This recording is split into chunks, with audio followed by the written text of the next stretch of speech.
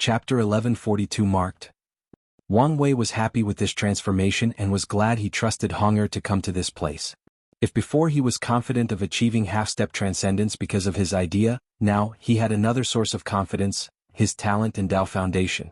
He condensed a new set of purple robes but was not feeling this color currently, so he changed them to white. Glancing at his handsome face with a conjured mirror, he almost fell in love with his beautiful self. Let's reduce this aura, he thought as he controlled the alluring aura his almost perfect body was releasing. However, he still could not change his overall temperament and increase in beauty.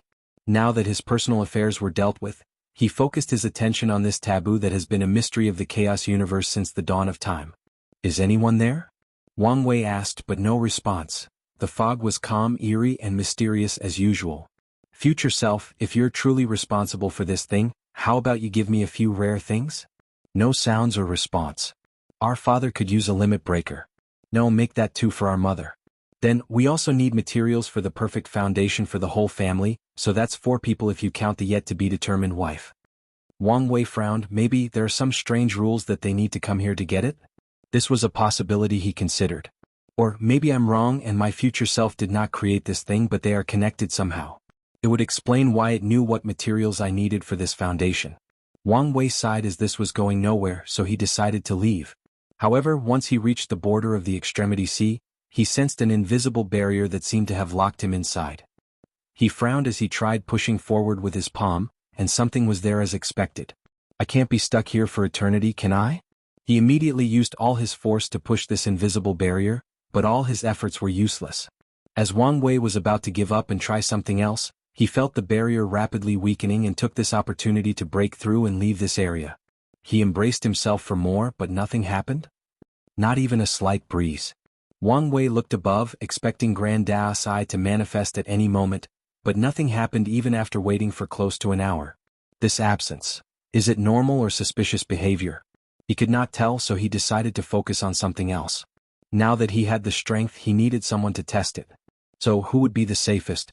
According to his calculations and divinations, the Death World was the safest and with the most variables for something going wrong.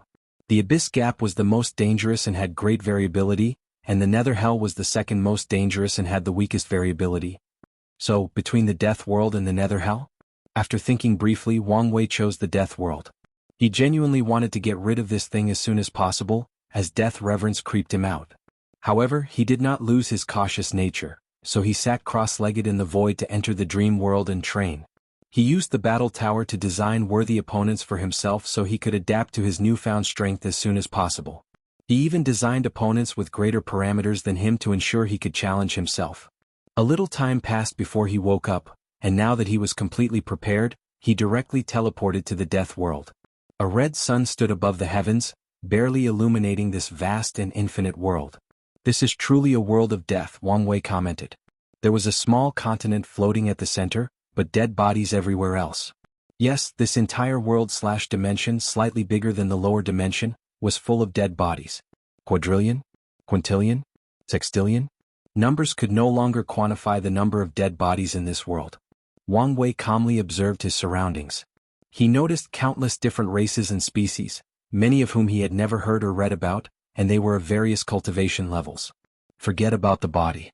The death chi in this place is giving me an eerie feeling. He frowned as he activated his senses to detect danger. However, so far nothing.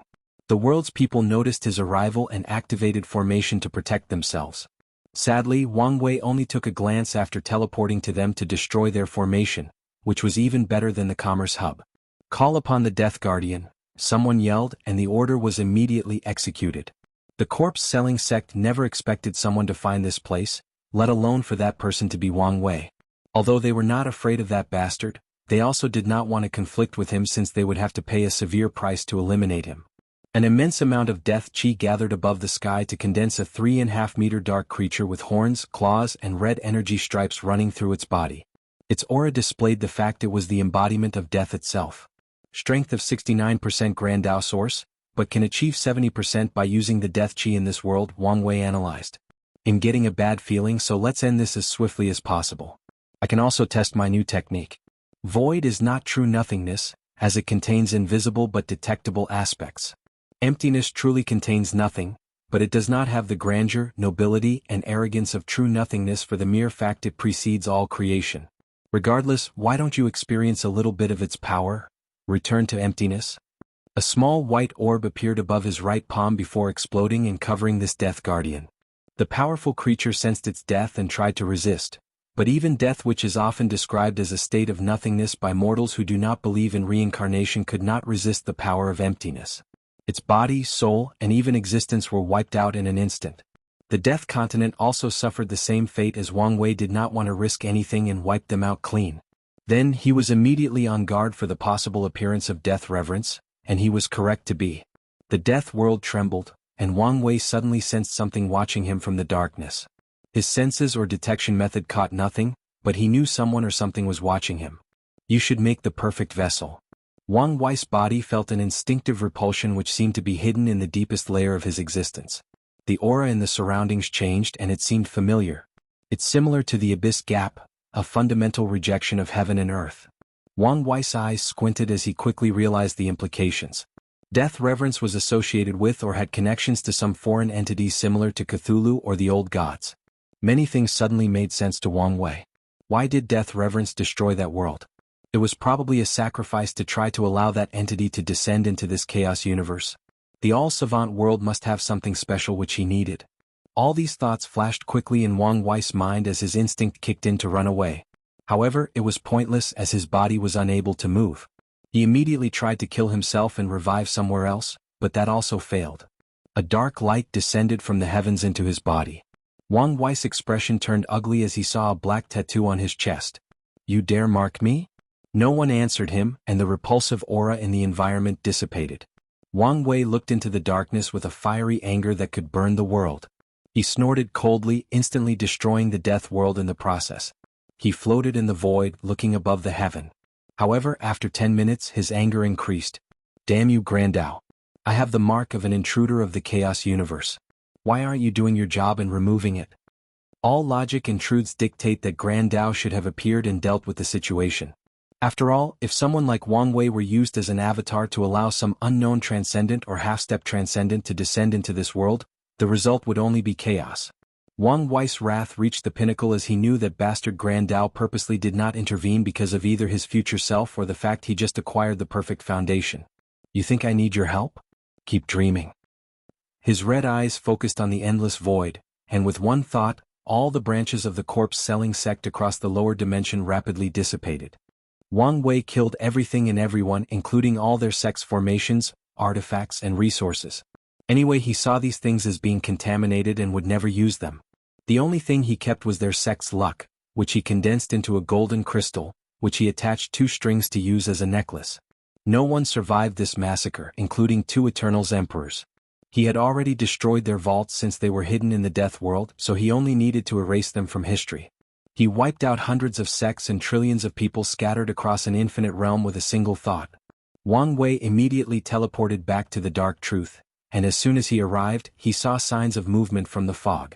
However, the fog suddenly collapsed, and each attempt to gather seemed to fail. The process lasted for a few minutes before there were no other movements. So you lost this move?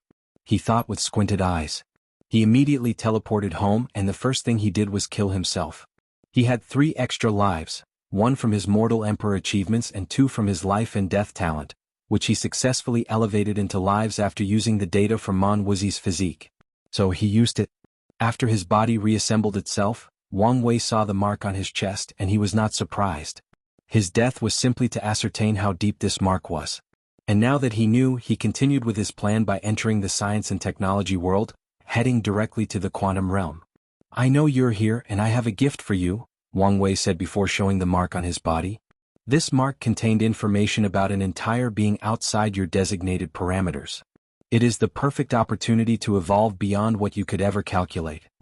The quantum will awaken before immediately scanning the mark. It was immediately interested. It had already received much information by scanning and analyzing the weird humans who created it, but the information contained on this mark was way more valuable. So, it released a devouring power to extract the mark. Wang Wei felt a terrifying pain, and his body was also falling apart, but he did not resist. The quantum will continued its work. The thing was probably more powerful than it, but its essence was on the same level. Furthermore, it had its home court advantage, while this mark was only a rootless thing that did not have access to a power source or anyone actively controlling it. Swish. The mark moved out of Wang Wei's body before disappearing into the depth of the quantum realm. He immediately checked his body and found nothing, so he sighed in relief. He looked in the distance before leaving. Bang! The sky above the myriad Emperor world changed. Grand Dao, Wang Wei muttered with gritted teeth, and the eye glanced at him. Then, out of nowhere, the marble containing the science and technology world flew into the sky before bolts of lightning instantly destroyed it. Grand Dao then focused on him, and Wang Wei could feel its fury. However, he still looked at it defiantly. After glancing at each other for a minute, the eye dissipated as if it were never here. Meanwhile, Wang Wei sensed something and looked at the extremity C. The fog was gone. In other words, the dark truth had left the lower dimension. If you find any errors, ads pop up, ads redirect, broken links, non-standard content, etc., please let us know reports so we can fix it as soon as possible. Chapter 1143 Time Nexus Implications. Primordial Chaos. Mithraea and Supreme Unity momentarily paused. Unlike everybody else, they noticed Grand Dao's descent. They saw the confrontation between Wang Wei, including destroying that crystal that seemed to contain a world inside. They also immediately noticed the crystal's aura was on par with theirs, if not of a higher essence. They remembered feeling someone or something had intruded into their world a while ago but discovered nothing despite their best efforts. I knew he was special, but not to the extent of involving in matters related to transcendence or to the point of offending Grand Dao, Mithraea thought with a smirk. Things were getting interesting and she had more hope for the future. Her eyes then focused on the extremity C. Could this be my chance to kill him? Supreme Unity thought. If Wang Wei had a fallout with Grand Dao, then he might use this opportunity to remove his status as an Era Sun, through Heavenly Dao, making it easier for him to eliminate that bastard without the protection of his destiny. No, it's not working. True Heavenly Dao was not stupid. Despite how the mighty boss was feeling, it knew that Wang Wei was still vital in fighting Supreme Unity for absolute control over the world. As such, the stupidest thing it could do was make an enemy out of him now. How about a temporary truce? Why would I do that? Mithraea asked. The dark truth is gone in the lower dimension. Maybe we can work together to remove it completely from our world. You and I know that whatever this taboo involves is above our pay grade. So, it's pointless to try something like that.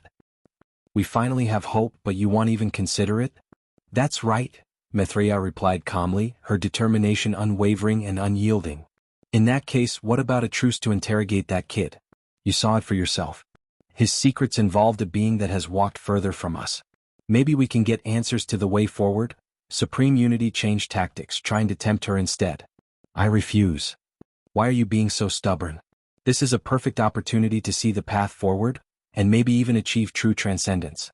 Supreme Unity felt a slight annoyance and frustration. Ever since the ultimate taboo, this woman has gone her way to oppose him in every way. There were many opportunities for them to both benefit, especially with some of the secrets in the lower dimension. Still, she refused and opposed him in every scenario. Supreme Unity knew how far he could have walked toward the transcendent path if not for this bald nun stopping him at every occasion and opportunity. History and time are on my side, Mithraea replied coolly. Once the kid discovers the truth, reaches my level and feels reassured, I know he will be more than happy to share his secrets, to help me walk the transcendent path. So, why do I need to offend him now? You don't know that for sure. But I do, she replied very confident. All signs have shown that's the kind of person he is. Isn't that why we previously followed Chiyuan? Now, his descendant is even more charismatic and talented than him. Supreme Unity looked at her. He would have unleashed his wrath and anger if not for his suppressed emotions. However, he knew such emotions were useless. I can only continue the original plan.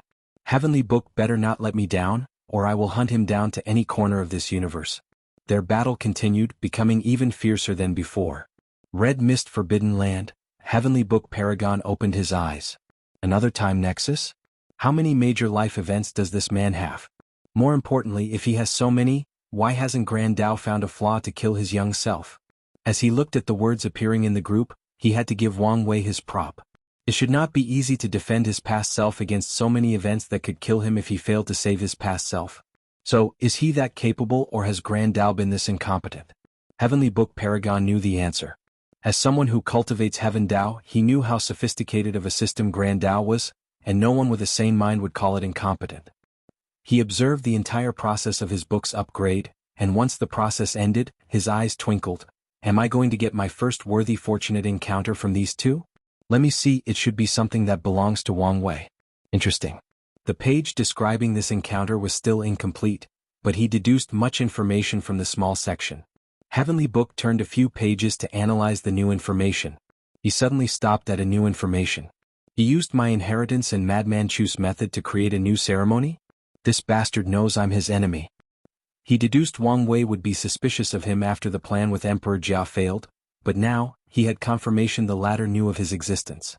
With how Madman Chu usually behaves, he will definitely try to meet him to get his hands on that ceremony. And once they meet, he will 100% recognize my work, and there is a 76% chance he will accidentally mention it.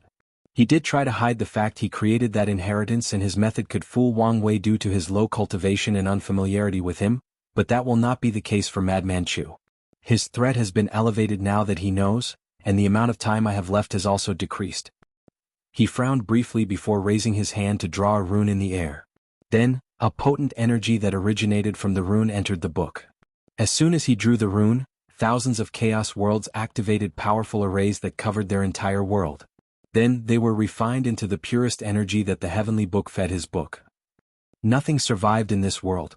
Not the people, the cultivators, the branches of samsara, no matter energy, space-time, and even the fundamental concepts that compose their existence. Powered by this extremely unique and pure energy, more writing appeared in the book. Grand Dao is not happy with its chosen son, so it has begun to create ways for him to become a worthy competitor for Wang Wei. It's a good move since it cannot trust me.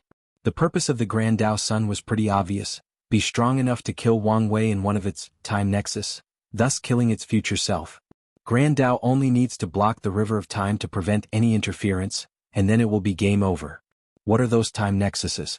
Heavenly Book Paragon asked himself, and this was not the first time he had asked. In fact, he could not count the number of times he pondered this question. All those half-step transcendents have essentially transcendent time and space. So, why does someone even more powerful have not? The implications behind this might be the real prize in all these conflicts. He had done countless calculations, deductions, analyses, and even divinations after learning about this time nexus, and the answers he received varied from absurd to nonsense and finally mind-boggling. Sadly, there was not enough information to narrow things down and find a concrete answer, or even to narrow it down to something he could investigate. Heavenly Book Paragon looked at his book, wondering if he could sacrifice more worlds to accelerate the process. He was unsatisfied with the news he received since it only involved Grand Dao Sun, and he did not care much about that chess piece. If I make any moves, things could snowball out of control. He had already noticed signs of the upcoming chaos since primordial chaos had not been peaceful since the all-seeing temple released their divination. However, the situation was still in the preparatory stage, and if he started destroying worlds in large groups, people would notice, and his actions might create a snowball effect. The peace and quiet is still advantageous to me, so there is no need to accelerate the chaos. What I need to focus on now is whether I should take the Grand Dao Sun's fortune encounters or leave it to him so he has a chance. Heavenly Book was currently in a cooperative relationship with Grand Dao, and such action might destroy their almost non-existent trust, and he might anger the latter. Why am I even hesitating? His plan was extremely dangerous, and only death awaited him if he failed either at Wang Wei or Grand Dao's hands. So he did not care about offending either of them. All or nothing. Hasn't this always been the motto? He immediately ordered one of his clones to travel to a few worlds to get his hands on a few things he might need. Anyway, Grand Dao is rich and has numerous ways to train its chosen son. If you find any errors, ads pop up, ads redirect, broken links, non-standard content, etc., please let us know reports so we can fix it as soon as possible. Chapter 1144 Choice. Primordial Chaos, Death Land Forbidden Zone.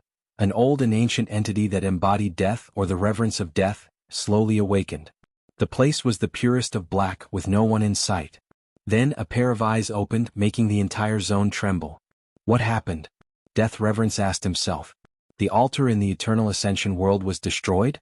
He was not surprised by this news, as he had expected after learning that two half-step transcendences had appeared in that world. However, nothing happened after a long time, as they seemed to have balanced each other out and refused to work together. But now it seems it has finally happened. It wasn't them who did it? Death Reverence was finally truly awakened. My lord found a vessel, but it was dealt with? Was it Grand Dao's doing?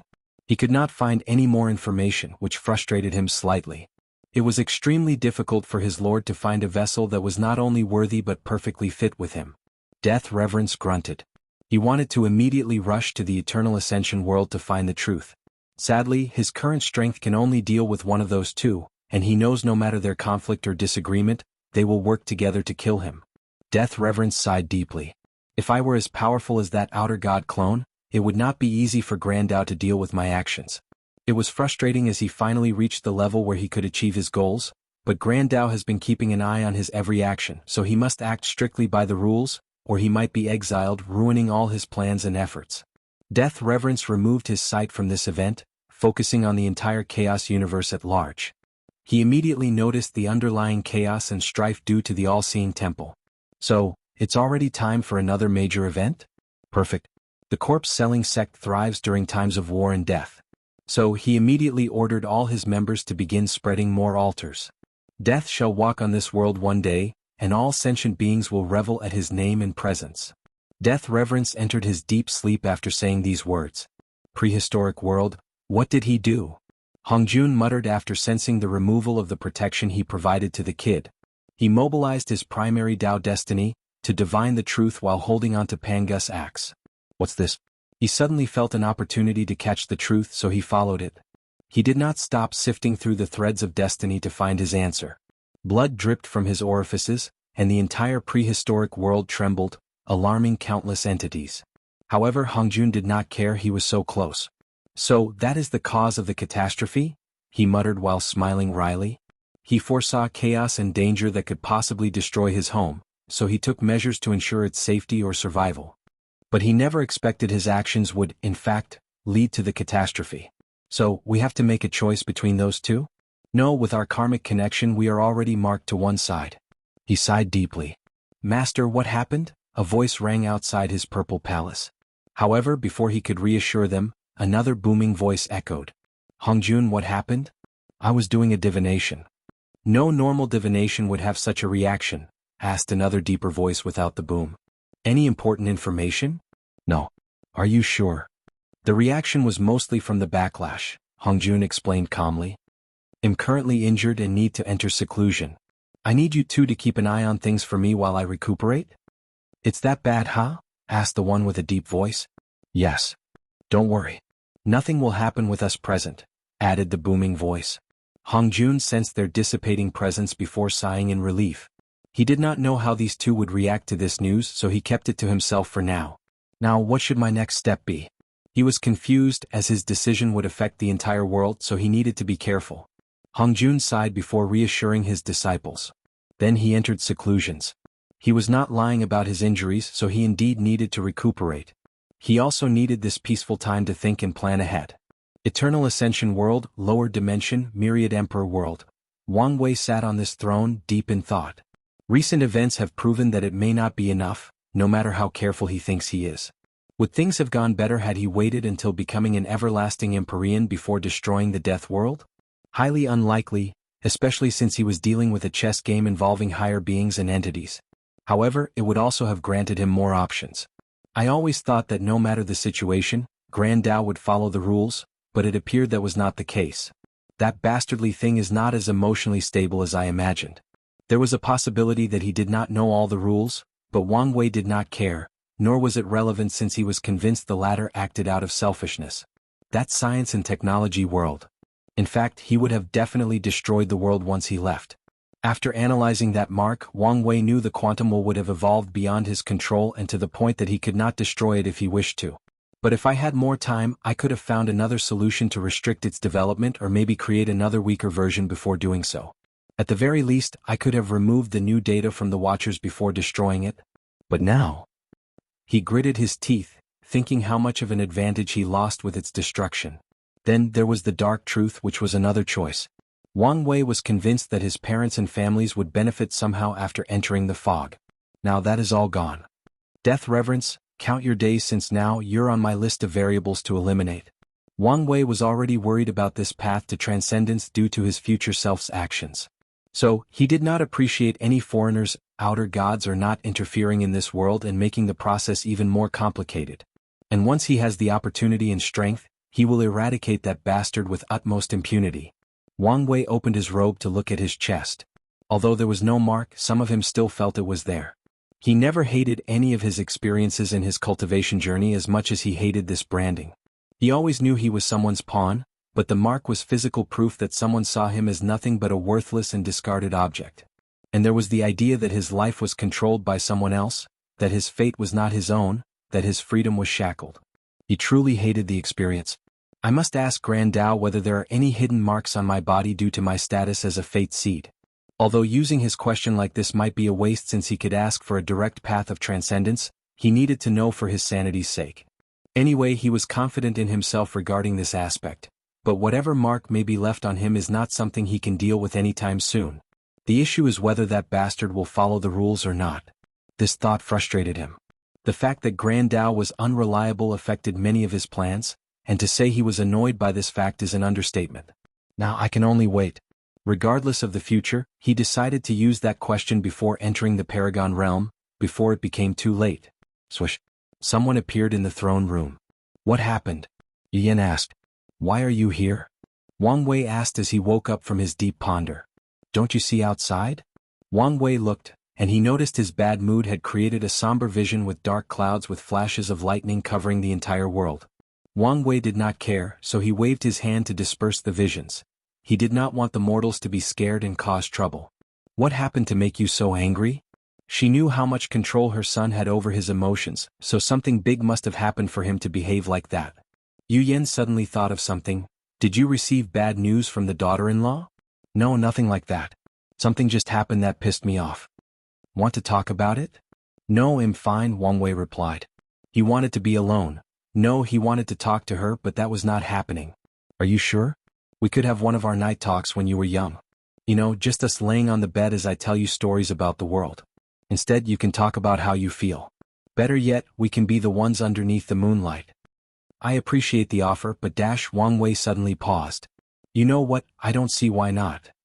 He snapped his finger to change the day into night before teleporting away.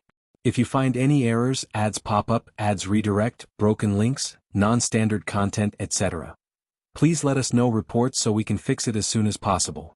Chapter 1145 Yinyang Dao Foundation. Wang Wei and Yu Yen lay in a vast green plain, head to head, while their feet pointed in different directions. They looked at the beautiful moon hanging in the sky, with the shining stars accentuating the view. Feeling better? Yu Yen asked. Yeah. You don't sound too convincing?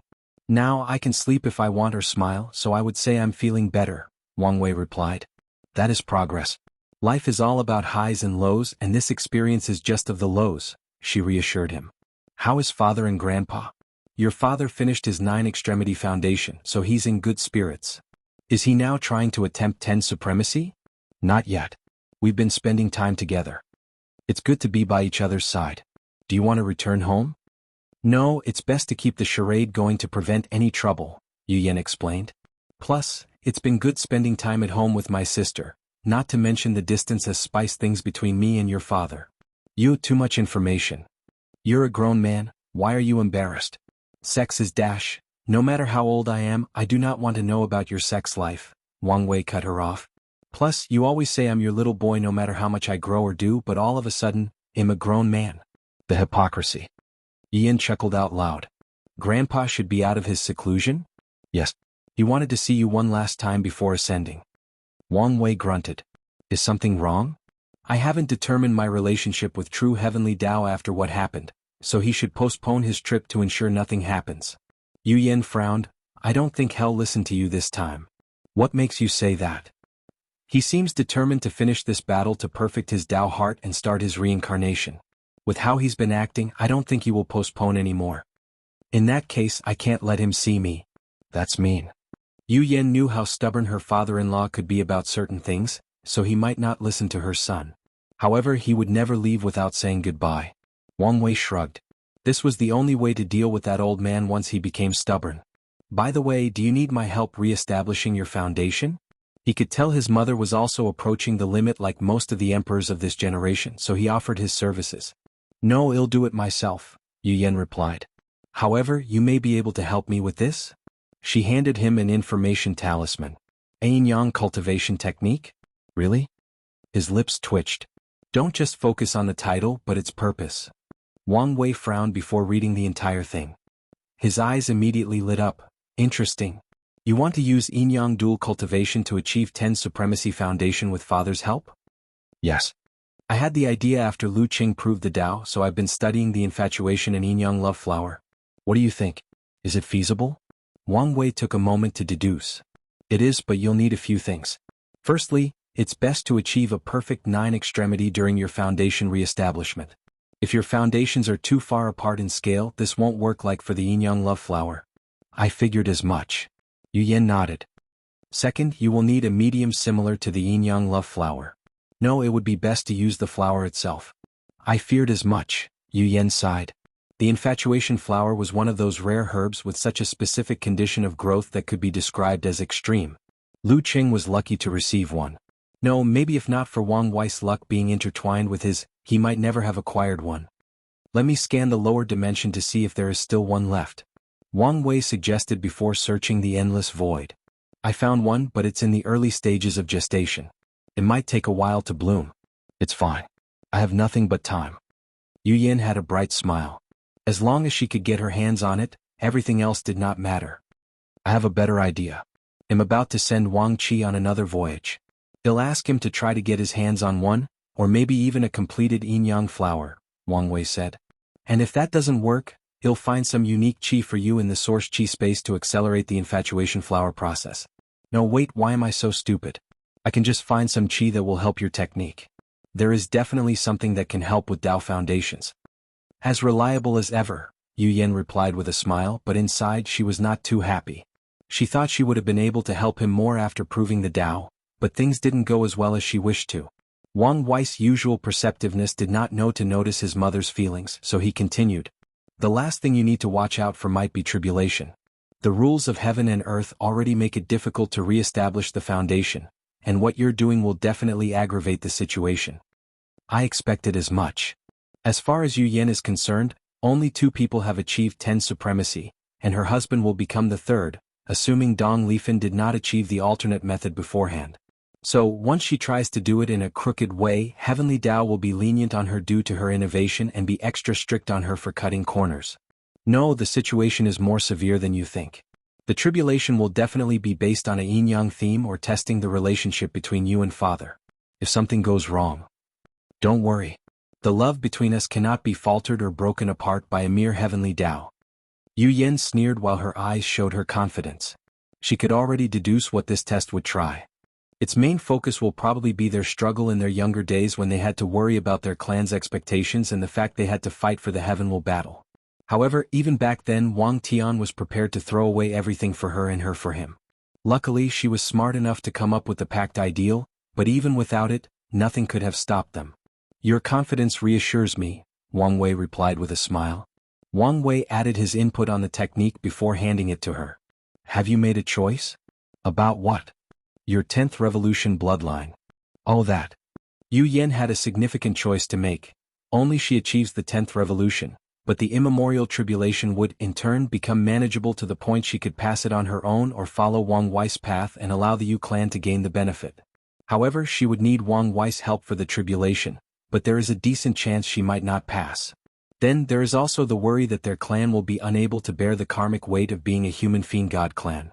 I think you'll do it alone, Yu Yan said with a sigh. I've tried a few divinations, and things do not end well for us if they have such a bloodline, even with the Tao opening sex protection. Knowing you, I'm guessing you did not completely give up? That's right. I plan on building up the sect's luck and destiny, so I need some achievements or memorialized luck before I ascend. That won't be enough. I know. That's why I also plan to see if my ancestor is alive in the upper dimension and if we can revive the clan there.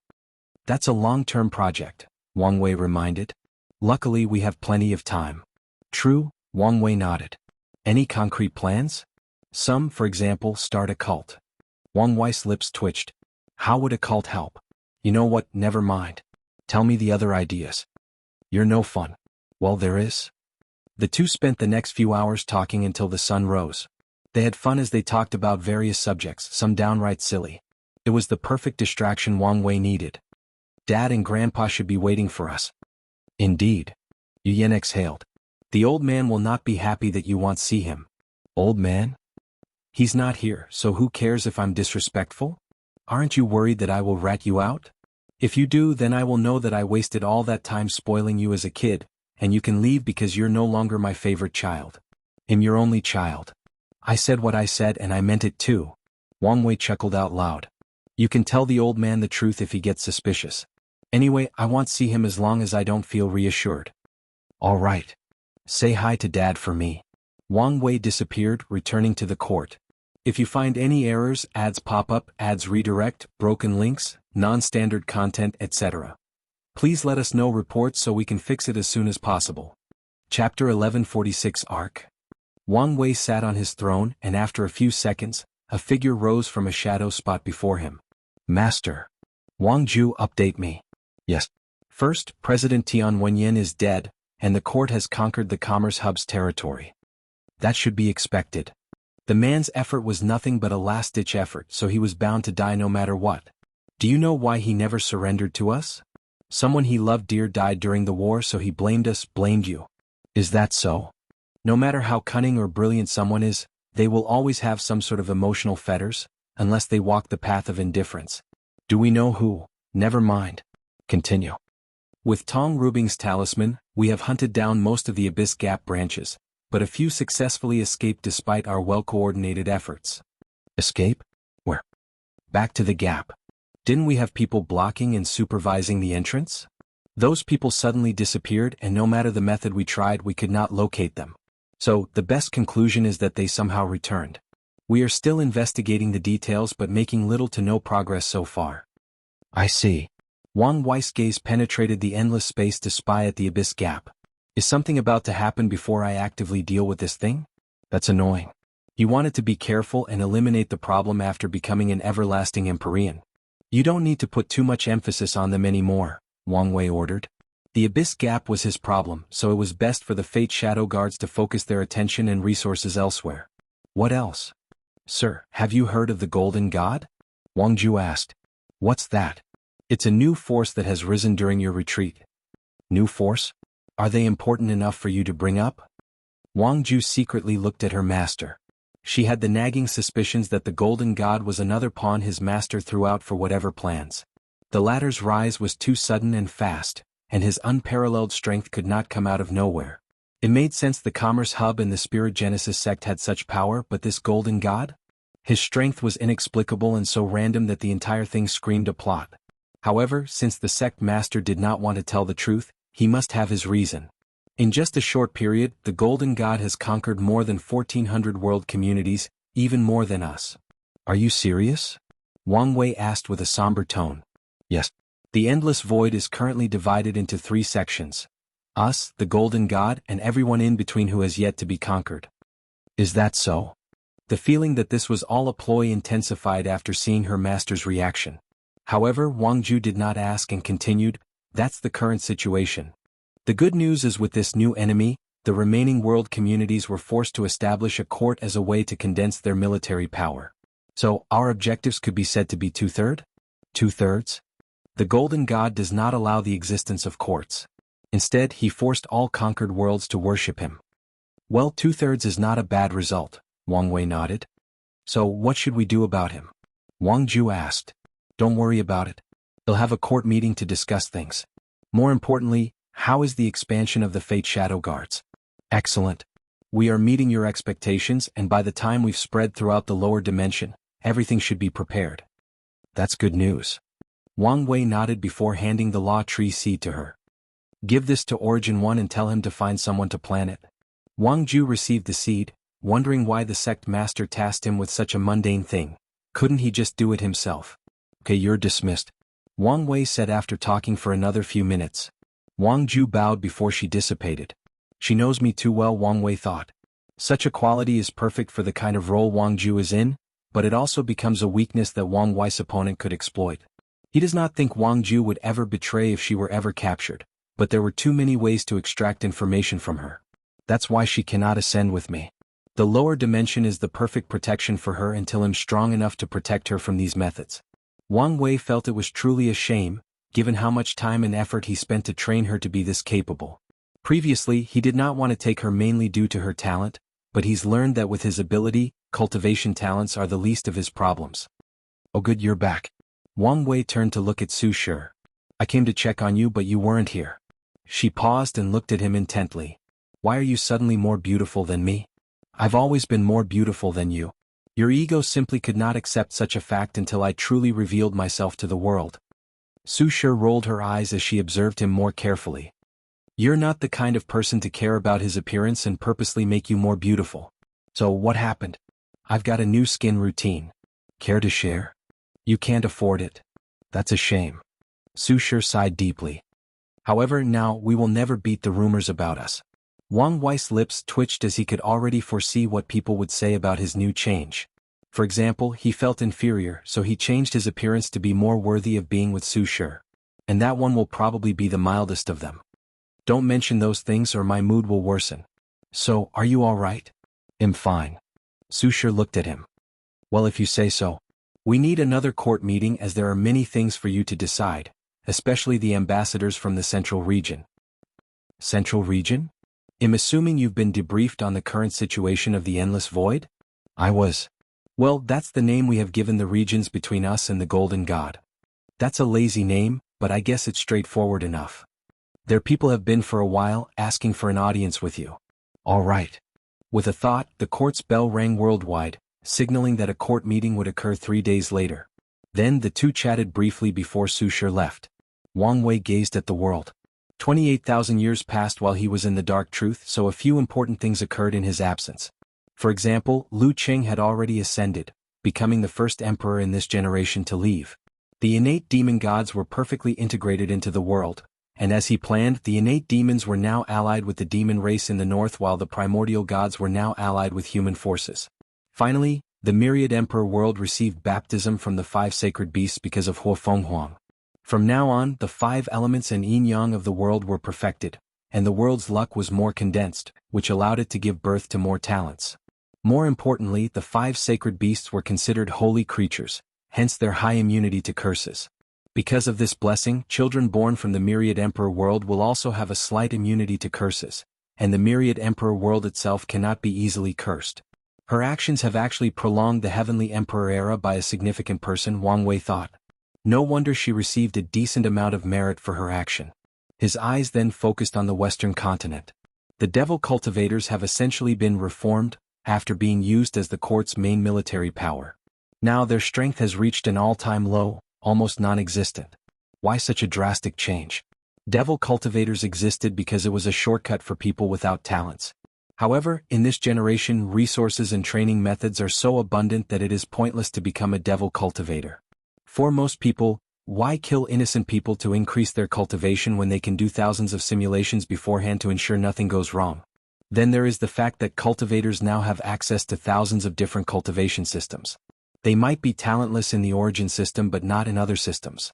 All these changes resulted in the drastic weakening of the Devil Dao. Now that cultivation has become so much easier, true heavenly Dao has already created new ways to restrict mortals.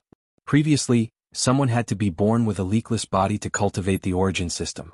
But now, if someone did not have such talent, they could change to a martial arts system that only required healthy bones or bodies. Is that the new system? Mortals are now born with or without an arc. Those with the arc can cultivate and those without cannot, no matter the system.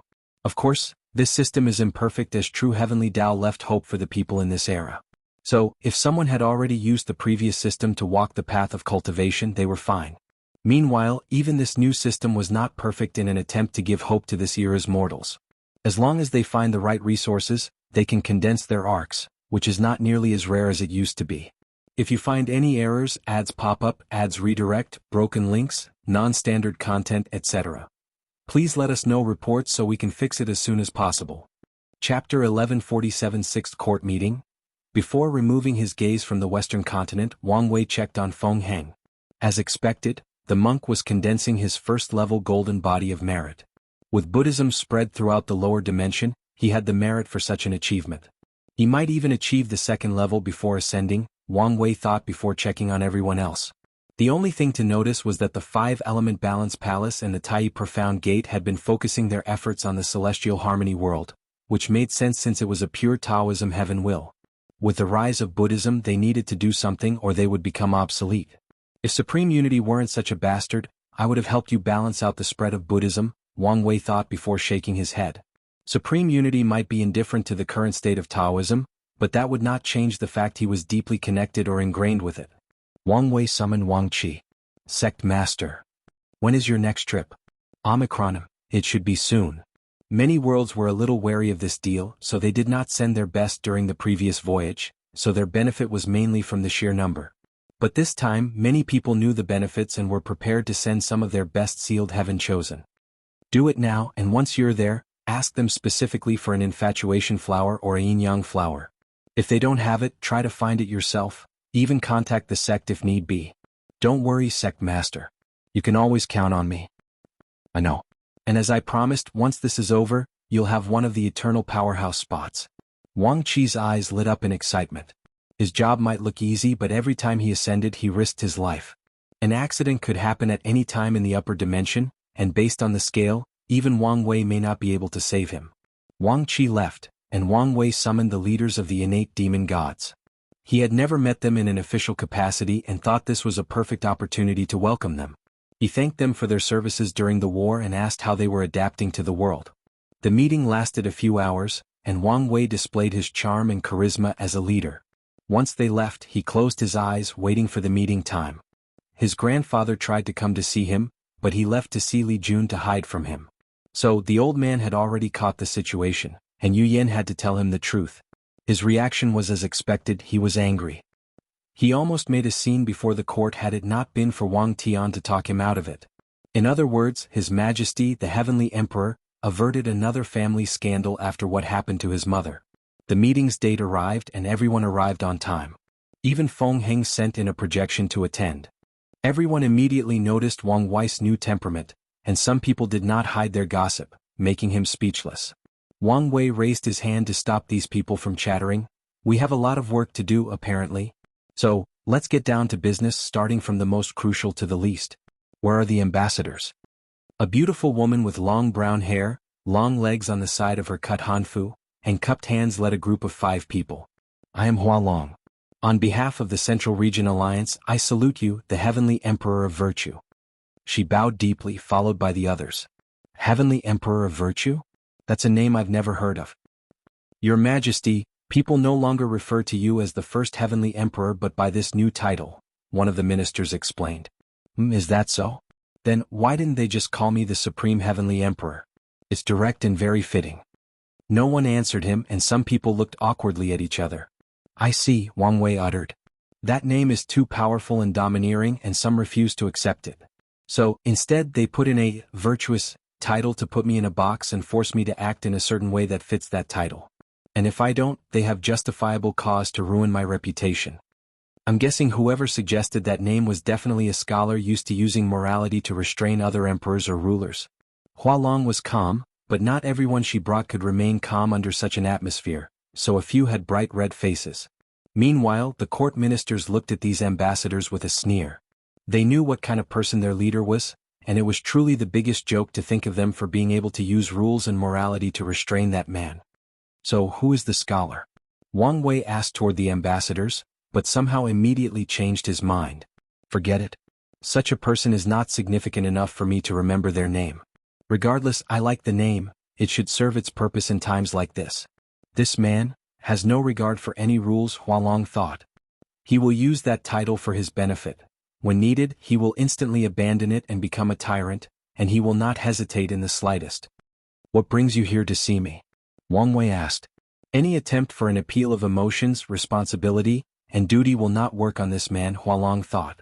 Only benefit. She now had to change tactics to approach this meeting. The Golden God is rapidly approaching our territory. We know only you have the strength to stop him. So we ask that you intervene for the sake of your legacy. For the sake of my legacy? Interesting choice of words, Wang Wei chuckled. I'm curious. He did not immediately give an answer. How many world communities are in your alliance? 538, but we also provide aid to the non-alliance members as long as they ask, and we have the capabilities. That's a decent size. Do you guys have a leader or do you have a different governing system?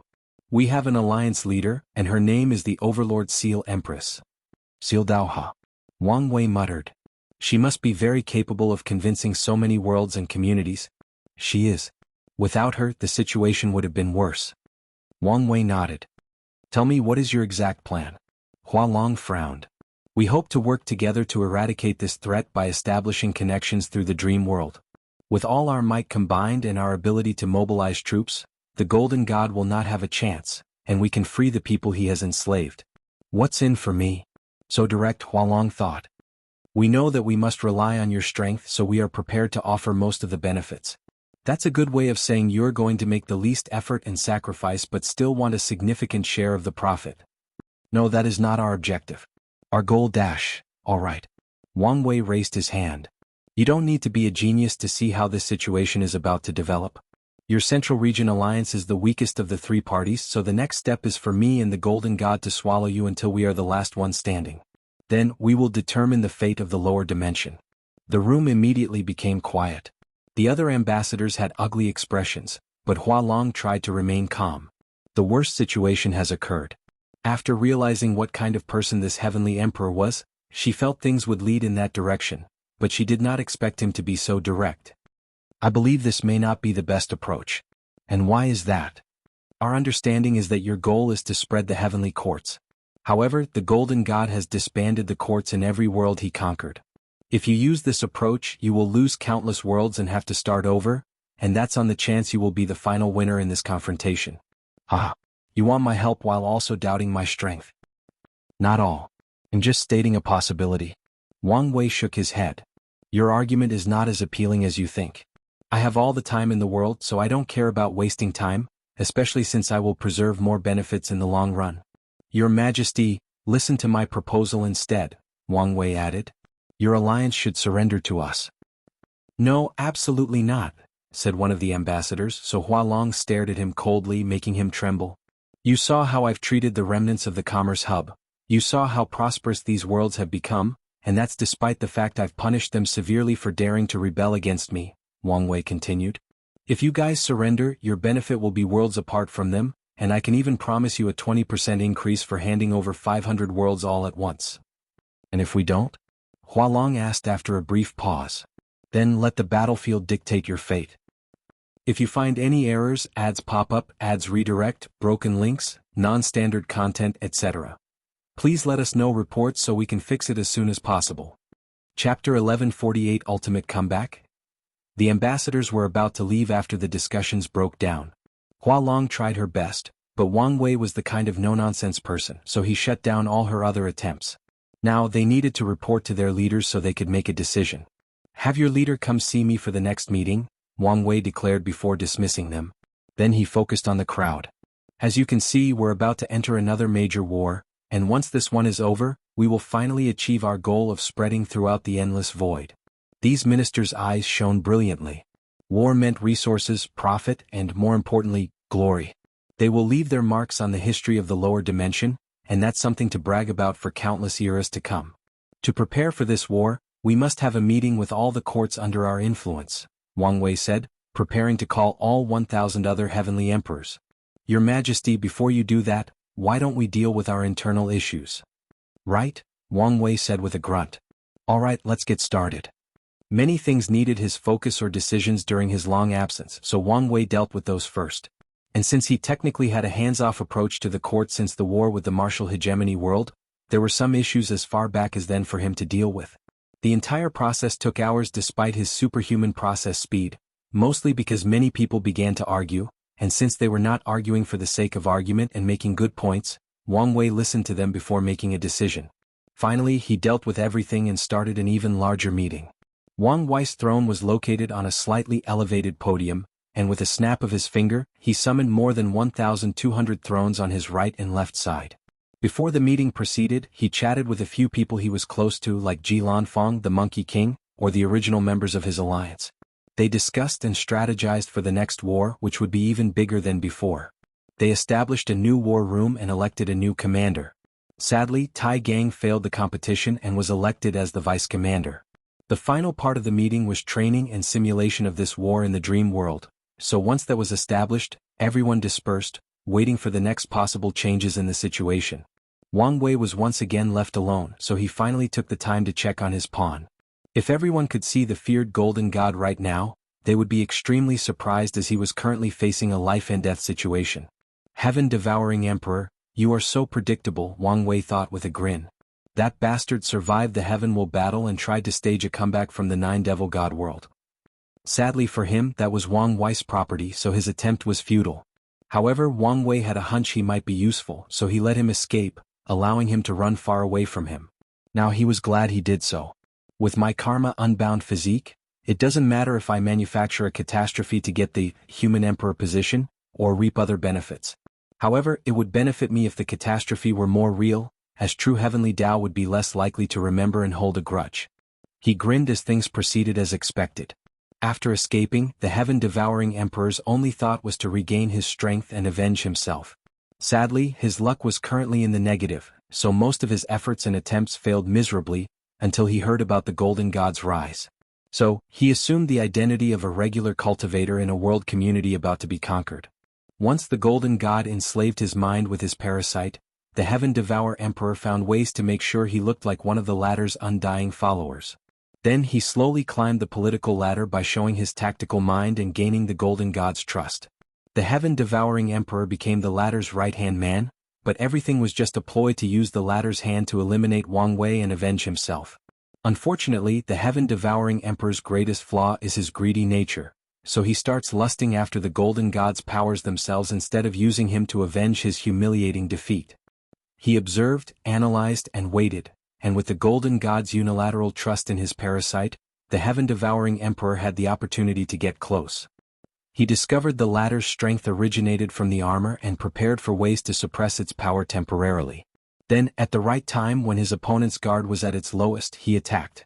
If nothing unexpected occurs, the Heaven-Devouring Emperor will become the main personality, and this catastrophe will officially become real, not man-made.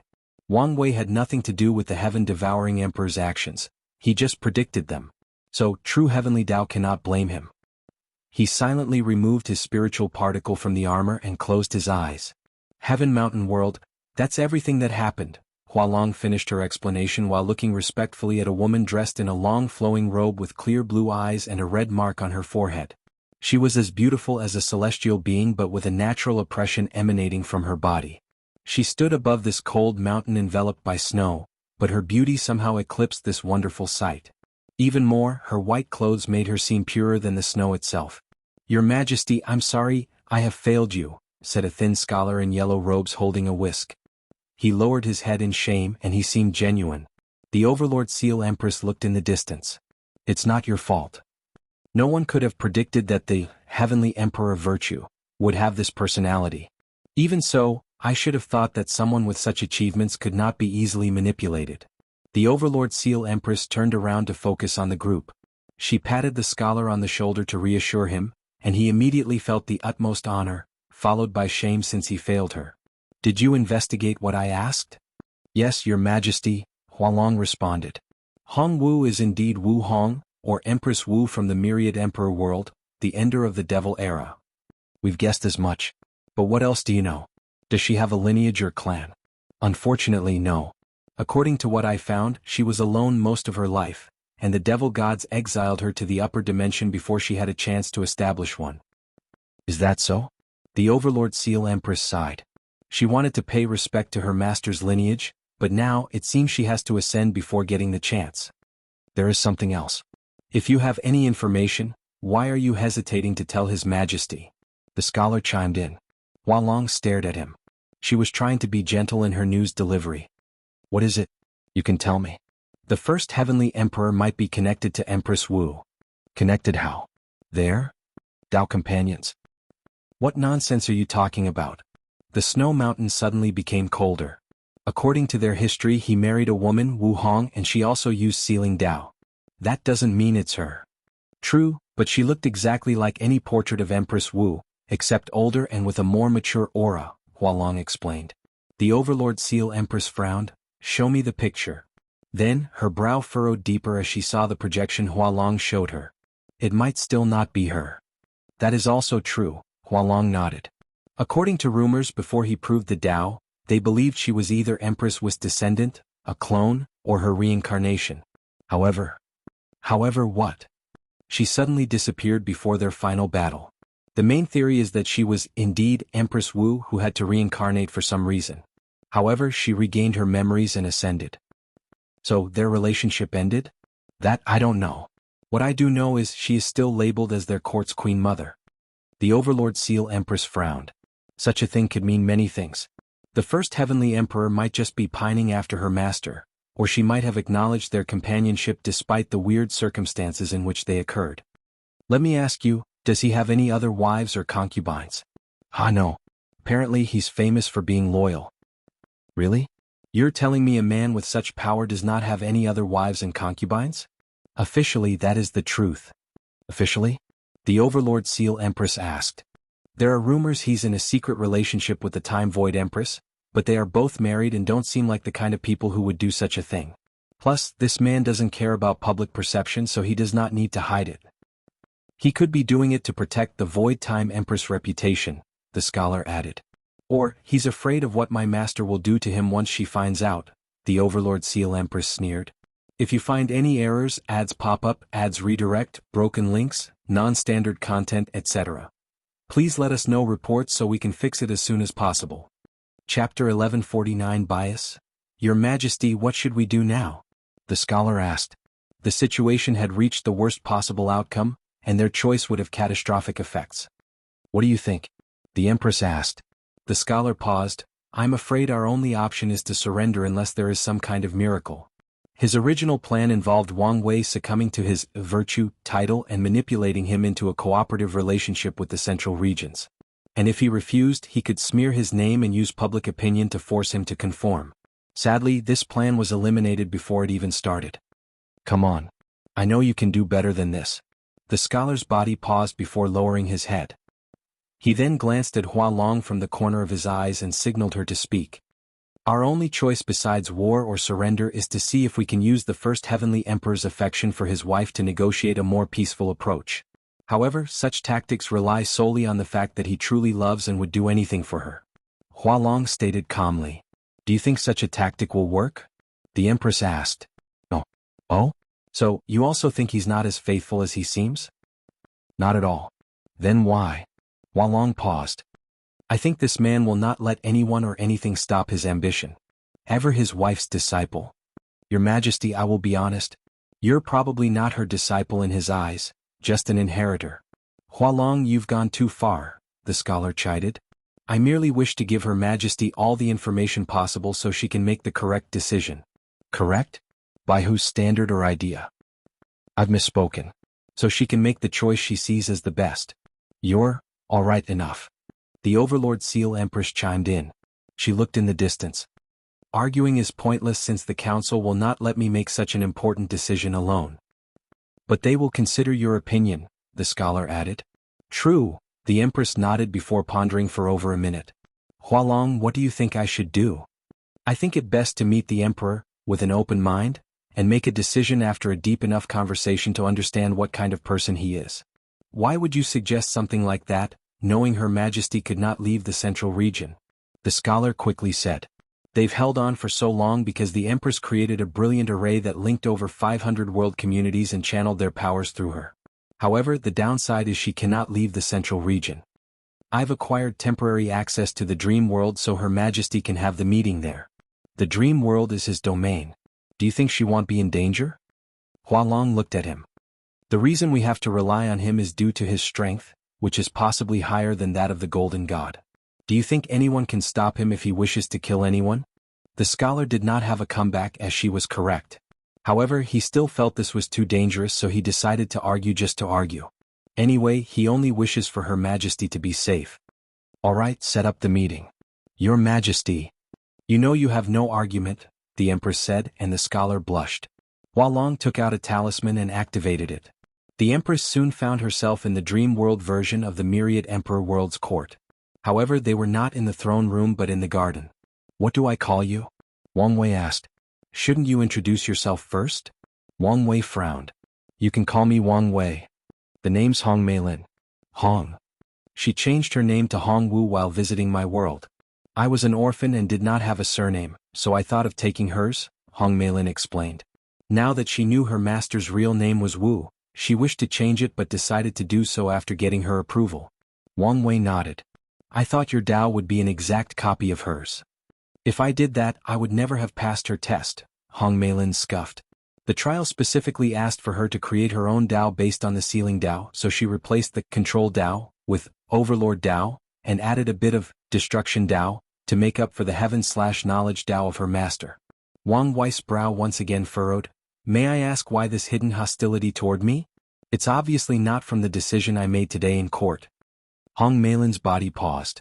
As Hualong suggested, she told herself to be open-minded and less biased, but she could not help it after seeing the man.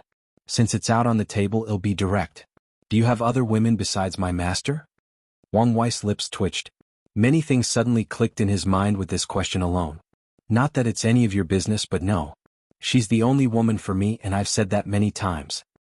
What about the rumors of you with the Void Time Empress? They are just that, rumors? Rumors do not come out of nowhere, Hong Meilin countered. With how much power you have and that weird aura that draws people toward you naturally, I doubt you can remain devoted to only one woman. Like I said, they are just rumors. Then why haven't you done anything to stop them? Not a public statement or even a slight comment during court, Hong Meilin asked with a sneer. She felt a rush of passion at the thought she was defending her master from being deceived by this cheater. It's the illusion of freedom, Wang Wei replied. People think they have way more power than they do when they can publicly or privately discuss their ruler's scandalous love life without any consequences.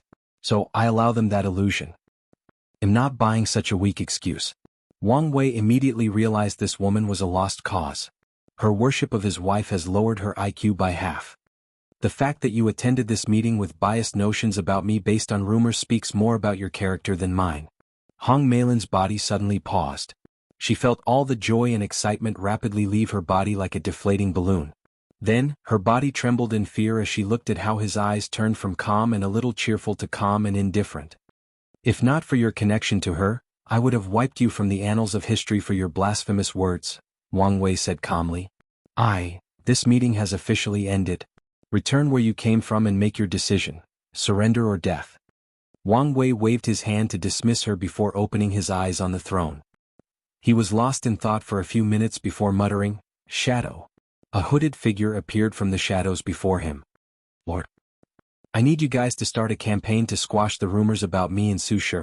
Spread the words about how much I love my wife and how loyal I am. From now on, I want people who speak about these rumors to be looked at as if they were idiots.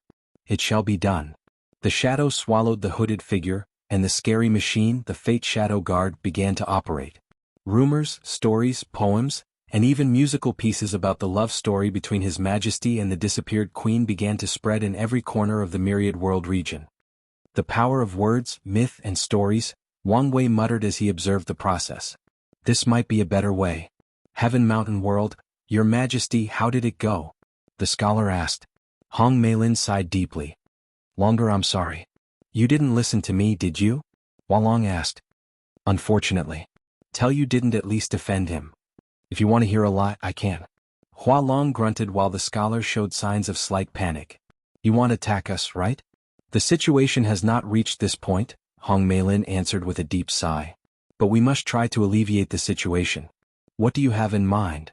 Can you still use the talisman? Hualong tried activating it a second time but to no avail. In that case, we must send another diplomatic envoy to apologize. Take out 3 of our most expensive and rare objects from my collection to give as an apology. Although Hong Meilin knew the man would not care about her little wealth, what truly matters is her intention. Then, Hualong asked. I need to meet the council. Have you made a choice? Hong Meilin nodded. The only good thing from this interaction is that I've confirmed this man is indeed more powerful than the Golden God. She fought with the Golden God and knew his strength and aura. So, she can say for sure that he paled in comparison to that monster. If you find any errors, ads pop up, ads redirect, broken links, non-standard content, etc. Please let us know reports so we can fix it as soon as possible. Chapter 1150 Missing Link? Wang Wei was deep in thought, thinking about the idea that just flashed in his mind. He deduced and refined this plan to ensure it would work without any problem. He removed the crystal with the corpse-selling sect's luck from his neck. He wore this thing on him so the quantum wool would remove any backhand left on the thing without him asking. He did not want to use it just in case something was wrong, and from the previous situation it seemed perfectly fine. Wang Wei removed a significant portion of the luck from the crystal and blessed his father and mother's heaven luck. He did not grant them any specific destiny but blessed them with an overall destiny to achieve great things in life. I was right about father. Although his talent was unparalleled, he failed in the luck department. He discovered his father's original heaven luck was even worse than his mother's, which was a scary fact given the vast difference in their talents before he became their son. With the earth luck provided by the Tao opening sect, Wang Tian's highest achievement was the Saint Realm before Wang Wei came around. That's how atrocious his heaven luck was. However, now he had countless destinies including leaving the ultimate sword path. Wang Wei's action gave him the final push to escape his fate as being a luckless cultivator. Wang Wei watched his father, who suddenly felt the changes in his fate. Wang Tian felt a new sense of freedom, and after figuring out what had happened, he muttered, "Thanks, son." "No problem." Wang Wei smiled because, as of now, his father is guaranteed a brilliant cultivation future even if he were not present or something happened to him. In other words, Wang Tian no longer needs to rely on his destiny to boost him. "Now for the next step," Wang Wei muttered. He entered the River of Time, and it was not the branch that ran through the myriad emperor world alone but the one overseeing the entire lower dimension. He begins to alter the endless voids past slightly. Nothing major, as that would elicit major backlash. Although Wang Wei believed his current strength was enough to bear a significant amount of backlash, that was unnecessary for his plan. The changes he made were minor compared to the grand scheme of things. He spread a story or legend about a man known for his hard work, unwillingness to give up, infinite spirit and will, and ability to break through his limits time and time again when hardship presented itself. Then this man became a god, bringing these traits with him.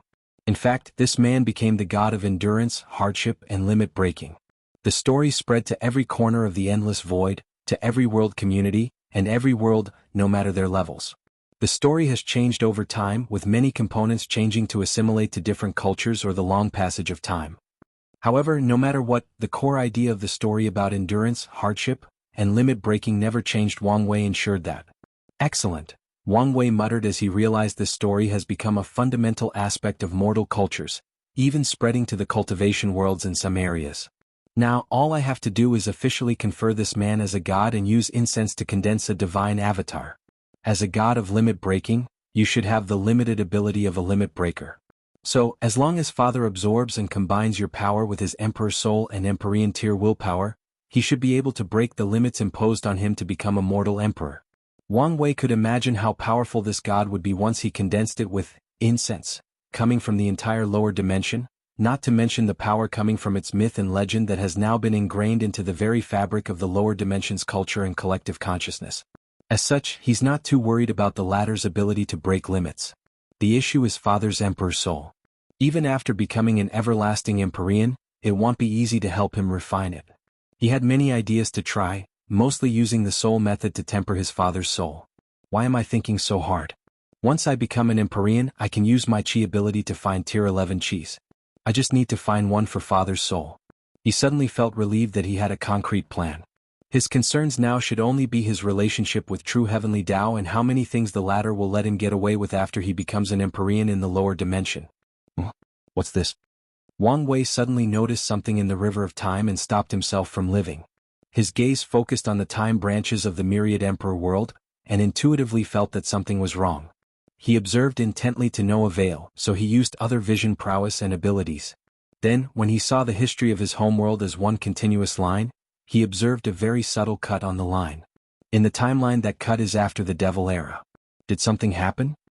Wang Wei approached, observed, deduced, and divined the truth. There was another era after the Devil Era, and was it erased or cut off from history? So many things suddenly make sense now. Emperor Kong ascended in the era after the Devil Era, yet Wu Hong was leagues above him in terms of strength, power, and achievements. It did not make sense logically.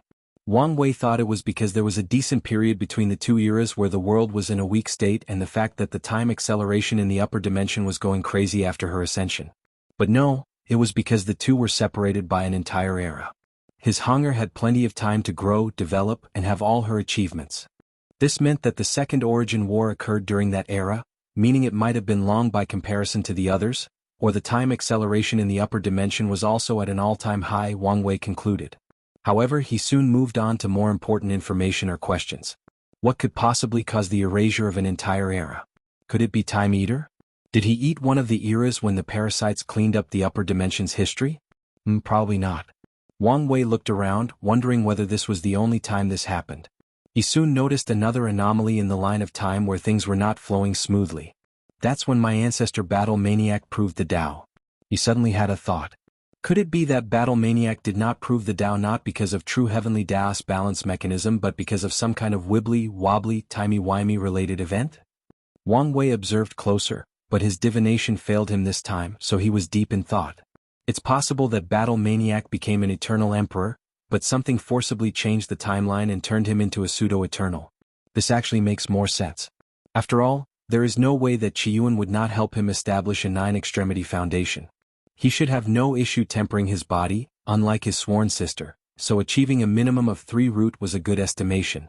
So, how does it make sense for someone with such a foundation only to become a pseudo-eternal? Although not impossible, it would still be a statistical anomaly. Wang Wei's eyes twinkled. Assuming I'm correct, what could cause such devastation to Myriad Emperor World's timeline? As soon as he asked this question, Wang Wei knew the answer: the Origin Wars. He felt the truth on the tip of his tongue. The ancestors said he summoned Shadow Ruler and Rainbow to the past to participate in the Second Origin War, and Wu Hong said she saw Battle Maniac fighting in the First Origin War. In other words, the Battle Maniac was the first to be summoned to the past. He slapped his head, wondering why he had never noticed such an obvious incongruency.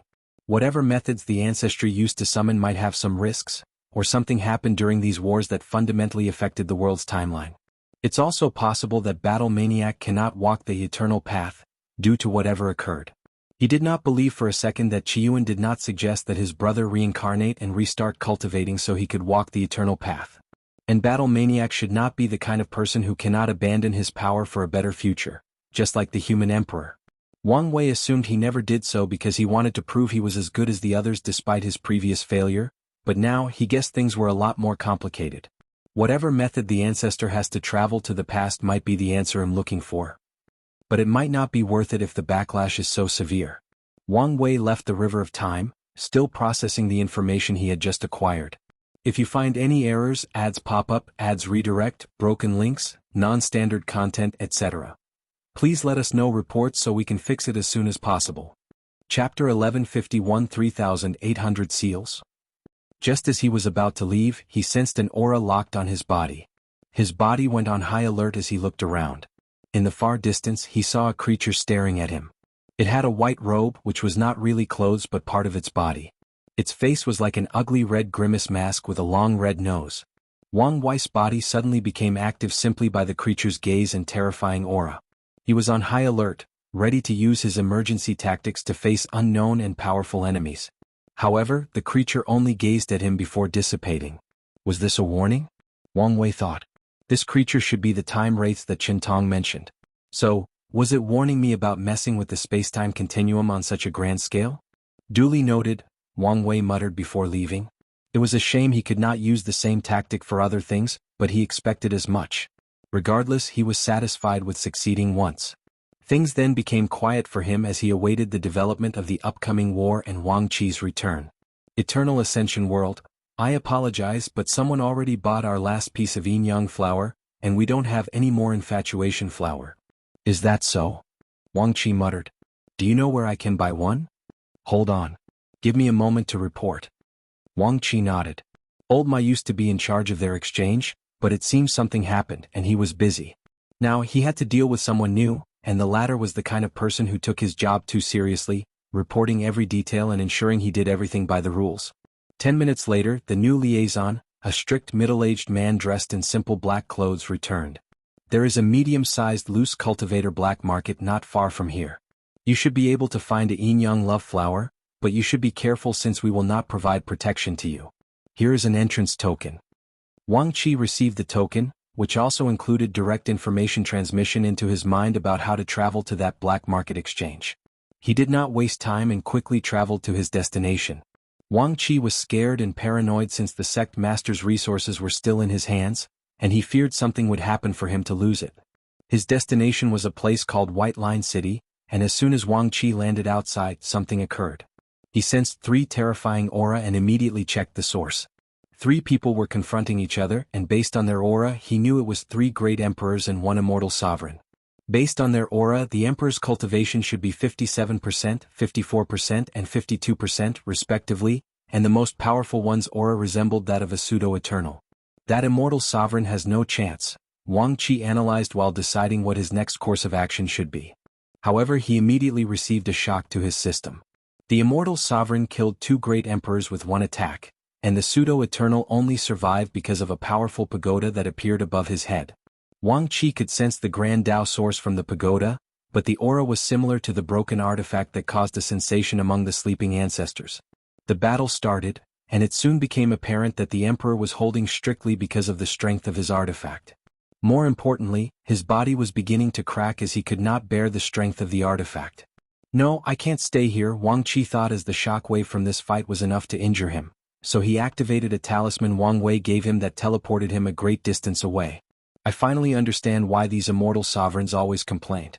The restraint on them in the lower dimension is very severe, Wang Qi thought as he spat a mouthful of blood.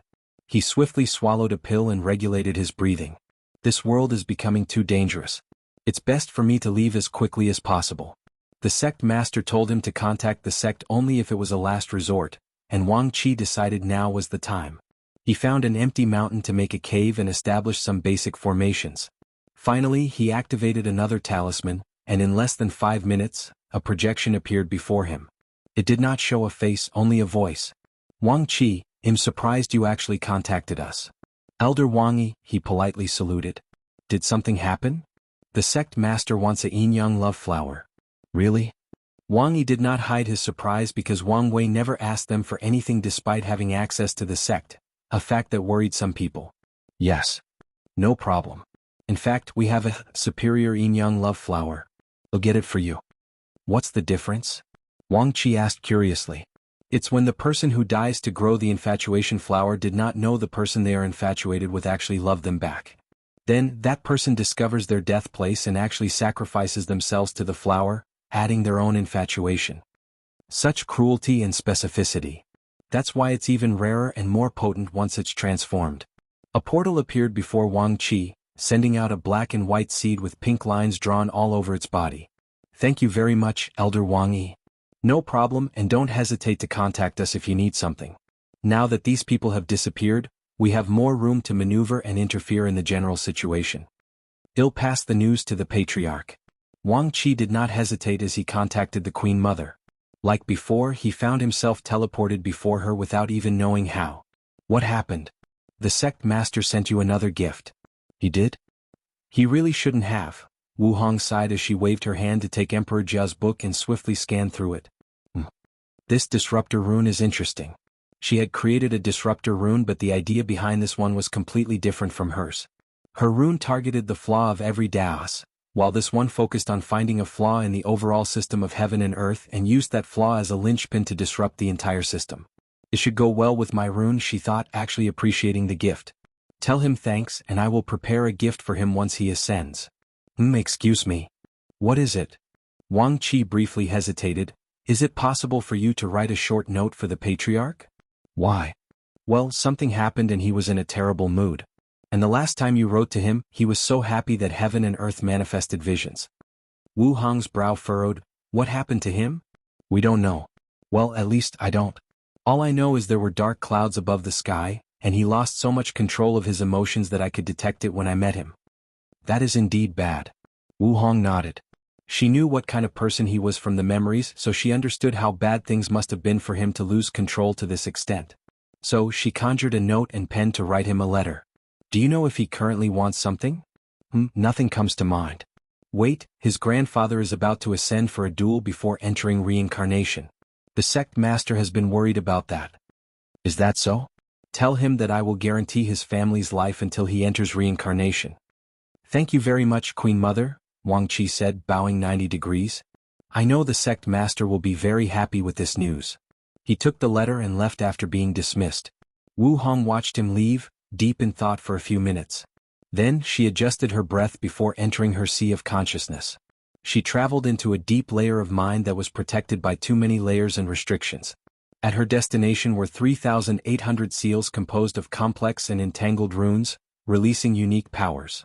She added the disruption runes to one of them before admiring her masterpiece. These runes were her life's greatest work, and with just one of them she was confident she would defeat any primal paragons in the entire Chaos universe, and there were no exceptions. Sadly, she could not use even one of them without her soul or body collapsing. She couldn't even use a fraction of their powers. I knew this was the price, but it's still infuriating. Wu Hong did not regret choosing this path during the ultimate taboo, but she still wanted to complain. Regardless, as long as I make up for what I'm missing, the path forward will be bright and straightforward. She left this part of her sea of consciousness before disappearing from her retreat. If you find any errors, ads pop up, ads redirect, broken links, non-standard content, etc., please let us know reports so we can fix it as soon as possible. Chapter 1152 Last Lesson? Sect Master, I have returned. So soon. Wang Wei thought he would take a little longer given the task he gave him. Things went smoother than expected, Wang Qi explained as he handed over the space ring with the resources. It was slightly better than expected. Any new information? Wang Wei asked.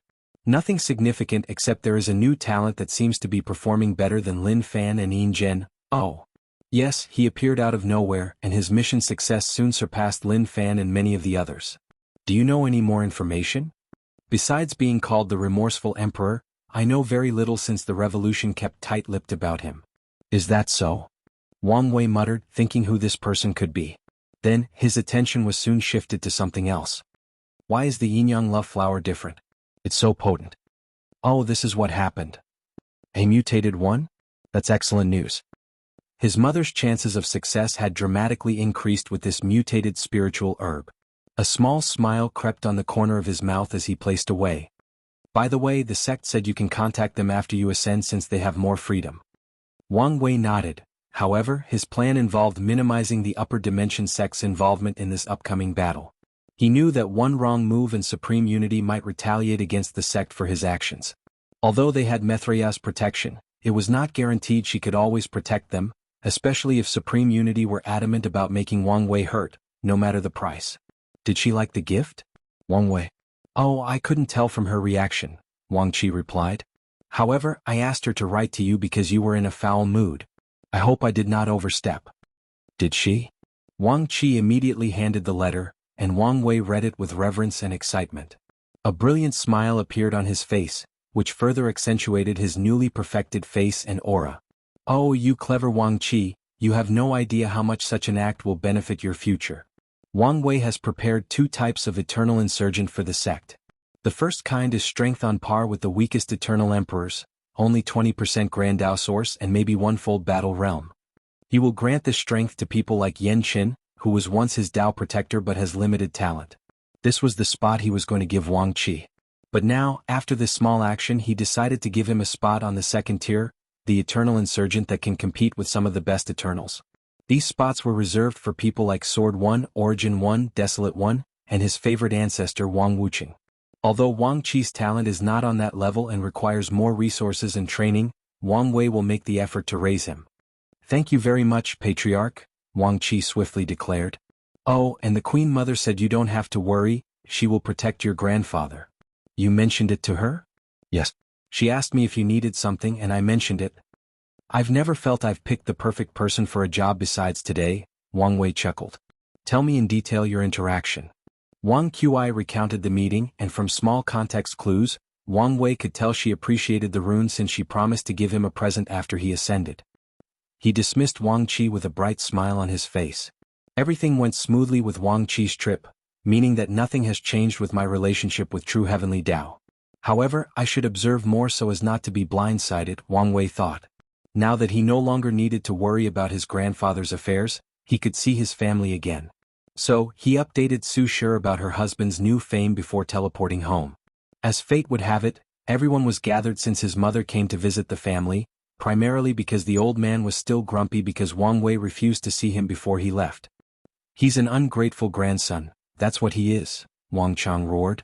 I named, raised, and taught him how to navigate the dangerous cultivation world, and that's how he repaid me. He's unfilial, that's what he is, unfilial. Father, you have to understand Wire Point. He must have his reasons for worrying, Wang Tian tried to persuade him. Of course he has every reason to worry, but he has no right to stop me, to keep me hostage. Wang Chang's voice was booming, and if not for the others blocking sounds from leaving the room, everyone would have heard him by now. The cultivation world is full of uncertainty and unpredictableness. He should have understood that by now. Wang Wei coughed to reveal his presence, and Wang Chong turned around with such haste that it appeared as if his neck had broken in the process. You the unfilial thing. On your knees, he yelled, pointing at a corner. Grandpa? Didn't you hear me, on your knees? Can you just listen to me? So, that's how it is now. You've grown, you got all the power and prestige so no one can do anything to you? Is that how it is now? Wang Wei sighed deeply before walking to the corner and knelt. He looked at his mother and father for help, but they said nothing. Meanwhile, Wang Chang walked around him in a circle. His chest kept puffing before returning to normal. It seemed he was controlling himself not to say something he would regret. He did this for over a minute before the first word came out of his mouth. I don't know how long I've been waiting for this day. To no longer feel useless, incompetent, and like a failure.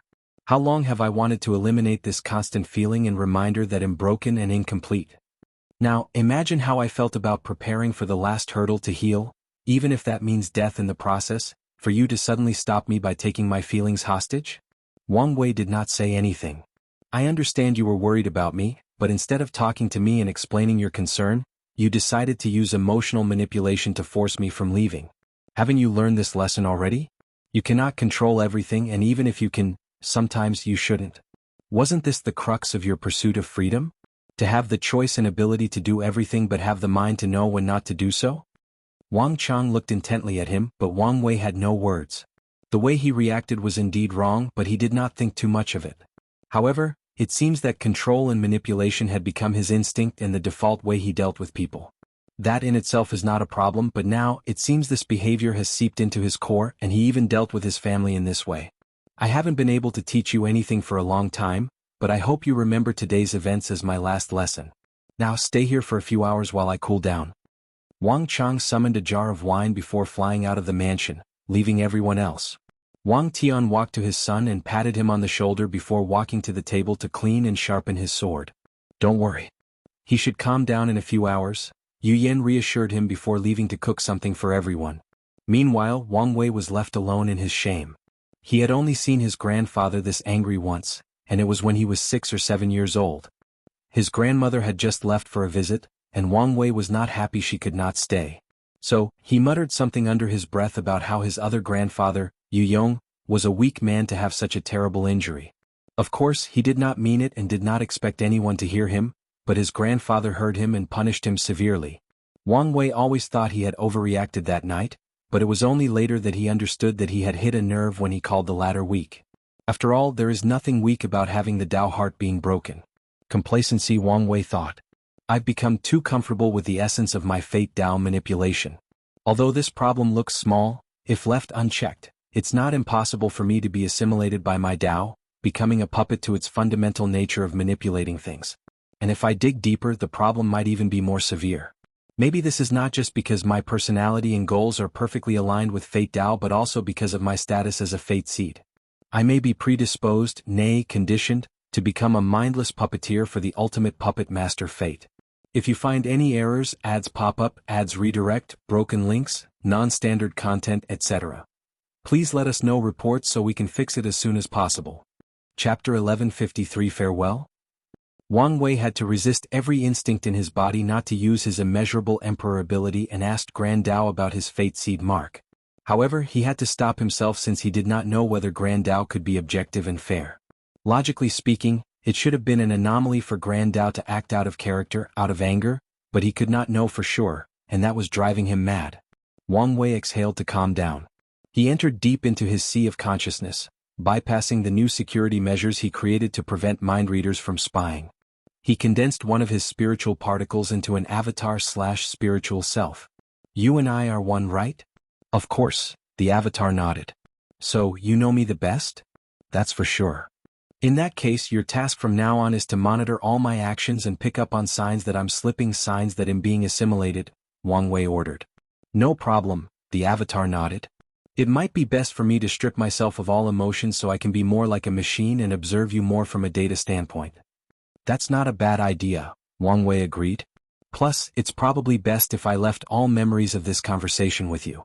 With your tendencies, you might indeed try to manipulate the data if you knew someone was observing you, the avatar agreed. How about this? We will have regular meetings to compare the data about my behavior. During this meeting, you can temporarily give me back my memories and take them away after it's done, Wang Wei suggested. That's fine. Do you have any idea how long each meeting should be? Every million years? Yuan epochs? You can decide, but take into consideration when I'm in seclusion and such, Wang Wei replied. Of course, but what if there is an emergency? Like, the data showed a drastic change in personality and behavior? In that case, I'm permitting you to contact the people around me for an intervention. Tell them the truth and expect resistance. Very well. Wang Wei raised his hand to use a technique, the Fate of Heaven, to bless the avatar with some power of Heaven Dao. Then, the latter's eyes became cold and indifferent as he stripped himself of all his emotions. A green orb flew out of Wang Wei's soul before he left this part of his sea of consciousness. In his mind, he had just searched his sea of consciousness for signs of any mark with no result. If only I could access my existence blueprint again, I might have discovered something. He had tried a few times after his perfect foundation with no success. Wang Wei has labeled creating a technique to do so as a long project. Yu Yen finished the food over a little hour, but Wang Chang was not back. So, she had to use a talisman to preserve the heat and freshness.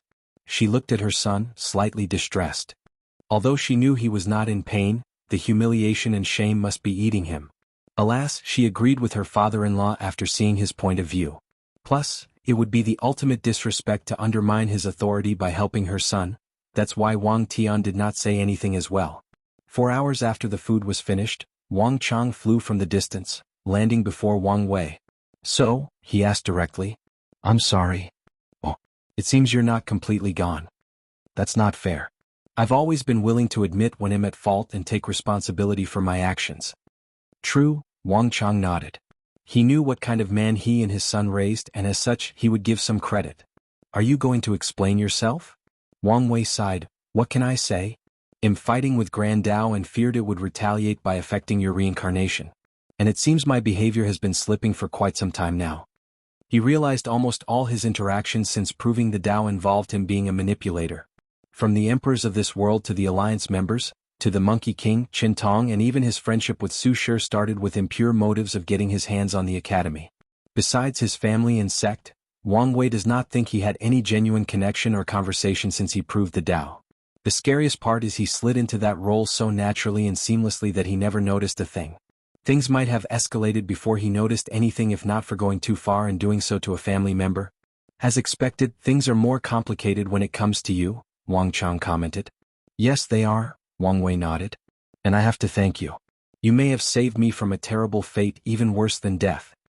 Wire, is something wrong? I don't want to talk about it. And you don't have to, but remember, we will help as long as it's in our power. Get up. Wang Chang helped him up before leading him to the table. So, what brought you here? Why did you change your mind and suddenly come to see me? Oh, the daughter-in-law up there promised to protect you, so I came to deliver the good news. It's good to have reassurance, Wang Chang nodded calmly. The better news is she seems to care about you. Now, I don't have to worry about our bloodline stopping with you. The fact you were worried is an insult, Wang Wei rolled his eyes. What do you want me to do? You said it's either her or no one. You're still young. You can make a few more, especially after your reincarnation. Don't get too snarky with me so soon. You're not completely out of the gutter yet, Wang Chang warned, so Wang Wei could only stuff the braised pork from a Tier 9 demon into his mouth. His status in the family has never been this low. Even when his grandfather was so mad the first time, his mother doted on him and secretly helped him. Wang Wei's mouth twitched as he saw his father's smirk on the corner of his eyes. He gritted his teeth as he resisted the urge to make the old man suffer. Stop antagonizing our son, Yu Yen smacked Wang Tian on his head. I didn't say anything. You didn't have to. Wang Tian could not believe he was in trouble despite not doing anything. Ever since that bastard came into the picture, he became his wife's second favorite person in the world, and he would never forgive him for that. This is for you, Wang Wei said as he handed his mother the superior Yin-Yang love flower, and he explained its uniqueness. The upper dimension is truly something else, Yu Yan. In a world so vast, anything that would be statistically impossible is bound to happen just by the sheer size and the vast population. The banquet continued and everyone already guessed it was a parting one. Midway through, Yan Liling's projection came to say her goodbye. Li Jun could not come or even send a projection. So he recorded a talisman that said his farewell. It's time, Wang Chang said looking at the moon. He glanced at his grandson. Is everything prepared? Yes. I've ensured you'll reincarnate in the Wang clan. I've even allowed you to condense your flesh and bloodline cultivation into a seed to absorb in your next life. What about timing? That's out of my control.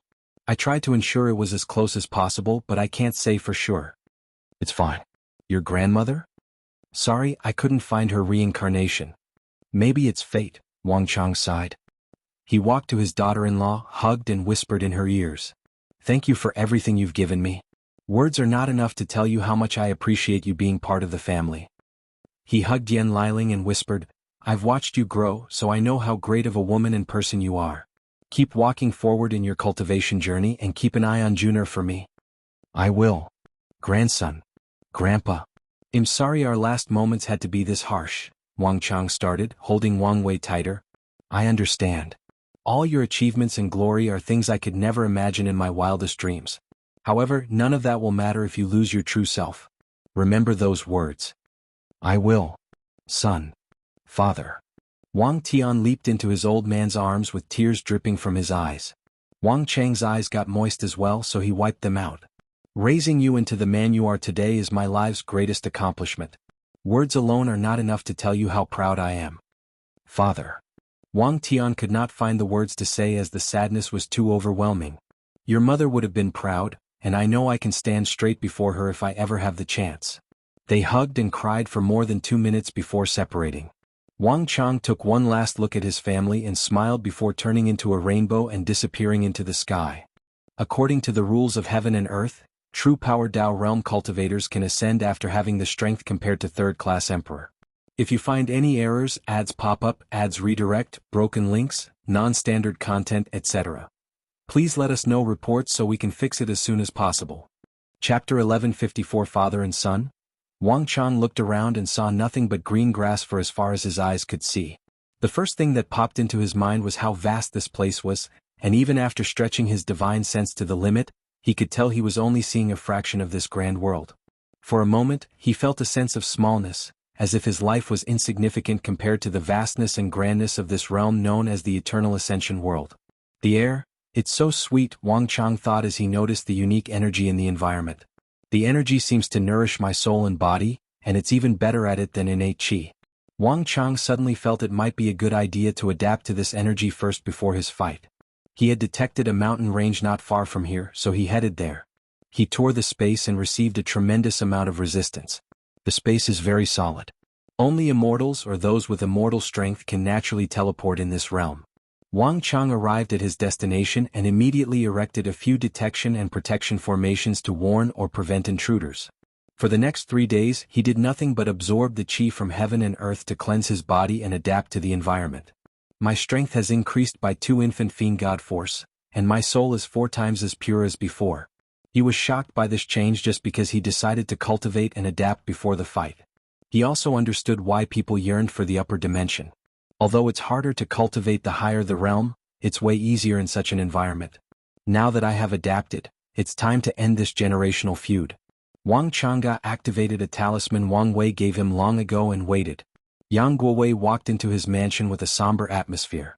He had just finished a mission, but his heart was restless, so he headed directly home without even exchanging his points for resources. He ignored the beautiful maid with an angelic voice calling for his return, heading directly to his cultivation retreat. Once alone, he activated a secret technique, teleporting himself to a secret and sealed dimension.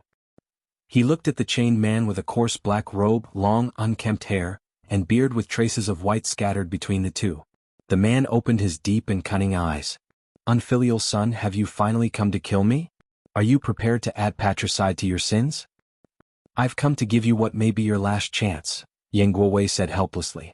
Stop serving these parasites and join our cause. Then I may be able to save your life. How many times do I have to warn you to watch your tongues when you speak about these beings? You fear them, I don't.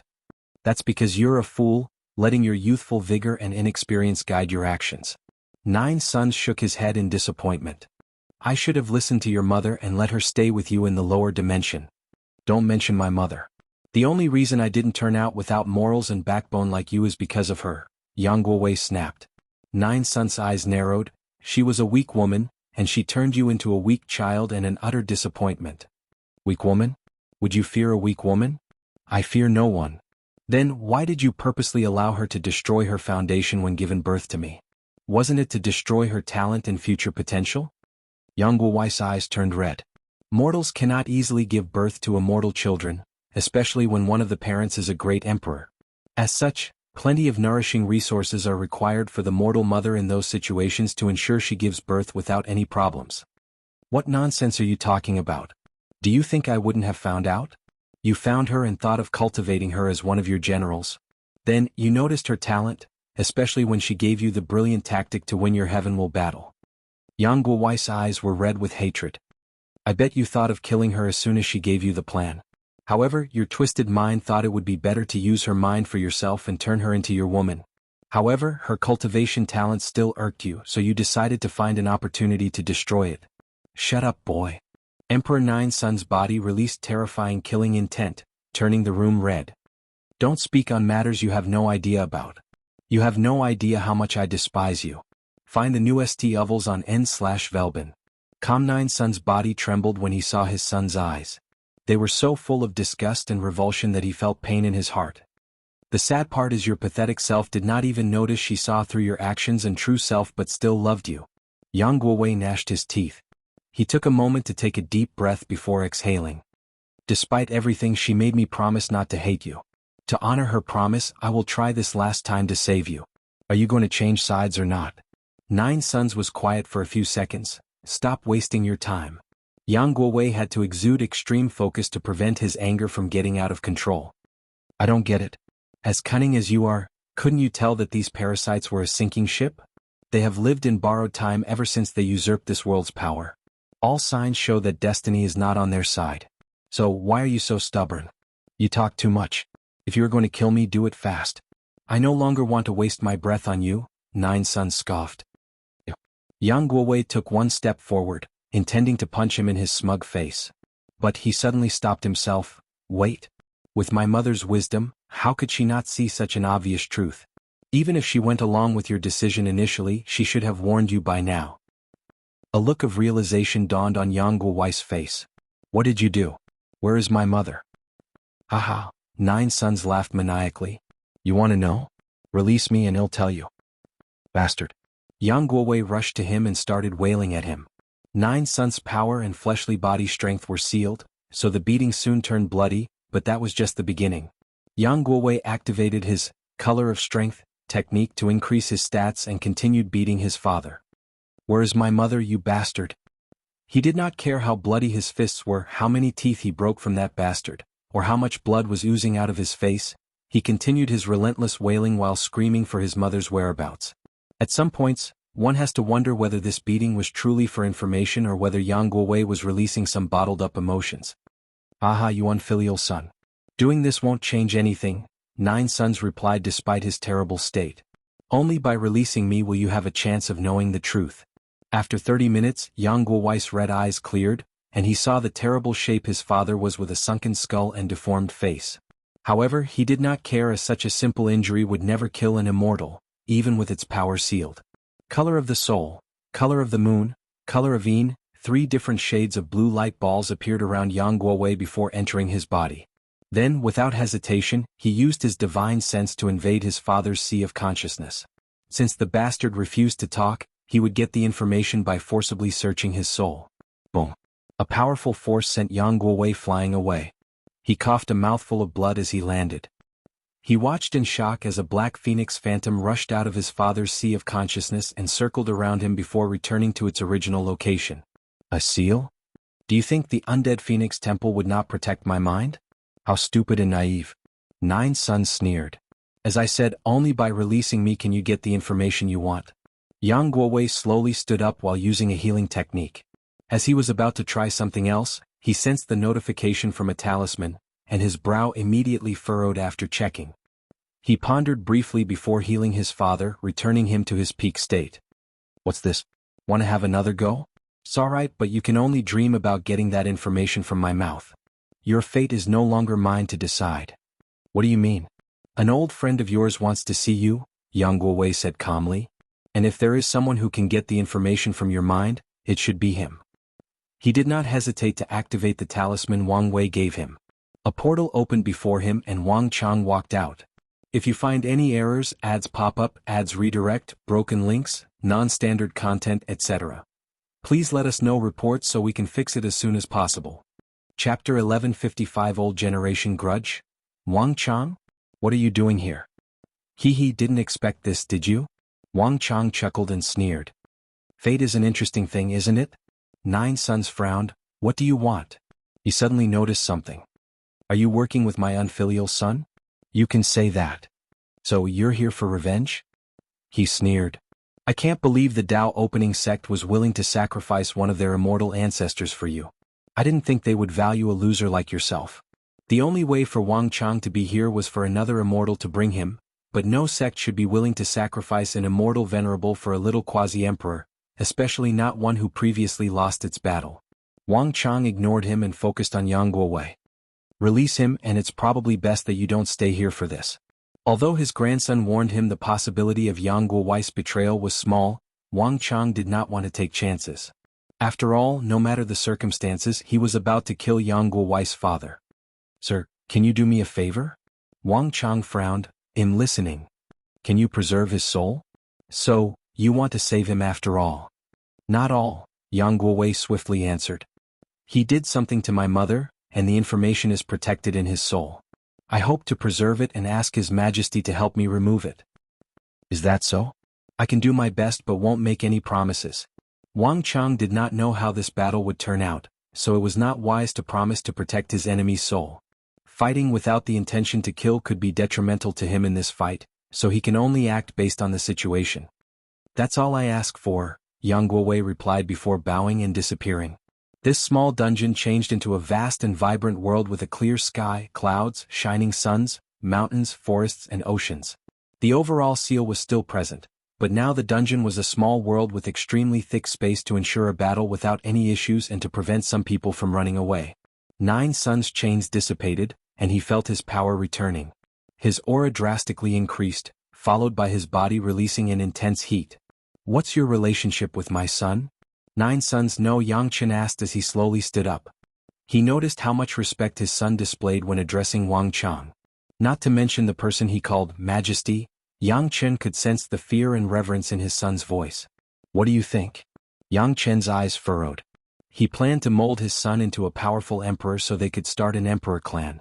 However, his wife's interference had made the boy soft, but it was all right as he believed he could bring out the cruelty from inside him, turning him into a powerful weapon for him to use. As long as he continued to use Yang Guowei's love for his mother, it was only a matter of time before his plan succeeded. But now, it appeared that Wang Chang and someone else had also interfered, making the situation more complicated. He did not like that. Is that anger I'm sensing? It's unlike you. You don't even know the first thing about me, Yang Chen sneered.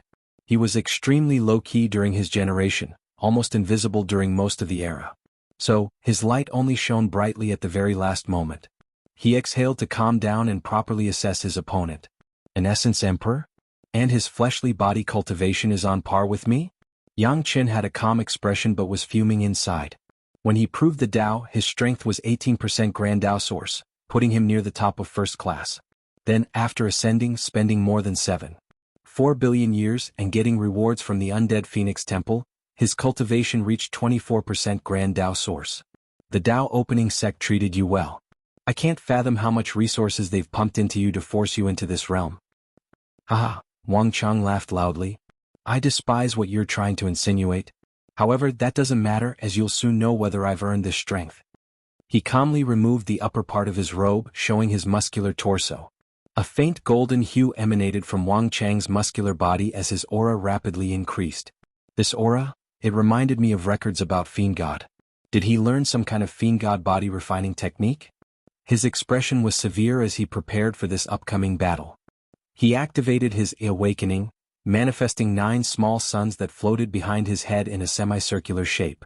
Yang Chen looked like an exalted god of the sun. Wang Chang rushed forward like a raging bull that saw the color red. A red fiery beam rushed toward him from one of the 9 small suns. The beam was beyond fast and the heat was enough to make the laws of physics seem like a silly child, but Wang Chang blocked it with one palm, and he did not stop his forwarding motion. Find the newest ovals on n/Velbin. Kamyong Ching reacted swiftly as he moved backward while the remaining 8 small suns fired their own beam. Wang Chang blocked the attack with both palms, but nothing could reduce his desire to move forward. Yang Qin used the technique, World Sun, which took all the matter and energy in a universe as large as the heavenward world and converted them into flame.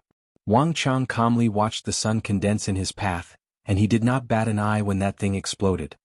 He survived the terrifying heat with only a few black burning spots on his skin that swiftly disappeared.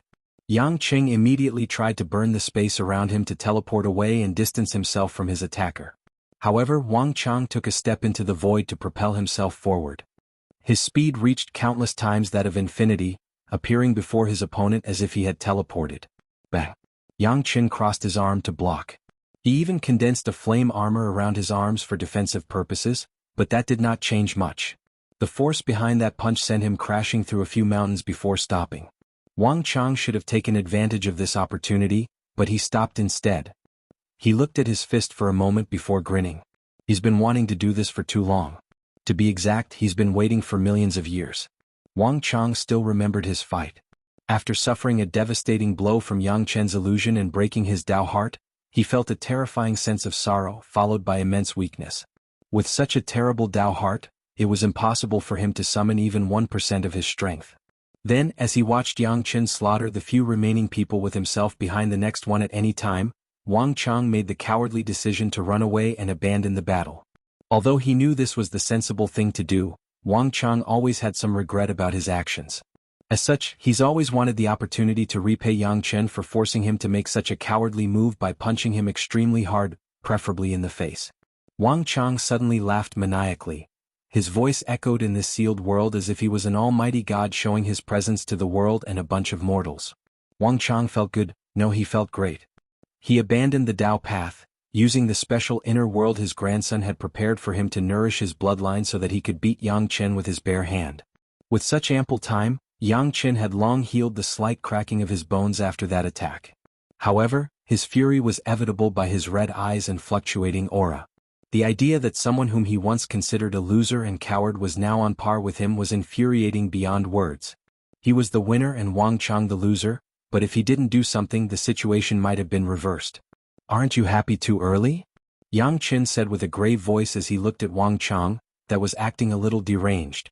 "You couldn't possibly understand," Wang Chang replied, feeling the small crack remaining on his Dao heart healed by a small margin. "As expected, I will be utterly healed even if I lose this battle. My obsession is not victory but making up for the regrets of that fight. However, I should ensure victory to ensure a perfect recovery." Wang Chang activated all his powers and abilities, and his body released a strange energy or aura in the process. Primordial law? Yang Chan asked in shock, and he was correct. Wang Chang used the malleable void law from his bloodline to condense his own overlord law to fit his original Dao. Today he will show it up in this battle. Come. Let's end the karma between us. If you find any errors, ads pop up, ads redirect, broken links, non-standard content, etc., please let us know reports so we can fix it as soon as possible. Chapter 1156 Long-awaited rematch. So what if you have primordial law? This is not primordial chaos.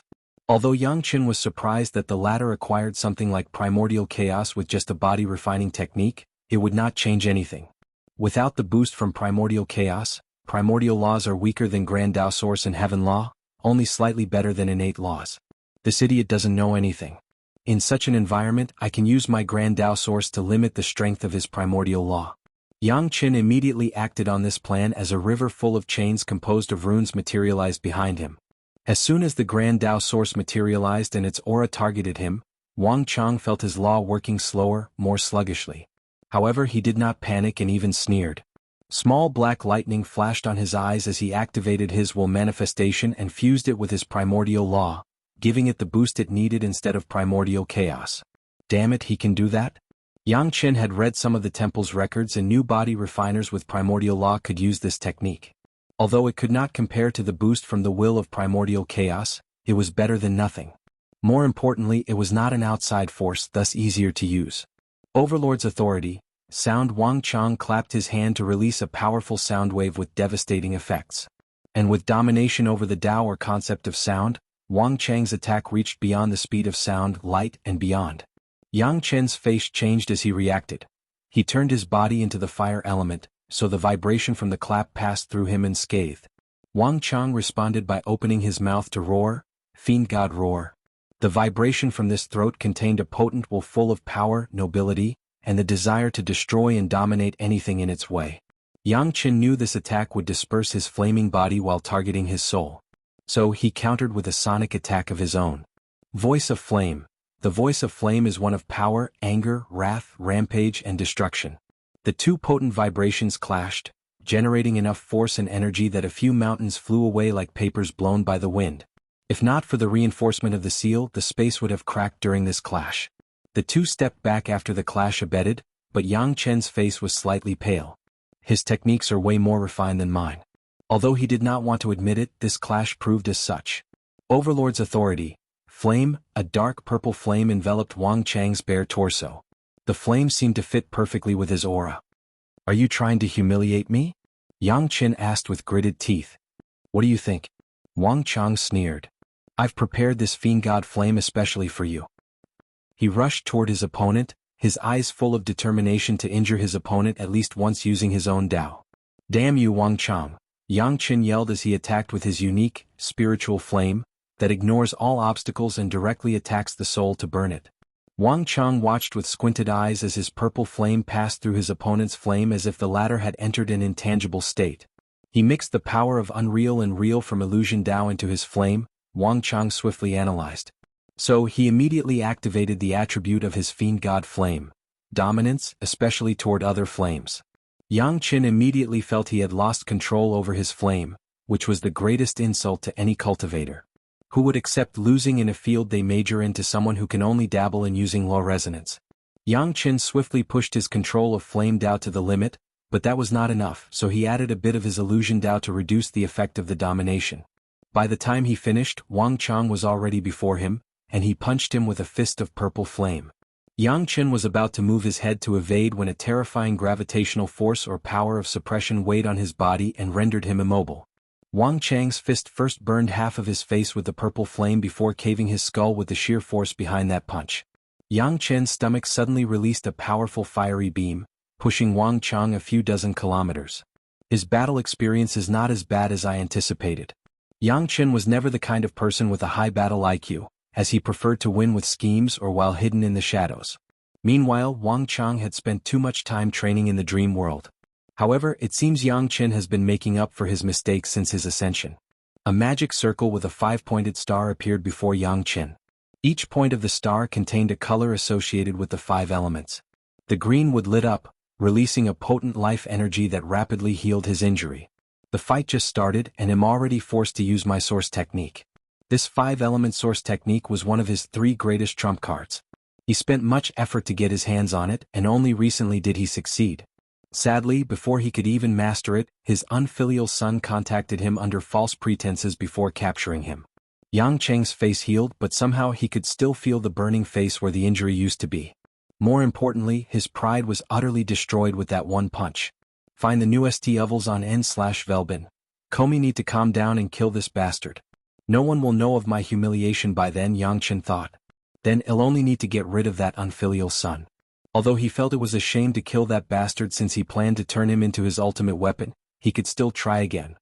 He activated his source technique, allowing him to access the other 4 Daos by converting his flame Dao into any other 4. The first step was using a combination of earth and metal Dao to forge full body armor to protect himself. Yang Chen had recognized the vast disparity between his flesh and his opponent. Yang Chen felt more secure as he donned this yellow and white armor. The next step was to be cautious and lure him into a trap. Bang!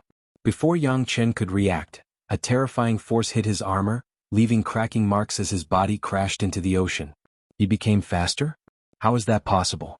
Meanwhile, Wang Chang, who had used his version of Su Shi's obsession source technique, appeared in this ocean and dominated the water to strangle his opponent. Yang Qin reacted swiftly by using water Dao to block the first wave of attack before burning the entire ocean instantly. However, what awaited Yang Qin after this somewhat quick response was Wang Chang's Water Sovereign Fist. This fist contained the power of a ruler and the counter to his element water. Yang Qin barely escaped with an earth escape technique, which allowed him to disperse his body and reform from the nearby terrain. Damn it, his battle experience is too high. Was he ever that talented? Wang Chang was reading his moves like it was a booklet, predicting his actions seconds in advance.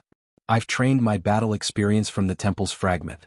Could he have done the same in the Dao opening sect? He was instantly jealous since he could only exchange use for 100,000 years. Meanwhile, Wang Chang probably had the power to use it as much as he pleased. At the pace of this fight, I will never have a chance to make my move and be victorious. Their strength was relative, but the opponent's terrifying battle experience and IQ allowed him to utilize his powers to their full extent and even beyond. As Yang Qin watched his opponent rush over like a hungry dog, he immediately encased himself in an orb of earth and metal elements. He knew such defensive measures would only buy him a few seconds, but that's all he needed to strategize. I need to stay calm and think logically. What would she do in this situation? Yang Qin thought. His eyes squinted as something popped in his mind. Anticipate your opponent's move. If that move is predictable, do it while knowing the opponent will be ready. Put a small twist to it and it will still be an effective strategy. Boom. Wang Chang's fist punched through the earth's layer, but Yang Qin already used water escape to appear in a river a few kilometers away. He immediately used an ultimate attack as soon as he was out of range. 5-element ultimate flame. The 5-point star appeared before him and immediately started gathering all 4 elements in the environment to turn into a boosting power for the flame element. Then a red beam rushed toward Wang Chang, leaving small spatial cracks in its way. Yang Qin observed closely and his eyes suddenly lit. Erase my chance. If you find any errors, ads pop up, ads redirect, broken links, non-standard content, etc. Please let us know reports so we can fix it as soon as possible. Chapter 1157 Conclusion. Wang Chang looked at the woman before him. She was exactly as he always dreamt, beautiful, quiet, peaceful, naturally noble, and a slight aura of indifference. She did not see him as she was too busy mixing medicine, probably for an upcoming patient. He looked at her longingly for a few seconds before making his presence known. You scared me. She was calm despite saying these words. No, she was too calm for someone. Why are you standing here like a buffoon? Come help me. For the first time in his life, Wang Chang did not listen to her. Instead, he walked next to her and started caressing her face. Is something wrong? Mao Yu asked, stopping her actions to look him in the eyes. No. Then why are you acting so strange? I just miss you. Although it's only been less than 10 minutes since we saw each other, I miss you too, she replied as she touched his hands on her face. However, we have work to do, lives to save.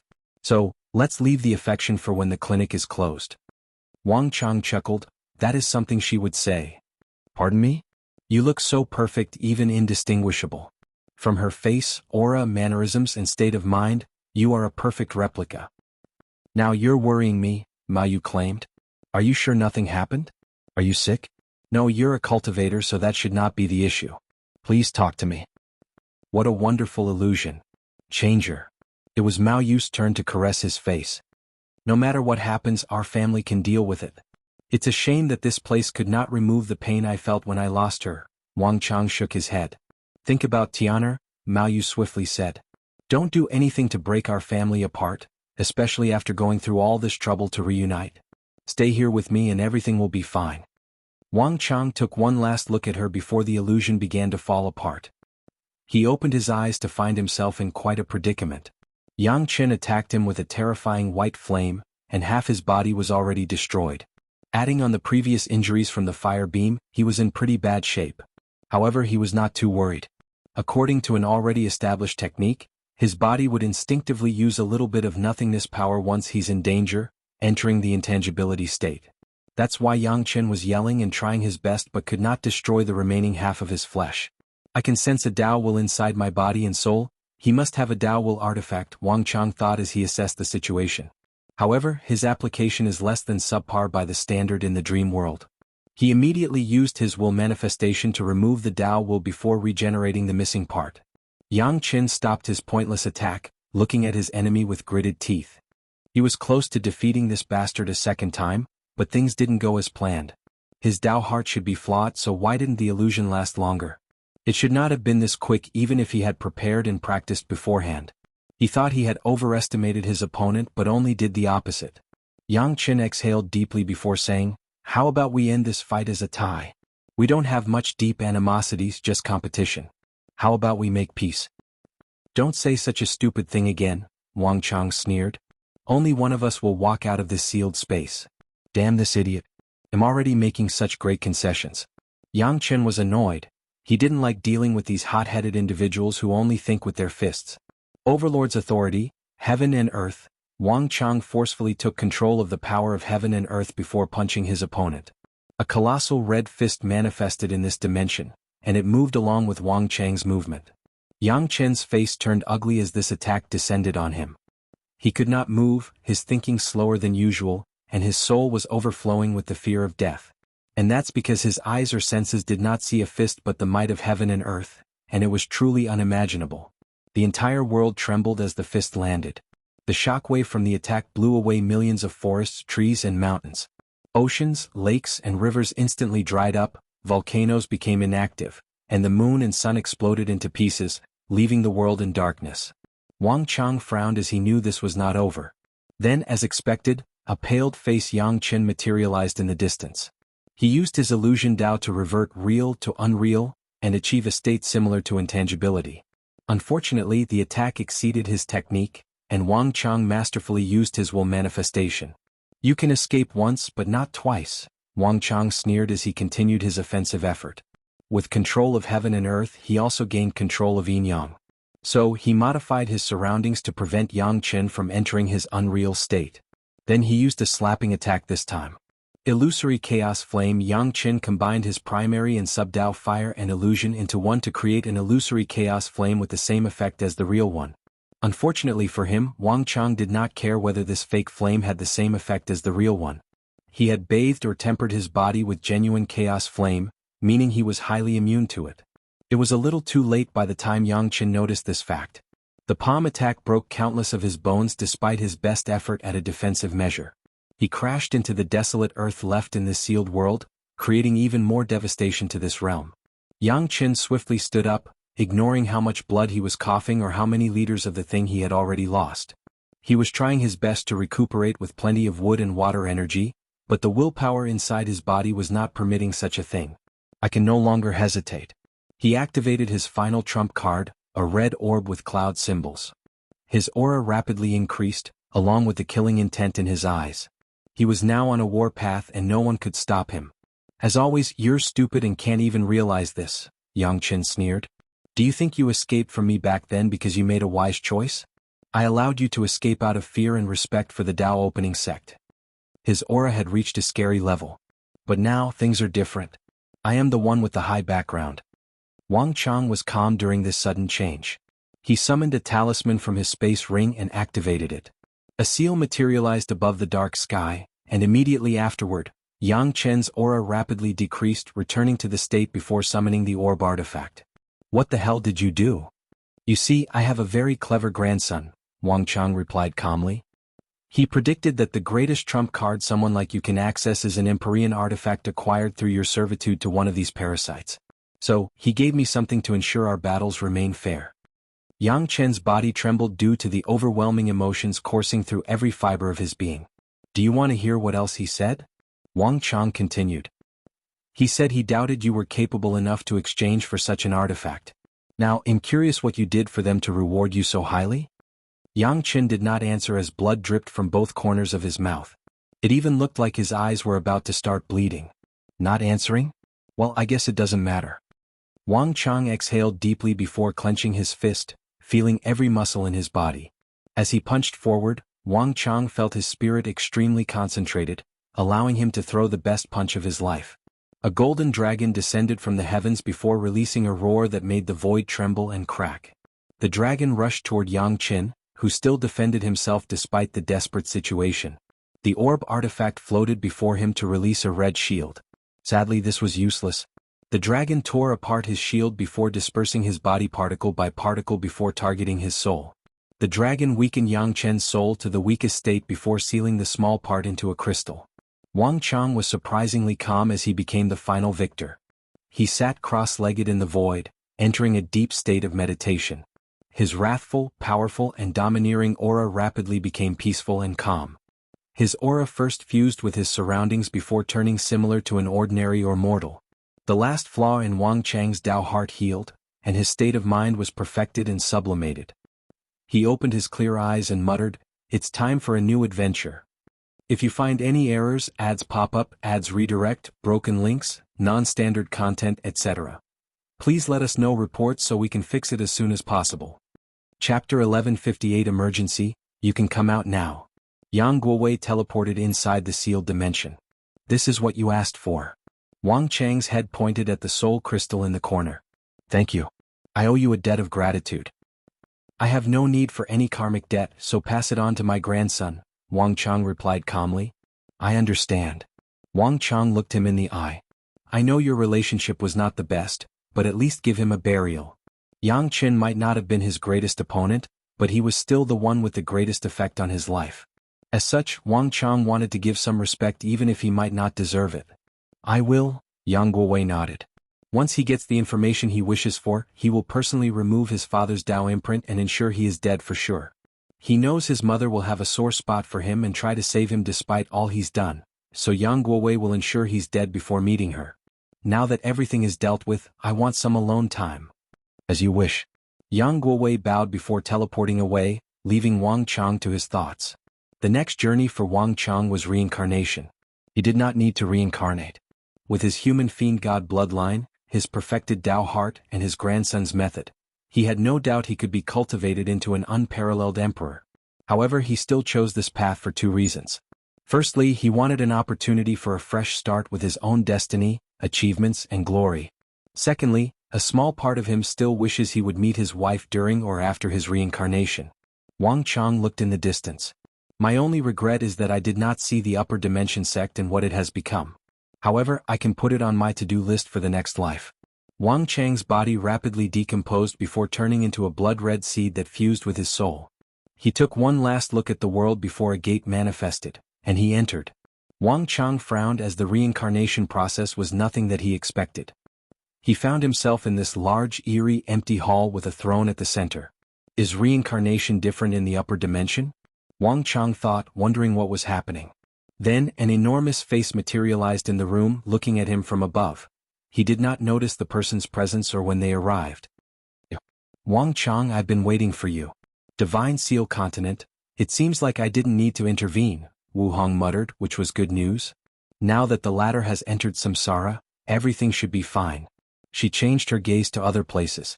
Wu Hong expected Supreme Unity to act in some capacity, but surprisingly nothing occurred. Or he acted but was stopped, but I could not tell. She sighed while shaking her head. The difference between the Paragon Realm and Half-Step Transcendence was too vast to the point of despair. Lower Dimension, Myriad Emperor World. Wang Wei opened his eyes from this throne, exhaling deeply. Nothing happened, that's good. Unfortunately, he sensed his grandfather had entered reincarnation, but he could not detect anything that occurred afterward. Should I check on him or am I too paranoid? After pondering briefly, he decided to try. He used the Samsara Quartz luck condensing artifact to enter a dark, endless space. Sir Stone Yama King, may I have an audience? Wang Wei waited a few seconds with no response. Any entity of that level will notice when someone calls out their name, especially with obvious intent of communication. He waited a few more minutes before talking again. Sir, I have no agenda. I simply want to check whether a family of mine has successfully reincarnated. No answer. I just need a yes or no and I will be in your debt, Wang Wei added, showing his politeness by bowing. Sadly, no one answered him. So, he sighed before leaving. He immediately sent a projection to Li Jun's court. Big brother? Did something happen? No need to worry. Grandpa entered reincarnation and I just wanted to make sure for my peace of mind, Wang Wei explained. Is there a way you could check? I'm afraid not, Li Jun shook his head. He reincarnated in the upper dimension, which is the main branch. I'm new and have no achievements under my name, so it will be difficult to ask any superiors to check. I figured as much. Did you sense him entering Samsara? I did. Then you need to worry. I doubt anyone could easily interfere with Samsara, even those two. Maybe you're right. They talked for a few minutes before the projection dispersed. Li Jun is right. I shouldn't worry too much. Wang Wei sent the news back to the family before continuing his retreat. However, he sensed something else, the upcoming arrival of Hualong. He sent someone to deal with it before continuing his retreat. Hong Meilin walked into her private quarter, lying loosely on her throne. She had none of her previous dominance or nobility, just exhausted. It's been 3 days and the council has not decided despite her suggestions to surrender. Omicronim sadly, her previously overwhelming power in the council proved useless as these people only cared about preserving their current status and power during the upcoming turmoil. For many, their wildest dream is that the first heavenly emperor and the golden god perish together, leaving their territories open for conquest. Your Majesty. Your Majesty. You're here. I've been calling you for the past 5 minutes. Are you all right? The scholar asked. I'm fine, just tired of all the tedious political struggles. Damn those council members. They were all quick to support you when they needed your strength, but once their benefit is touched, they are now quiet. That's how the world has always been, Hong Melon sighed. Don't mention them for now. Has Hualong returned? Speaking of the devil. Hualong walked into the room and Hong Meilin frowned. Guessing from your demeanor you're bringing bad news? More or less. There is some good news? Yes, they accepted the apology. That's good, she nodded. What about the bad news? Wang Wei never received me. I only dealt with someone from their foreign affairs department. Hong Meilin grunted. Meanwhile, the scholar was trying to control himself to not accuse these people of disrespecting his queen. Their answer is the same, surrender or die. The room was quiet. The situation is getting annoying, Hong Meilin thought. She was not as attached to the alliance as those people. Her priority has always been to ascend, meet her master and become her true disciple. However, she wanted to do a few things beforehand. Firstly, be as powerful as possible before ascending to ensure she can get her master's approval. Secondly, she also wanted to do something major, not just to increase her survivability as an eternal but also to follow her master's footsteps and do something that affected the entire lower dimension. So what is our next step? Hualong asked, but no one could give her an answer. Hong Meilin sighed. What do you suggest? We can try to lobby different council members until we have a majority, the scholar suggested. However, as you can guess, this method is slow, and the chances of success are up to debate. Or we can use our military might to forcefully take control over the council before surrendering to the myriad emperor world, Hualong recommended. How can you talk of committing such an act of betrayal so easily? Hualong ignored him. If we offer him the central region, the first heavenly emperor will reward us handsomely. His history has shown his business savvy and generosity. Hong Meilin was deep in thought. The suggestion was not a bad idea. However, she wondered whether such a step was too drastic. Your Majesty, this is not the time for hesitation. This is the time to be decisive and cruel. The council members are high on the dream of power, believing they can still protect the status quo. But anyone with a decent brain knows we are too weak to have control over our territory, let alone their ambitions to control the entire lower dimension. This place is a sunken ship. If you don't do something now, we will drown with them. You may have a point. I still think this is too drastic, the scholar added. How about we try the diplomatic way first before using force? We don't know how much time we'll have before this war begins, but we know it's not long, Hualong added. They both have a point, but I'm leaning more toward Hualong's side. However, I don't like the idea of using force on these people after how much they've supported me and have worked with them for so long. How about I? Hong Meilin suddenly stood up from her throne, looking around with her divine sense. Your Majesty, what's wrong? Something happened. Something terrible, but I don't know what. She immediately tried to divine the issue with no result. However, this overwhelming sense of doom was lingering in her mind. Myriad Emperor World. Wang Wei opened his eyes. Damn it, something unexpected occurred. If you find any errors, ads pop up, ads redirect, broken links, non-standard content, etc. Please let us know reports so we can fix it as soon as possible.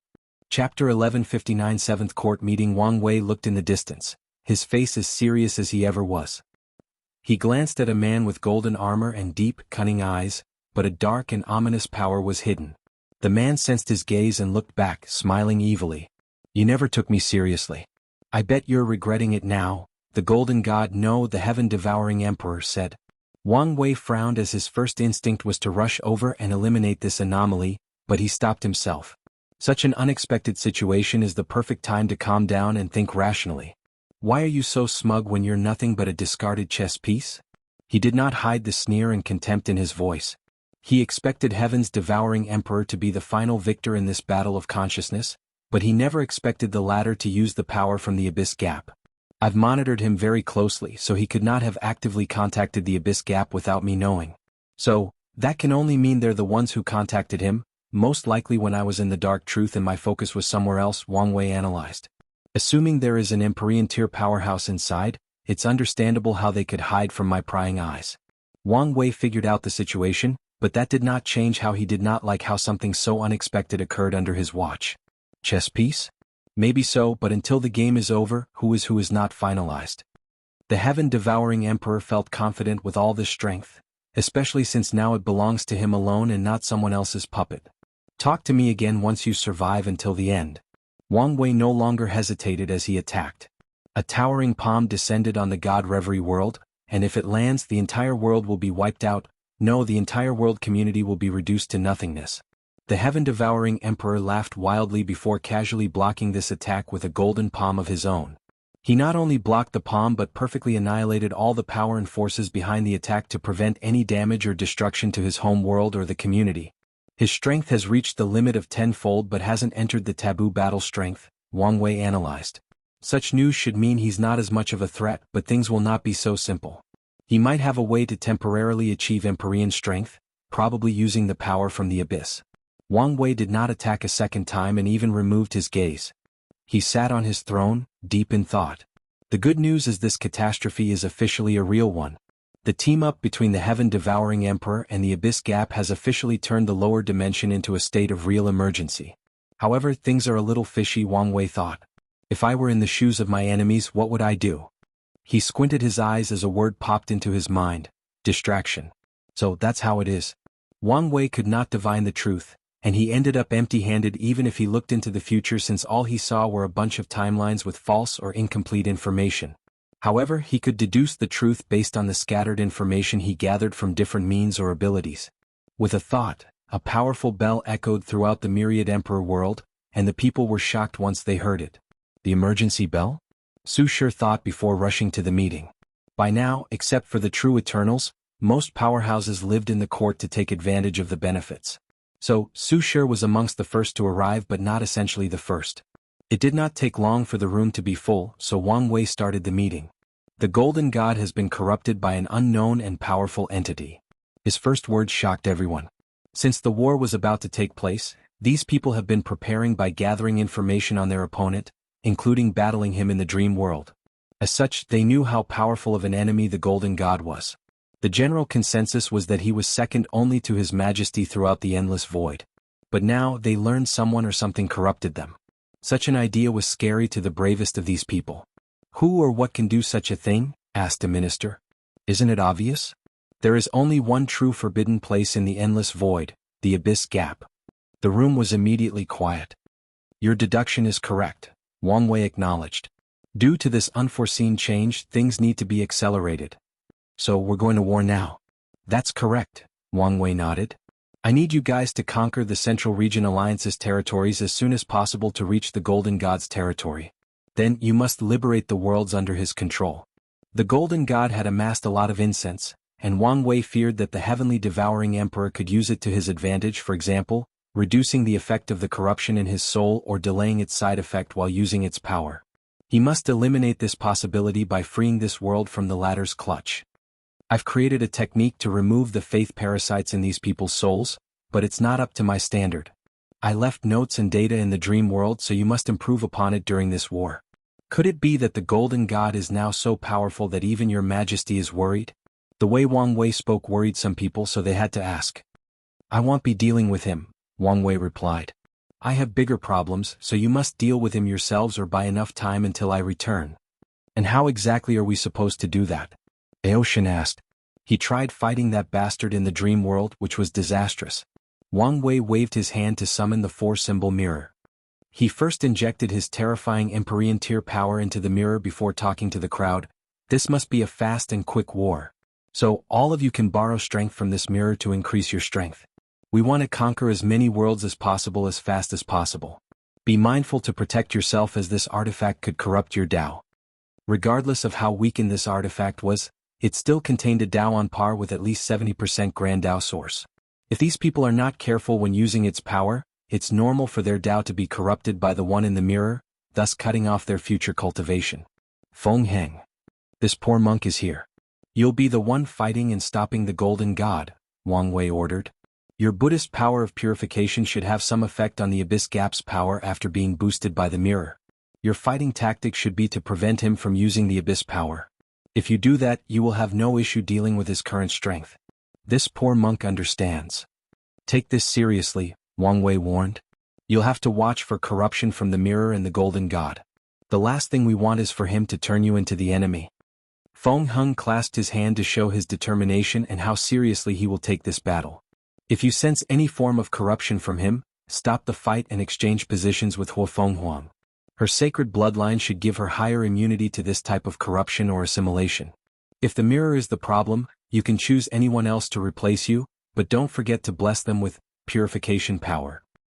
Amitba. Under Wang Wei's control, the mirror started to divide into countless illusory mirrors, granting every immortal in this room a copy. He then granted Feng Heng the main body before dismissing everybody, including his mother. He sent an emergency gathering to all his allies or rulers under his jurisdiction, telling them of the conclusion from today's meeting. Afterward, he placed Dong Lifen in charge of the group tasked with upgrading the Faith Insect counter technique. He did not have the time to complete this thing and needed capable people to make up for it. Wang Ju, he called. A shadow rose from the ground before him. Omicronum Master. Your task will be the most important and possibly dangerous. Do you wish me to protect the entrance to the Abyss Gap? Correct, Wang Wei nodded. Use all your powers to ensure nothing goes in or leave until I return. If need be, don't hesitate to sacrifice yourself. I want. Wang Wei sat alone on his throne for a few seconds. In that confrontation, I secretly revived the Golden God's obsession with faith. The heaven-devouring emperor should not notice for a while, meaning his actions will be restricted as he is driven by that obsession. Wang Wei could deduce that the heaven-devouring emperor will not focus on himself for a while as his priority will be to preserve his divine kingdom with all his believers. In other words, he will focus on the war and preserving as much territory as possible. Wang Wei stood up before teleporting to his destination, the Nether Hell. If you find any errors, ads pop up, ads redirect, broken links, non-standard content, etc. Please let us know reports so we can fix it as soon as possible. Chapter 1160 True Empyrean Strength. Wang Wei did not immediately enter but instead brought this entire forbidden zone into the void battlefield. He frowned as he realized he never had a chance to upgrade the battlefield, so it still could not bear a true battle between two emperors. Without much choice, Wang Wei added a few quick arrays to temporarily support this place and prevent leakage of their strength. Otherwise, one of them could destroy the entire lower dimension. Once everything was set up, he removed all the seals on the Nether Hell. Old Man Nether slowly walked out and Wang Wei squinted. His aura is different, fiercer and more warrior-like. The previous Old Man Nether was like a wild beast, but Wang Wei could tell the latter had lost its fangs. But this one was another story. He was truly an apex predator. Was it your doing? Wang Wei asked. This three-way alliance, was that your idea or am I giving you too much credit? Did you just come up with this idea or have you been working with the Abyss Gap for a long time? Are you sure you should be here? Old Man Nether asked calmly. Don't worry, I've prepared for your little friend. As long as I kill you quickly enough, everything will be fine. It seems you have much faith in your people. Old Man Nether cracked his neck. I would love for the plan to proceed normally and distract you long enough for us to escape, but am also fine with luring you here. King of Hell Mode. The black bone armor materialized on his body as he used his most powerful state. His hair and beard turned into flame, but not the color purple as before but dark red. His pupils were not blood red but pitch black.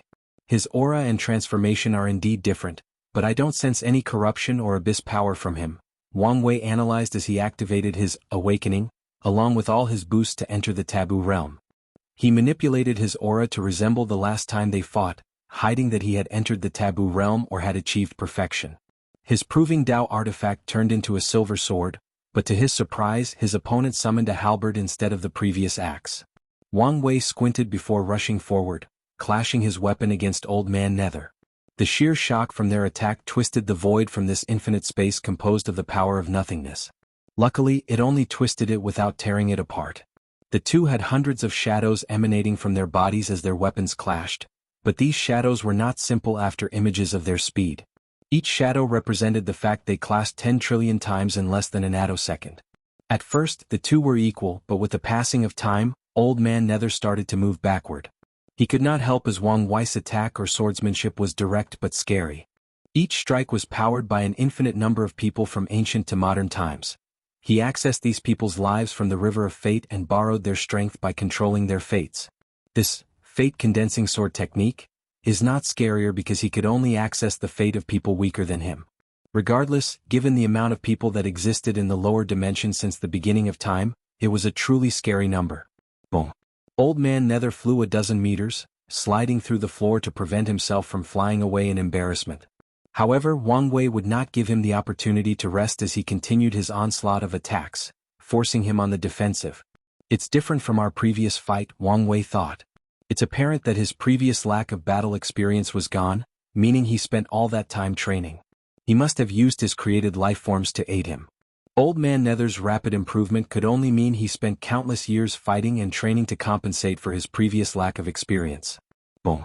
Old Man Nether was pushed back a second time. If that's all you have, he'll be very disappointed. The battle has just started, brat, Old Man Nether sneered. Yin-Yang divide. Old Man Nether held the halberd with two hands to ensure his downward slash could use all its power. The all-white empty void of the battlefield instantly turned into black and white as the halberd descended. Wang Wei felt a terrifying power trying to divide him into two. His yin and yang self. He knew that if it succeeded, his strength would also be divided, making it easier for him to be slaughtered. Wang Wei waved his sword, erasing the concept of yin-yang in the surroundings, thus turning Old Man Nether's attack into a simple weapon-based one. As for the weapon itself, he moved it to the side with his left hand. Wang Wei wanted to follow his two-piece combo slash attack to a three-hit with a kick to his opponent's chest, but a terrifying force came out of nowhere and sent him flying a few thousand kilometers. What the hell just happened? He was perfectly intact, without even a scratch due to his invisible wool armor. However, he was baffled since this attack originated out of nowhere. His senses did not detect anything and he saw nothing. Bang. Another attack from an invisible being and Wang Wei still could not see or sense anything. Now that he anticipated the attack, he reduced the force from the attack the moment the assailant's hand touched his protection, but that only prevented his body from flying away. This attack felt like it originated from a large and blunt weapon, Wang Wei analyzed. Old Man Nether rushed in to attack, but Wang Wei ignored him as he did not believe the latter could easily penetrate his defense, which was boosted by his current strength. Wang Wei received two more attacks before finally seeing the creature attacking him after blessing his eyes with all his daos. In other words, he condensed samsara eyes, fate eyes, luck eyes, yin-yang eyes, destiny eyes, time eyes, disorder order eyes, and freedom eyes into one. He saw a bone creature holding a large mace. The creature was weak, maybe even too weak, but its weapon was Empyrean tier, hence the source of most of the damages from the attacks. Is that a creation life form? Wang Wei asked. So, even this tactic did not work, Old Man Nether thought. You sacrifice all its power and development potential to increase its invisibility ability. Then, you gave him an artifact to compensate for its attack potency, not caring that every use would drain its life force. That's not a bad design or plan, Wang Wei commented. During the time he was preparing to attack the Death World, Wang Wei saw that a few more pages from Wu Hong's notebook were unsealed and read them, so he knew about creation lifeforms. As the name implies, they are creatures born from an Empyrean through their Grand Mist Wheel or the inner worlds of Dao rulers. This should not just be all of it. Why don't you show me the others? As you wish, Old Man Nether responded with squinted eyes. Originally, the creation lifeform tactic should have been reserved as a trump card for the end of the battle. After all, the longer he can prolong this battle, the more advantage their alliance will have. However, in the short period since this fight started, Old Man Nether realized his opponent had improved faster than anticipated. That terrifying defense alone gave Wang Wei an overwhelming advantage, not to mention his usually brilliant techniques. So, Old Man Nether decided not to waste time and go all out to eliminate this foe. Wang Wei's eyes squinted as he saw more than 300 people rushing out from the Nether Hell, each of them with the aura of an Empyrean. This is not good news, he thought with great somberness. He knew all these people were creation lifeforms, meaning Old Man Nether created them. He was not surprised by this fact but by the fact that they were all tier 11. According to Wu Hong, there are strict rules for creation lifeforms. Inside their creator's world, they can be as powerful as they wish or have any ability the creator desires, there are no limits. However, as soon as these creatures leave their home world, they will experience creation tribulation. And Grand Tao does not play around with this tribulation. The more powerful and broken a creation lifeform is, the scarier the tribulation will be, resulting in a terrifyingly low survival rate. In fact, 99.9% of Tier 12 creation lifeforms die in that tribulation, even if their maker is a paragon. Hunger said that creators must consider the art of balance to ensure their creation can pass the tribulation. He glanced at the bone creature. This thing perfectly personified that idea as his creator balanced him out by taking away all his other attributes to ensure his invisibility was amongst the best. She also said that only talented Empyreans can create lifeforms on the same cultivation as them, and only Creation Tao can create lifeforms above their tier without any resource aid, but that was not recommended. It was a foolish idea to create any lifeforms above your tier for a few reasons. Talented people like Wang Wei might succeed if they had enough tier 12 resources, but it would be best to use it on himself than on something like this. However, this was not the main reason that it was forbidden. The main reason is they cannot control their creation. No matter the method, a tier 11 Empyrean cannot control a tier 12 creation lifeform. Once they pass the tribulation and achieve paragon strength and status, no controlling method will work unless another paragon assists the paragon in controlling the lifeform. The only way to gain the loyalty of a higher tier creation lifeform is through charisma or building a deep relationship beforehand. However, after the latter becomes tier 12, it's easy to discern whether the relationship was genuine or a ploy for control. I never thought Old Man Nether was talented enough to create lifeforms on par with his tier, let alone 300. I truly underestimate that old monster. The situation was not looking good for Wang Wei. It seems obvious that he only needed to use a clone technique to even out the number, but his opponent can do the same and possibly worsen the situation. So, he now had no choice but to battle over 300 Empyreans. If you find any errors, ads pop up, ads redirect, broken links, non-standard content, etc., please let us know reports so we can fix it as soon as possible. Chapter 1161 Brutal Fight. What's the best way to win this fight? Wang Wei thought. The most obvious answer is to divide and conquer, but such a tactic is too obvious, and Old Man Nether is not stupid enough to fall for it. He realized he had underestimated the ruler of the Nether Hell before and wouldn't make that mistake twice. Divide and conquer can still be used at the right time, but not as the first or primary tactic. In that case, the best course of action is non-stop movement. I cannot fight these people head-on or allow them to corner me, especially since the probability that they've practiced formation and teamwork is more than 90%. Wang Wei's Proving Tao artifact morphed into a dark silver dragon armor that covered everything, including his head. He knew he would need all the defense necessary, but there was a problem. My artifact is still Emperor tier, meaning it's useless in a battle of such scale. As soon as this thought came to mind, a solution soon followed. An illusory pill appeared on Wang Wei's palm, the one he previously used to get Empyrean strength. "Stop him!" yelled one of the creations who seemed to have noticed what he was about to do. Wang Wei flew upward with unparalleled speed, evading all the attacks coming toward him. He used the skill Rainbow Paragon thought that involved combining and stacking all his speed abilities and techniques, including using time, space, fate, yin-yang, and the freedom from many concepts to increase speed.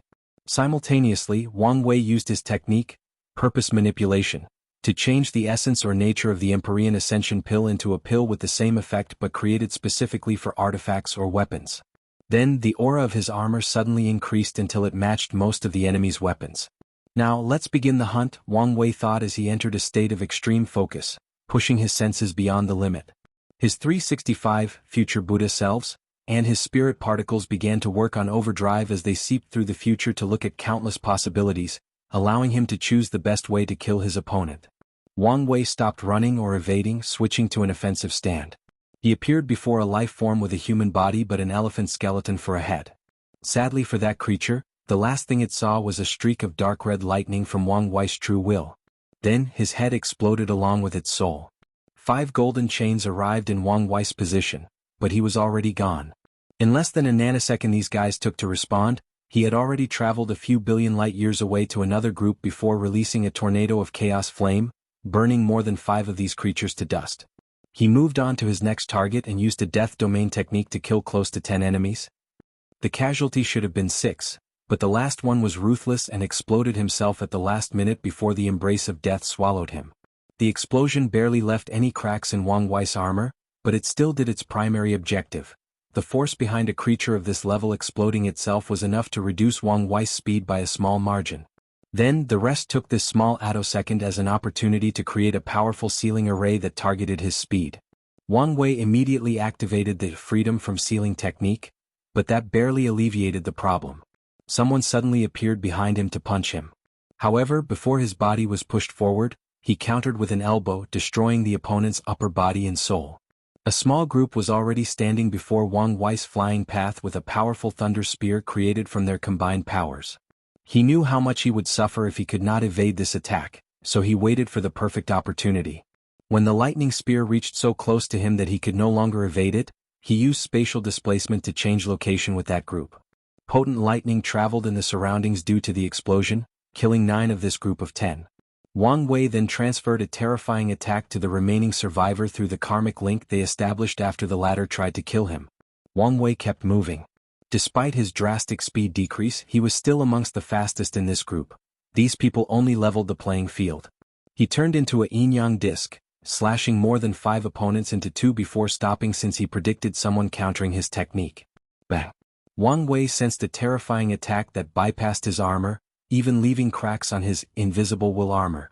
He immediately realized the opponent had used a karma formation to attack him, so he used the karmic thread they used to appear at the center of their formation before using his soul Dao to collapse their sea of consciousness. These creatures' lifeless bodies floated in the void while oddly being perfectly fine without any injuries. Wang Wei's body suddenly moved instinctively to cross his arm. A humanoid ox creature suddenly appeared and punched him, forcing him to take a dozen steps into the void. A true Empyrean, he thought as he did not stop his rapid non-stop movement. Creation lifeforms are considered insurgent, no matter their tier. If an Empyrean wishes to create a creature that walked the Emperor path, the tribulation will be even more severe. Some choose to create lifeforms with 69% or less to have them cultivated normally to the Empyrean realm. However, this plan is futile as the tribulation is still terrifying, albeit weaker than if the created lifeform appeared with 70% Grand Dao source. I can believe he cultivated a true Empyrean creation lifeform.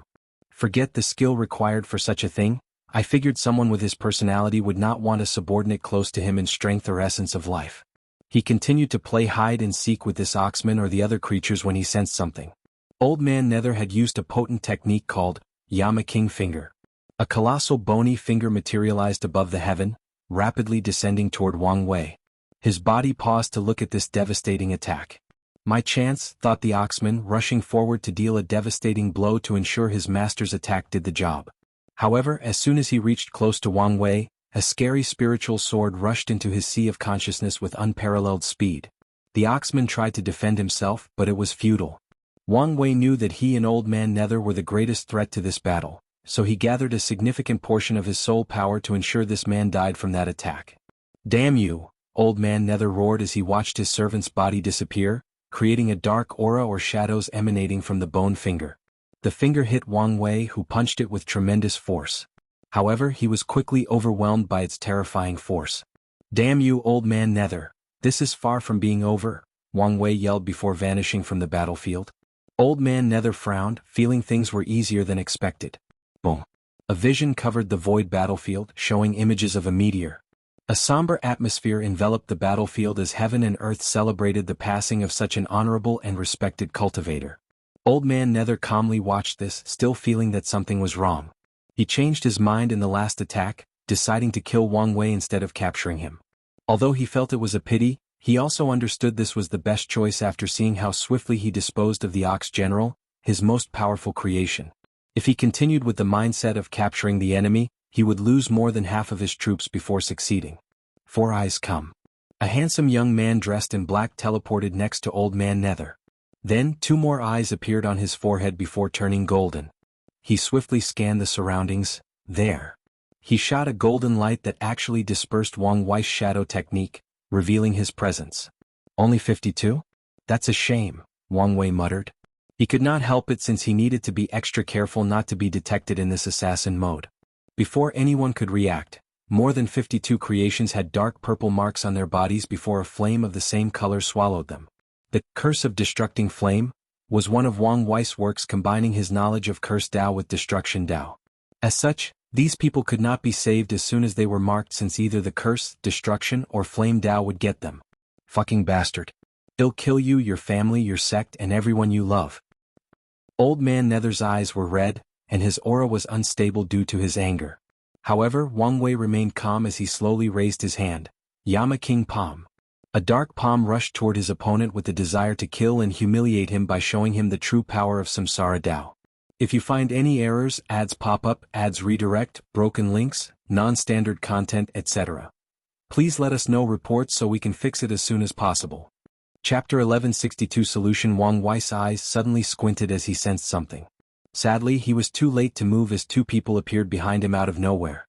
The first was a muscular man with tiger stripes, eyes and canines, followed by a woman with a golden sword. The tiger man punched through Wang Wei's armor, shattering the back. The woman followed him by puncturing the invisible will armor, and touching Wang Wei's skin, which did resist for a moment before being penetrated. The eyes of these two lit up after seeing the success.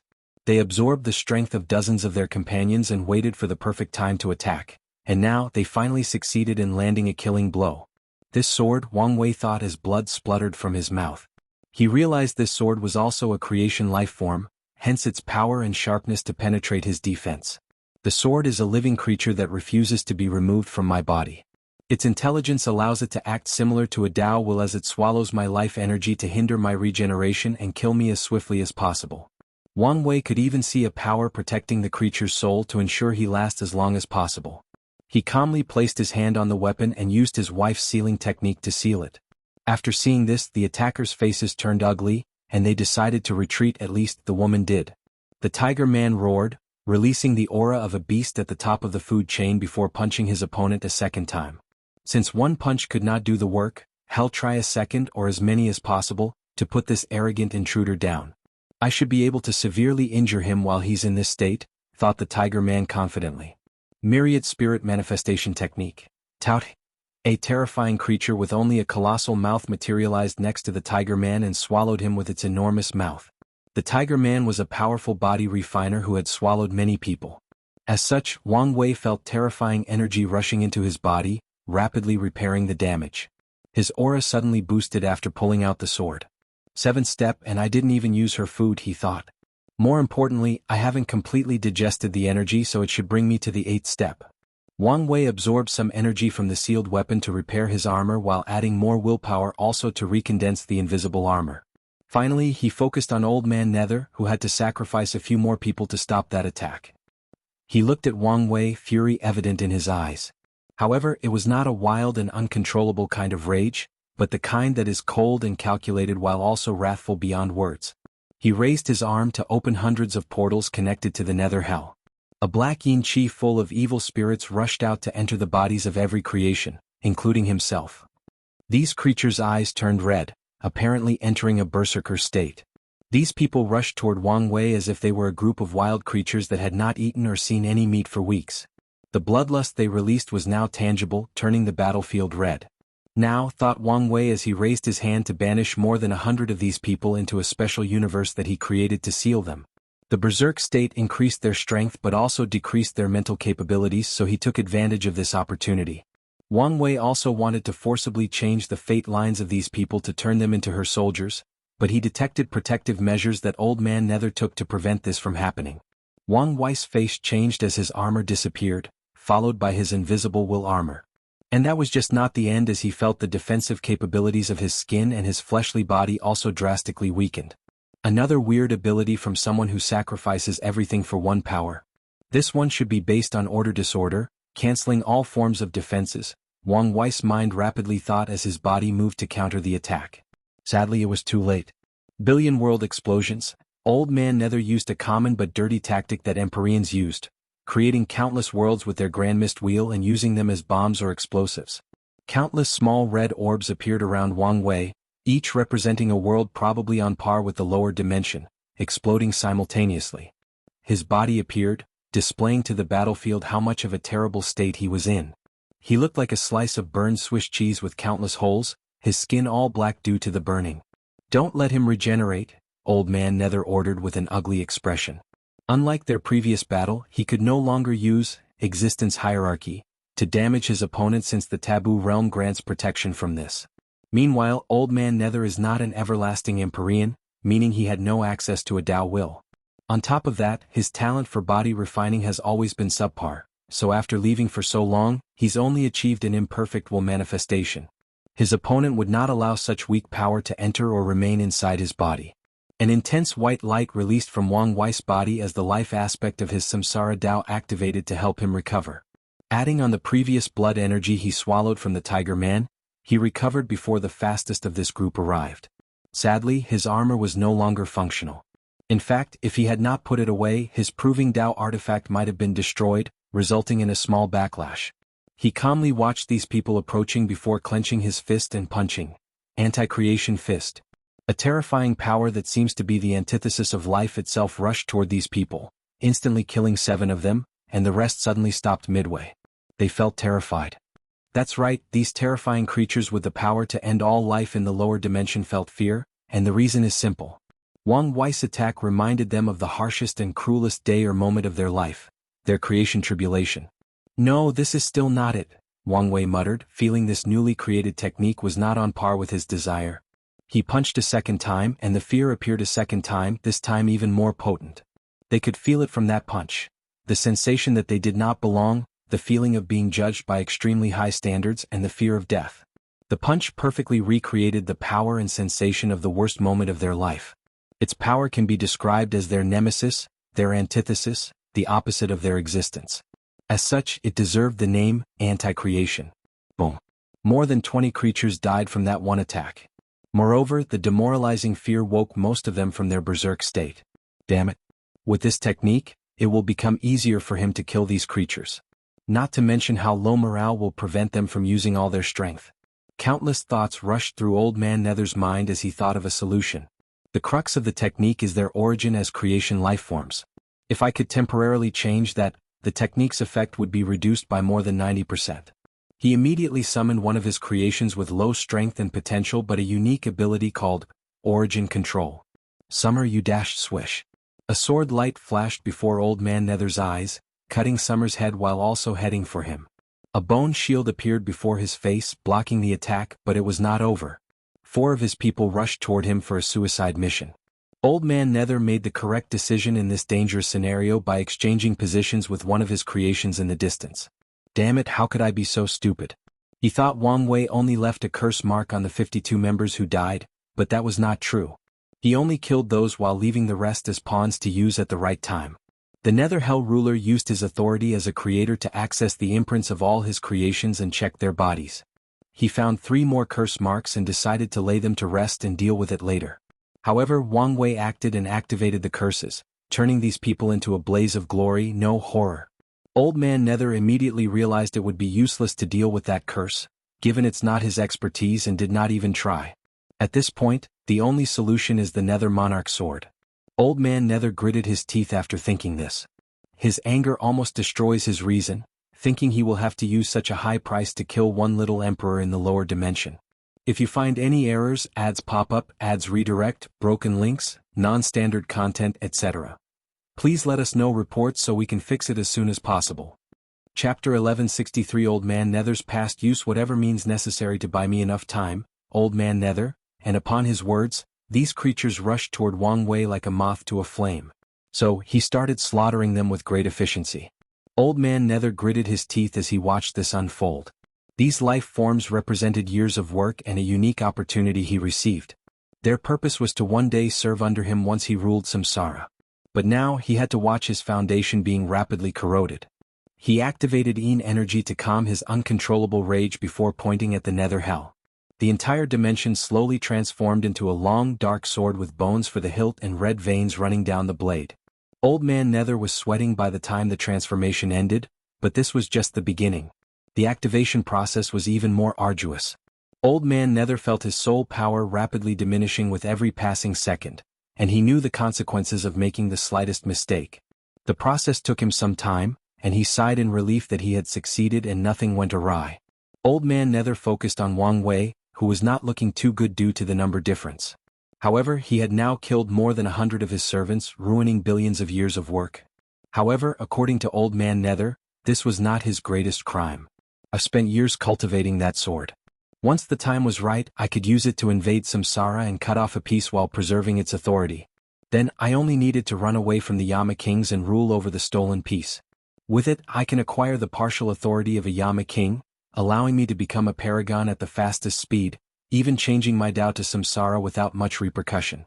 The next step would be to return to Samsara and take the remaining authority once my strength reached its peak.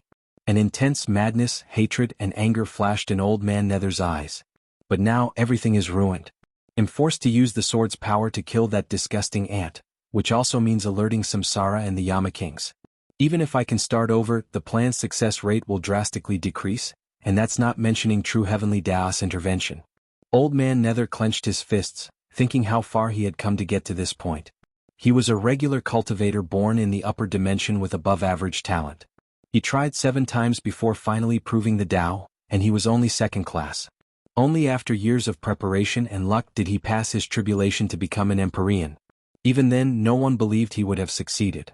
However, after entering that realm, Old Man Nether discovered the limit of his talent. Cultivation was so slow that it was maddening. He knew then that he had reached his limit. However, he was not willing to admit that. He searched for ways to improve his talent, but such rare resources were controlled by powerful clans, sects, religions, cults, or races. It was not something a loose cultivator like himself could get his hands on, and if he did, he would need to be quiet lest the information was revealed, and he was hunted down. Despite these hardships and failures, Old Man Nether never stopped finding a way forward, even participating in myriad expeditions in dangerous areas of the Eternal Ascension world or the Source Chi space. Sadly, Old Man Nether's luck seemed to have run out as all these endeavors proved futile. As such, he was about to give up until one of his associates mentioned a secret realm somewhere in primordial chaos. Reluctant at first, Old Man Nether eventually decided to participate as this might be his only opportunity, and he was never as right in his life. After a perilous trek, his group reached the secret realm. Then, after a gruesome process of killing and betrayal, Old Man Nether reaches the core to find a few things. The first was a recording of a man clad in a black robe with pitch-black long hair invading Samsara and fighting against countless Yama kings. The man defeated and killed every single one of them before taking over. The recording ends with the man trying to fuse with Samsara, and for a brief moment he achieves a power that seems beyond any paragons before failing at the last moment and dying. He was shocked by what he saw before becoming elated. This was a great, fortunate encounter. He knew his future was bright as long as he could recreate whatever method this man created, and thus he started his journey. Old Man Nether left the secret realm with the recording, a black rock of unknown origin, and a rare and valuable creation seed, which would allow him to create his life form and train them to the standard of passing the creation tribulation. Once he returned home, he spent all his time studying the recording and, based on the aura and Dao rhymes, trying to recreate that technique. Old Man Nether abandoned his cultivation, focusing on recreating and perfecting the recording's method. After years of effort, he created a half-baked method in the form of the Nether Monarch Hell. Old Man Nether was not confident in his plan, but he knew something: it was his only way to become a paragon. As long as the first step succeeded, he would break the limit of his talent and even acquire an outlaw Dao with little to no cost. Sadly for him, this plan had a major flaw: how to condense the sword under the eyes of these paragons that stood above heaven and earth. Old Man Nether was lost for a while until he heard of an opportunity to descend to the lower dimension. It was the perfect place since these top powerhouses cannot easily intervene, and dealing with the Samsara branch in the lower dimension would be easier than the scary one here. With this in mind, Old Man Nether sprung to action. The innate acquired life was at its peak, and the upper dimension planned on playing dirty by sending an Empyrean down there to end everything. However, this was a task with a high fatality rate.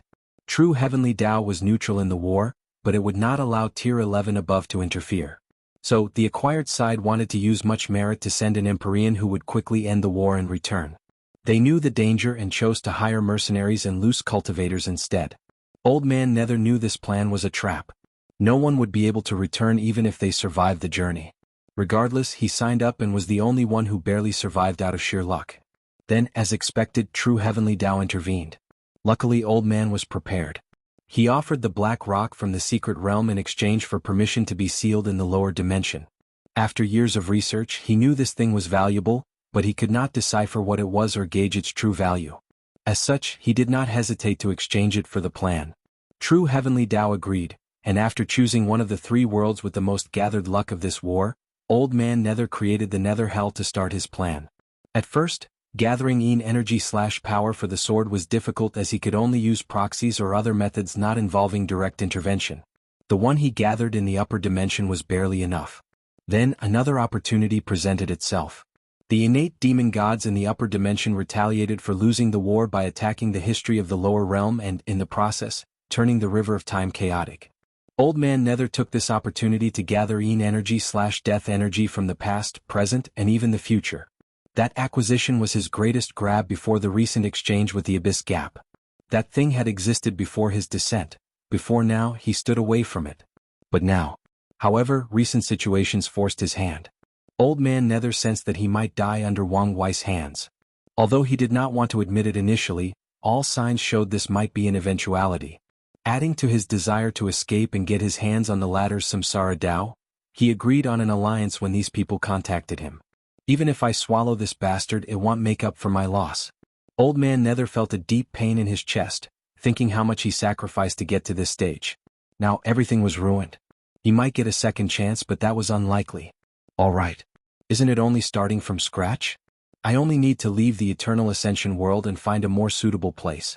I am immortal and have all the time in the world. As long as he can fulfill his plan, he will be a paragon at the very least. So, he can take as long as needed since he now has hope. Wang Wei, whose body was full of injuries that could not heal due to these people using obsession and resentment to replace Dao Will, calmly looked at the sword above him. That sword's power has reached over 80% Grand Dao Source. There is no way for me to block it successfully. If you find any errors, ads pop up, ads redirect, broken links, non-standard content, etc., please let us know reports so we can fix it as soon as possible. Chapter 1164 Desperate Move. My only move currently is to use the fact that Old Man Nether does not know I have a longevity technique to die and revive myself. Longevity techniques are rare in the upper dimension, not to mention here in the Endless Void. However, I cannot die by that sword as my technique will probably not work. The sword's power was in the upper echelons of the Empyrean realm, and given his life-death wheel innate talent was a Tier 1 longevity technique, meaning it only worked for the Emperor realm, there is a more than 90% chance that such a powerful attack would render it moot. I must kill myself and time it perfectly to make it look like the sword did it. After making a quick plan, Wang Wei began to act it out. Old Man Nether, are you serious? You dare use such power in the lower dimension? So what? As long as I get to kill you. You'll destroy everything and true heavenly Tao won't allow you to live. Is this your way of begging for your life? How pathetic, Old Man Nether sneered. Don't worry. I can still control my power. He caught the bait, Wang Wei thought. It was already hard for Old Man Nether to control this weapon, and now he has to be extra careful to ensure his attack did not wipe out everything in the lower dimension, which also meant his soul and spirit would be more depleted in the process, rendering him unable to use it a second time. Bastard, you're playing with fire, Wang Wei roared, appearing as if he had lost his composure. Get out of my sight, Old Man Nether declared with disgust in his voice. He concentrated on drawing even more spiritual power to slash his sword. A black beam rushed from the sword toward Wang Wei, who began applying all his defensive techniques to block this attack. He even burned his blood energy, blood source, bloodline, soul, and proving Dao artifact to increase his defense, trying everything possible to block this attack. Sadly, it was futile. The black beam ran through him like a horse cart passing over an ant. Meanwhile, blood dripped from all of Old Man Nether's orifices as his face paled. His legs trembled, and he had to will himself not to fall from the sky. A small smile crept on the corner of his face as his transformation ended on its own due to his weakness. I've gotten rid of this pest and now it's time to move on to the next step. He guessed the consequences of using this attack, so he had already prepared how to move on. Before ascending, he'll first kill all his family and sect. I don't care if my action might make an enemy out of the branch in the upper dimension, it's the only way to get rid of this anger, Old Man Nether thought with gritted teeth. Then, I'll take the thing in the swallowing zone before leaving the Eternal Ascension world for another place to continue my plan. Anyway, I am immortal and have all the time in the world. Old Man Nether knew he had reached the limit of his talent, and this might be the only way for him. As such, he's prepared to risk it all. Luckily, time was in his favor. Blush. Old Man Nether was shocked. He looked down to see a hand drenched in blood. His mind could not process what had happened. One moment he was preparing for a better future, and the next, a terrifying strength destroyed 99% of his soul and the vitality of his body. Longevity. Technique. Bingo, but you don't get any reward, Wang Wei said calmly while ensuring the sealing runes spread throughout the enemy's body. It seems that my luck has run out. Old Man Nether knew this was the end for him. Although he could revive with his Tao imprint, this bastard would never give him an opportunity for a comeback. It seems so. Old Man Nether chuckled. What's so funny? You are too greedy and that's your flaw, Old Man Nether said. Even in this situation you're thinking of sealing my body to use as resources? You shouldn't have done that. Wang Wei's face turned ugly as he sensed a terrifying power of corruption similar to the Abyss Gap and instinctively moved away. Another mistake, he laughed as his body, along with the Nether Monarch sword, exploded without fear of repercussions. Such an act was purely out of madness and vengeance. Damn it, Wang Wei roared in his mind. He had a limited time to make a choice. Firstly, take his family, sect, and a few people to run to the upper dimension. However, this explosion will completely annihilate the lower dimension, eliminating all the hard work and accomplishments he's made. The second option is to find a way to prevent the explosion from leaving the void battlefield, thus saving everyone while preserving his legacy. However, the issue was how. The sword was already strong beyond his means, and now, it was even more so after condensing all its power for an explosion, on top of Old Man Nether's power as well. Countless thoughts flashed in his mind. His thinking speed was so fast that time had essentially frozen. Wang Wei watched the explosion, whose speed could not be comprehended, move slower than a turtle. Then, his brain and soul started hurting, but he eventually reached a solution. All 365, future Buddha self, manifested behind him. Then, one by one, they dispersed until only 108 were left. The river of time manifested in the battlefield out of nowhere to spew out a phantom of Wang Wei. The phantom looked at the real body. I will lend you my power, but don't do such a thing again. The time wraiths already have their eyes on you. I understand, Wang Wei replied, suddenly feeling some resentment toward Grand Dao for making all these rules and restrictions despite knowing why they exist. For example, if people who cultivate time Dao could summon strength from their future, then things like the battle realm would become useless, and that's not what Grand Dao, who wants everyone to play by the rules, wants. If it did not restrict such an act, people could just comprehend time Dao as a minor Dao until they can use this technique and mess up the entire game. Good, the phantom nodded. Let's begin. Wait, why don't you bring more strength? I think your level of power will be cutting it close. This is the maximum amount I can bring without getting you into real trouble, the phantom replied. You'll suffer a little, but it's better than the other consequences. Is that so? Wang Wei sighed before proceeding with the fusion. His aura drastically improved, followed by his strength. As he sensed the power coursing through his veins, through his very existence, Wang Wei felt intoxicated just like he did the first time he used the Empyrean Ascension pill. The power difference between those two realms is truly scary, he muttered. The strength difference between a quasi-emperor and a great emperor could be described as 100 or hundreds of cultivation realms. Then what about an emperor and an Empyrean? Minimum 1,000, Wang Wei muttered. I now completely understand why Grand Dao created the battle realm system. It's to allow geniuses an opportunity to continue their streak or ability to fight above the realm. Without it, the entire universe would become a strict hierarchical system where lower cultivation realm have absolutely no chance at dealing with a higher realm, even if the difference was only 1% in understanding. Wang Wei shook his head. He already knew the system was fundamentally flawed, given the vast difference in tiers after 10. Without the Dao imprint's ability to stack Grand Dao boosts, it would be impossible for him or others to fight above their realm. After all, the Dao imprint's ability was granted or allowed by Grand Dao. My theory might have been correct. Entering the taboo battle realm is an achievement created by Grand Dao, which will give advantages or bonuses for entering half-step transcendence. Wang Wei's eyes brightened after figuring it out before he suddenly realized his extreme speed thinking was coming to an end, and he still needed to deal with the trouble that bastard Old Man Nether left him. He immediately acted to condense or contain the power of this explosion. He pushed his samsara Dao to the limit as he tried to prevent the death-slashing power from the sword and Old Man Nether from spreading.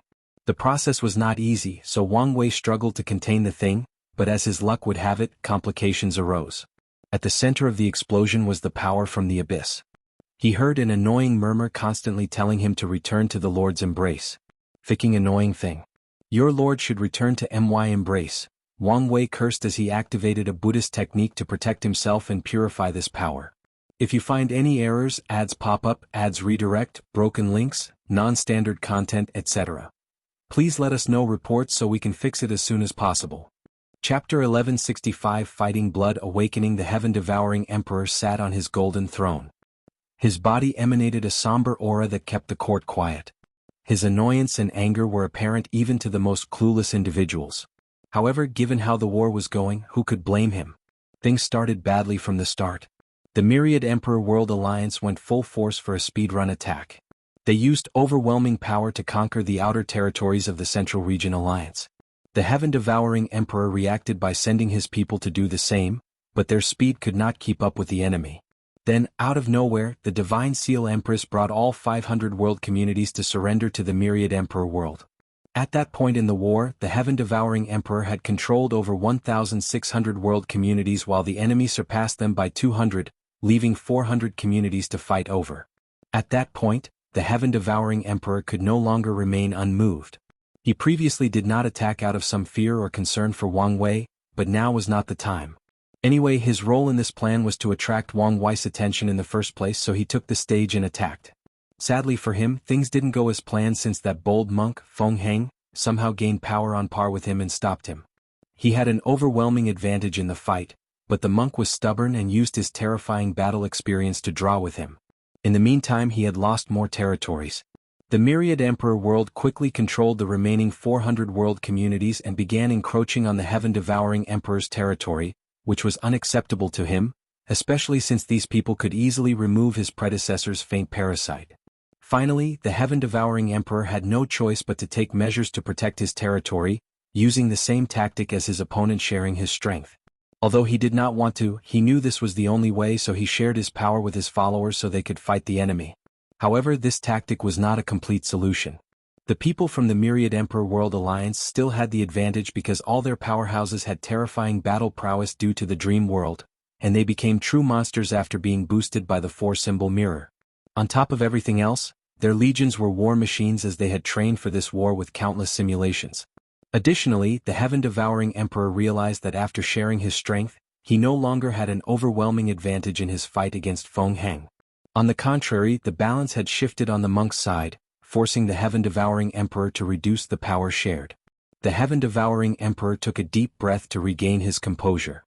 Our territories have been reduced to a little over 1,200, and with each passing second we are missing more. Any suggestions? No one answered. Could it be that enslaving these people's souls made them stupider? That shouldn't be the case, the heaven-devouring emperor thought before checking. No, there was nothing wrong with these people's intelligence, as the technique only forcibly altered their perspective, making them extremely devoted to him. So, they are just stupid and useless, he thought, feeling a great deal of anger rushing into his head. He was about to yell when someone stepped over. Almighty God, I may have a solution. Speak. The heaven-devouring emperor remembered the blue-clothes elderly man was one of his wisest council members. Hopefully it was a true solution. What we need are people like the Seal and Sword General. The heaven-devouring emperor smiled lightly after hearing those two, as they were the only good move he had made since the start of this war. The situation would have been worse without those two leading everyone else while he fought with the stinky monk. And how do we do that? The Samsara court, said the old minister. Our information has told us that the Earth Emperor is a powerful cultivator, and he's the sworn brother of the first heavenly emperor. As long as we can turn him into one of our own, we will not only have a new and mighty divine general but a trump card to use against him. Wang Wei's sworn brother? The heaven-devouring emperor muttered with squinted eyes. His eyes turned red momentarily, ruining the divine and holy temperament he had previously displayed. We can even take this opportunity to revive many people and replenish our troops, added the old minister. Almighty God, I disagree with this plan. It may not be wise to mess with Samsara, rebutted a young minister in black clothes and stern facial expressions. What nonsense are you talking about? With the Almighty God's strength, no one and nothing can stop. He is above the rules. Okay, quiet. The heaven-devouring emperor was deep in thought. This plan was excellent, but he still had some reserves. Firstly, Wang Wei still hasn't shown up. Although he guessed where he went, the uncertainty was getting to him. Furthermore, as Wang Wei's brother, Li Jun will be easy to deal with. The best option would be for me to deal with him personally, but that monk has locked on my every move. The heaven-devouring emperor felt a blood vessel burst every time he thought of that monk, especially when he realized the only way to win was to use the Abyss Gap's power. However, he did not want to do that. His actions could be considered treason to his home, but there is still hope to return and again be acknowledged by heaven and earth. He only needs to play his card correctly. However, if he used that way to win and fully give in to that power, he would be a lost cause that is forever in servitude of whatever entity these crazy people follow. Calm down, he reminded himself. I need to decide whether to proceed with this plan. Another reservation the heaven-devouring emperor had was due to the secrecy about the Earth Emperor's position. People know about heavenly emperors, and information about this position is currently very common. The same cannot be said about the Earth Emperor. Despite many people's best efforts, including the heaven-devouring emperor, no one has succeeded besides Li Jun Bang. The entire lower dimension trembled, alarming all sentient beings. Then all cultivators and people with high spiritual strength suddenly felt a sense of dread, doom and terror. It was like death was approaching them, but they did not know where or when it would arrive. The heaven-devouring emperor stood from his throne, his gaze piercing through the distance. That's... He suddenly smiled. So you went there. He swiftly checked the Abyss Gap, where he noticed Wang Ju, who was hiding from his sight while secretly ensuring the seal. However, this explosion rattled her out and forced her out. Found you, the heaven-devouring emperor thought, his smile widening. He had finally put together Wang Wei's plans or response to their alliance, which greatly reassured and boosted his confidence. Immediately send the Divine Generals and the Divine Elephant Beast Emperor to capture Li Jun. As long as he can get his hands on Li Jun, even if he cannot turn him into a believer, he will be an excellent chess piece to deal with Wang Wei or the people in the Myriad Emperor World Alliance in general. All praise the Almighty God, said the old minister who suggested this plan, and soon afterward, everyone followed as they enchanted the same fate. Political power, fame, and worship are not as bad as I thought. The heaven-devouring emperor once disdained these things, believing only personal power was important. Go prepare. I'm going into battle. He knew he needed to distract the enemy to prevent them from sensing the situation in the Samsara court and trying to intervene. Samsara court, Li Jun sat on a black throne, his eyes closed, but his fingers kept tapping on the armrest.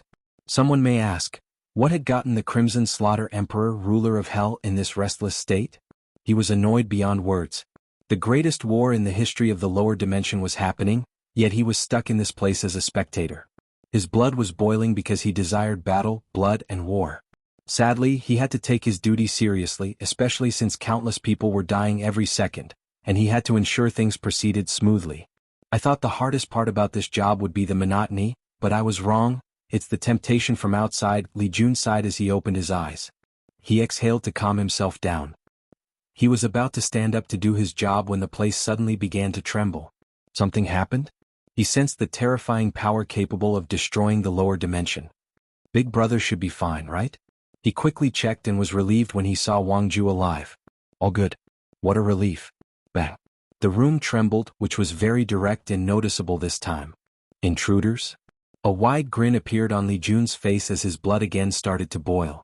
Today must be my birthday. He disappeared from the throne room. If you find any errors, ads pop up, ads redirect, broken links, non-standard content, etc. Please let us know reports so we can fix it as soon as possible. Chapter 1166 Earth Emperor's Might. Our strength has drastically decreased, commented the Divine Elephant Beast Emperor. It should be a mechanism of this samsara court. It decreases our connection to the Almighty God, stated the sealed Divine General while looking around. The place was how anyone would imagine the afterlife, dark, cold, and eerie. Anything we can do? The Sword Divine General did not answer the question, but Seal did. I doubt it. However, isn't this why the Almighty God sent all three of us? He expected this possibility and wanted us to work together to capture the target. I'm glad he thought so highly of me. Li Jun appeared before the three, and with his appearance came the changes to the environment. They were now in a dark and infinite space full of mist. The battlefield was set. Earth Emperor Li Jun, Divine Seal Empress. It's the Seal Divine General now. As a servant of the Almighty God, I have abandoned my past identity. Li Jun looked at her with pity. The heaven-devouring emperor sneaked and attacked her by destroying her formation, which was linked to countless world communities, resulting in a backlash that severely injured her soul. Then he captured and used her weakened state to easily enslave her. Don't worry. You'll be set free once I'm done with you, Li Jun declared. Quite the blasphemous words, sneered the divine elephant beast emperor. However, Li Jun did not even look at him but gazed at the young man with a golden sword, the sword divine general whose real identity is Dugu Jing. Dugu Jing became famous throughout the endless void after his battle with Ji Lanfang. He challenged the latter to a sword duel with the caveat that they fought using the same strength/cultivation level. Dugu Jing lost the battle but only by a small margin. He displayed such exceptional sword skills that Ji Lanfang acknowledged him as a swordsman, not a sword user. That battle created a discussion or debate about people with great sword skills who did not devote themselves to the sword or had other primary modes of attack the sword users. Swordsmen have always disdained these people, while sword users considered the others as elitists who placed the sword on a pedestal. Sadly, despite their thoughts, sword users always wanted recognition for their skills and never received it, until after Dugu Jing's fight. Ji Lanfang was currently the most powerful swordsman in the lower dimension, and his pure sword skills ranked second overall. As such, his recognition had a great impact on the swordsmanship community. Sadly for Dugu Jing, after his defeat, he traveled to the territory of the Golden God while the latter was on his rise. His bad luck ensured he encountered the latter and was enslaved even before the heaven-devouring emperor took over. "Any chance you can come with us peacefully?" asked the Seal Divine General. "What do you think?" "That's a shame," she replied, summoning her Proving Tao artifact, the Overlord Seal, while activating her awakening. A crown appeared on her head, followed by red dragon's design composed of runes materializing on her black hanfu. Dugu Jing's hair turned white, followed by his eyes becoming tigers and acquiring whiskers. And if anyone could see his back through his clothes, they would see the tiger stripes. The divine elephant beast emperor, a muscular man with the obvious physique of a body refiner, had his clothes ripped apart, and a lifelike tattoo of an elephant appeared on his upper torso. Li Jun followed them by also activating his awakening, which had recently changed. Previously it was only red armor. But now, the armor was more black than red, and he was accompanied by a vision of him sitting on a throne of bones with black flowers everywhere at his feet. "I want to thank you guys," Li Jun said calmly as he summoned a red spear while activating all his boosts, including the slaughter spirit he recently created by studying the battle spirit world. He released all his aura, displaying his early 8-fold strength. "Thank you for giving me this opportunity to finally stretch my leg. The enemy is more powerful than expected. We need a plan if we want a chance at succeeding in this mission," said the divine elephant beast emperor through divine sense. "We're aware," replied the Seal General. She was currently the strongest. Before being captured, her strength was only peak 5-fold, but she could battle higher folds because of her formation. Now, after the blessing from the Almighty God failed, her strength was only late stage of 7-fold, not even the peak. The Sword General, who was only 4-fold when captured, was even weaker now, barely early 7-fold, and the divine elephant beast emperor had the strength of 6-fold after the weakening of the Samsara court. "Sword, you're on the offensive since you have the greatest attack potency amongst us. It'll boost your strength with a few seals. Elephant, you're in charge of providing defense to both of us." "Alright, I'm ready." Dugu Jing nodded. Seal of Strength, Seal of Speed, Seal of Protection, Divine Elephant Rune, Seal of Gold, and White Tiger Rune. The Seal General forcefully stole power from heaven and earth, then sealed them for her to use. In this case, to bless her companion. Dugu Jing's aura exploded after receiving the Seal of Gold and the White Tiger Rune. His body released sword chi so sharp that the death power in this place was dispersed or cut off. "Now this is getting interesting," Li Jun chuckled. "Let's start with a small introduction." Li Jun used his signature spear throw. The weapon flew from his hand, turning blue due to its sheer speed. However, the most threatening aspect of it was not the sheer force behind it but the fact it brought death, destruction, and violence with it. The divine elephant beast emperor rushed before the team and put his hands forward to release a phantom of a towering beast-a divine elephant. The creature was golden with red marks on its back, tusks that could come alive, and a powerful trunk that swung at the spear, stopping its unparalleled momentum. The clash between those two released a potent shockwave that could have had a devastating effect in the afterlife had Li Jun not chosen an isolated area for this battle. Haha, is this the best you can do? The divine elephant beast emperor laughed boisterously as he used much of his strength to stop this attack. Sadly, his laughter did not last long when he suddenly spewed a large mouthful of blood. He glanced down to see a hole in his chest, but there were no weapons or anyone around him. How can this be? He was not afraid since it only meant returning to the Almighty God's embrace. However, he feared disappointing his Lord and Savior by dying on this mission before accomplishing anything significant. So, the divine elephant beast emperor looked at Li Jun with hatred and unwillingness. This is not over. But it is, Li Jun replied with an odd smile. Do you feel at peace because your soul will return to your God? Sadly for you, you're in my domain, so your soul belongs to me. You wouldn't dare. Li Jun said nothing, but the divine elephant beast emperor's body disappeared. His body should make an excellent tonic to increase my fleshly body cultivation. He moved his body to evade a golden slash. The seal and sword generals were on high alert. Runes appeared over Seal's face as she tried to detect what killed Elephant. Meanwhile, Sword pushed his extreme senses to the limit while surrounding himself with an invisible torrent of sharp chi that would cut anything that approached him, even if it was invisible. Sadly, all their attempts were useless, so Seal tried a more direct and overbearing approach. Seal of the Unseen. A magic circle appeared to cover the area, sealing anything that could not be detected by the naked eye, intuition, sixth sense, or special detection abilities. She sealed my Limbo clone? Not a bad reaction, Li Jun analyzed. His Limbo clone existed in a realm between life and death, thus rejected by both of them. As such, most things cannot see it. Since taking over the Samsara court, Li Jun's slaughter Dao has changed. He previously included only a small portion of death Dao in it, but now, that portion has drastically increased since he is now the actual ruler of death. Requiem of Death, Li Jun took a few steps forward, each step releasing this somber yet captivating song. The song was beautiful, magnificent even, but only to his ears. To everyone else, it is what the technique is called, a song of death. The seal and sword generals' hearts were getting out of control, beating so hard that they were about to burst. They tried to control their bodies, but their souls quickly responded to the rhythm and also went haywire. Sword immediately went on the offensive to buy his partner time to deal with this situation. If you find any errors, ads pop up, ads redirect, broken links, non-standard content, etc. Please let us know reports so we can fix it as soon as possible. Chapter 1167 Muscle stretching hundreds of golden swords sharp enough to cut through dimensions hung above this deathly sky before rushing toward Li Jun. However, the fog around him turned into thousands of weapons to clash and stop these swords' onslaught. His tactic was successful despite the swords cutting off millions of swords in the process. The Seal Divine General took this opportunity to seal the anomalies in her heart and soul before doing so for her partner. Then she prepared to go on the offensive, but before she could react, her body suddenly turned hot to the extreme until she suddenly combusted.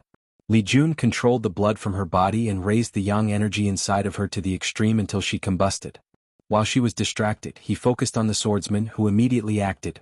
Killing Intent Sword Slash. The Sword Divine General's body released a terrifying killing intent or bloodlust that changed the color of the surroundings.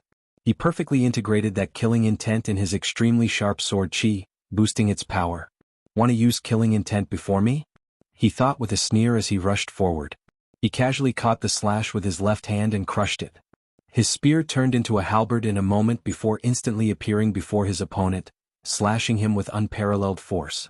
The sword general's body turned golden as if he were a Buddha that reached enlightenment, except his aura was not peaceful or noble. It contained his usual sharp aura. He was lucky he chose this method and his defense was potent. Li Jun took a page from his book as he turned the axe-like part of the halberd into an incomparably sharp object.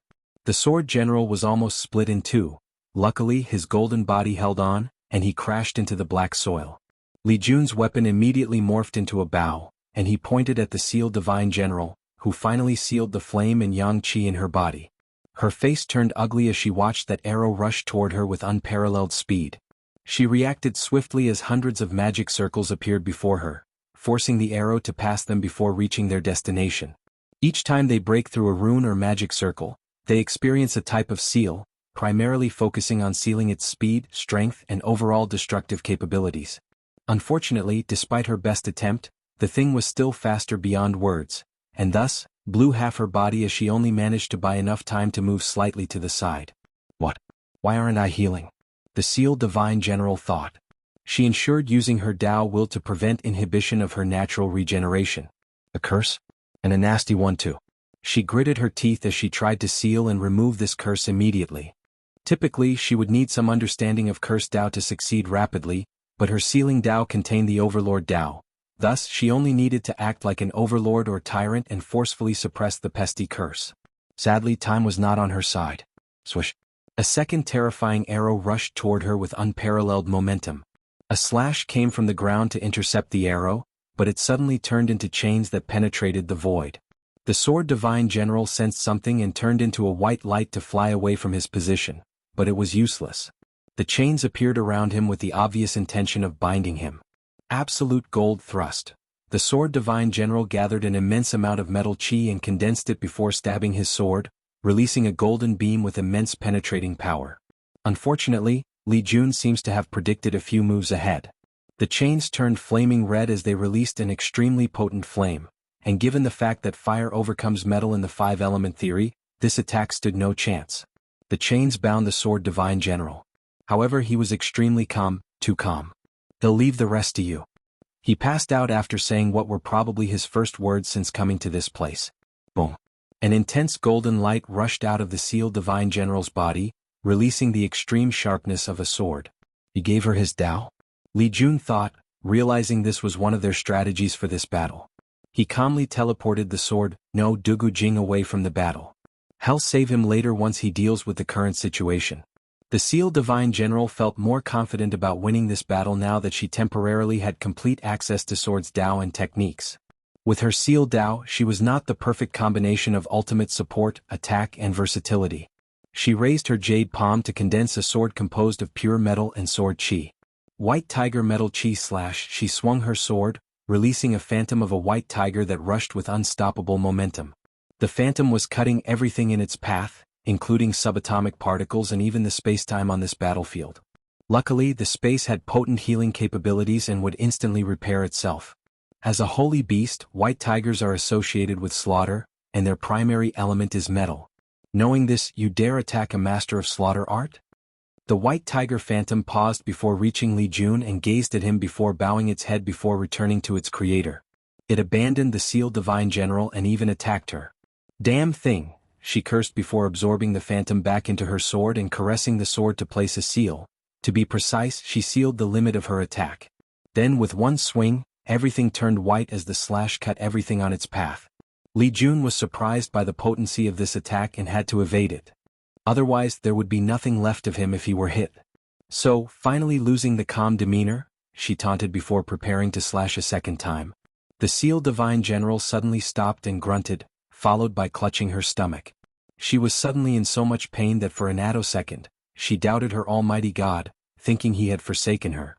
"What is this?" she thought, trying intensely not to pass out. "Am I hungry?" She swiftly realized the sensation she was feeling, an anger so intense that it rendered her useless. Could this man be able to control anything related to killing or death? For example, hunger and famine?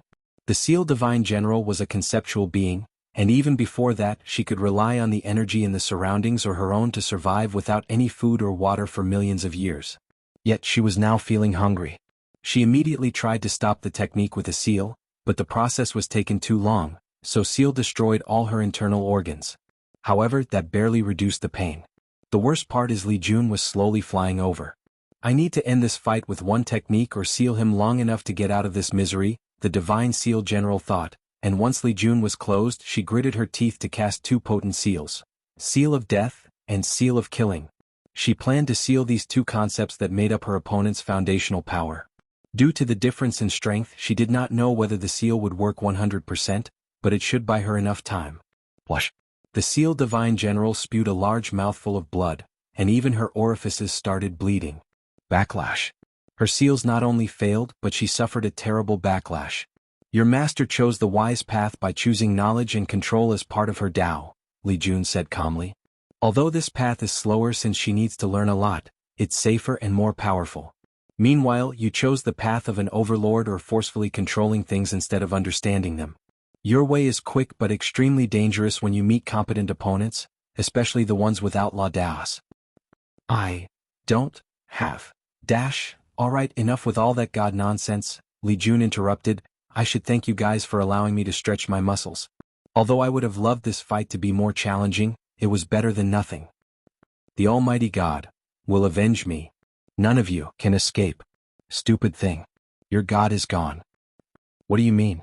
She asked while resisting the hunger pain. Someone took over his body. Nonsense, she rebutted with gritted teeth. If this was some ploy to weaken my faith, don't waste your saliva. I'm indeed wasting my saliva. Li Jun placed his hand on her temple, and she began screaming, displaying she was in even more pain than before. A few seconds later, Li Jun held a golden insect in his palm and crushed it. Lady Hong, are you back? Hong Meilin's eyes became clear after a few seconds before releasing a terrifying killing intent. That bastard golden god, how dare he enslave me? Her body suddenly shook, thinking how much of a terrible fate she could have suffered had this not been a war and that bastard was busy. I'm glad you're. The void suddenly trembled, alerting the two. If you find any errors, ads pop up, ads redirect, broken links, non-standard content, etc. Please let us know reports so we can fix it as soon as possible. Chapter 1168 Reducing Consequences, Hong Meiling. Wang Wei. Big brother? I don't have much time, Wang Wei's voice echoed, followed by a portal opening before a talisman made from his blood rushed before her. Wang Ju won't be able to hold on until I come back.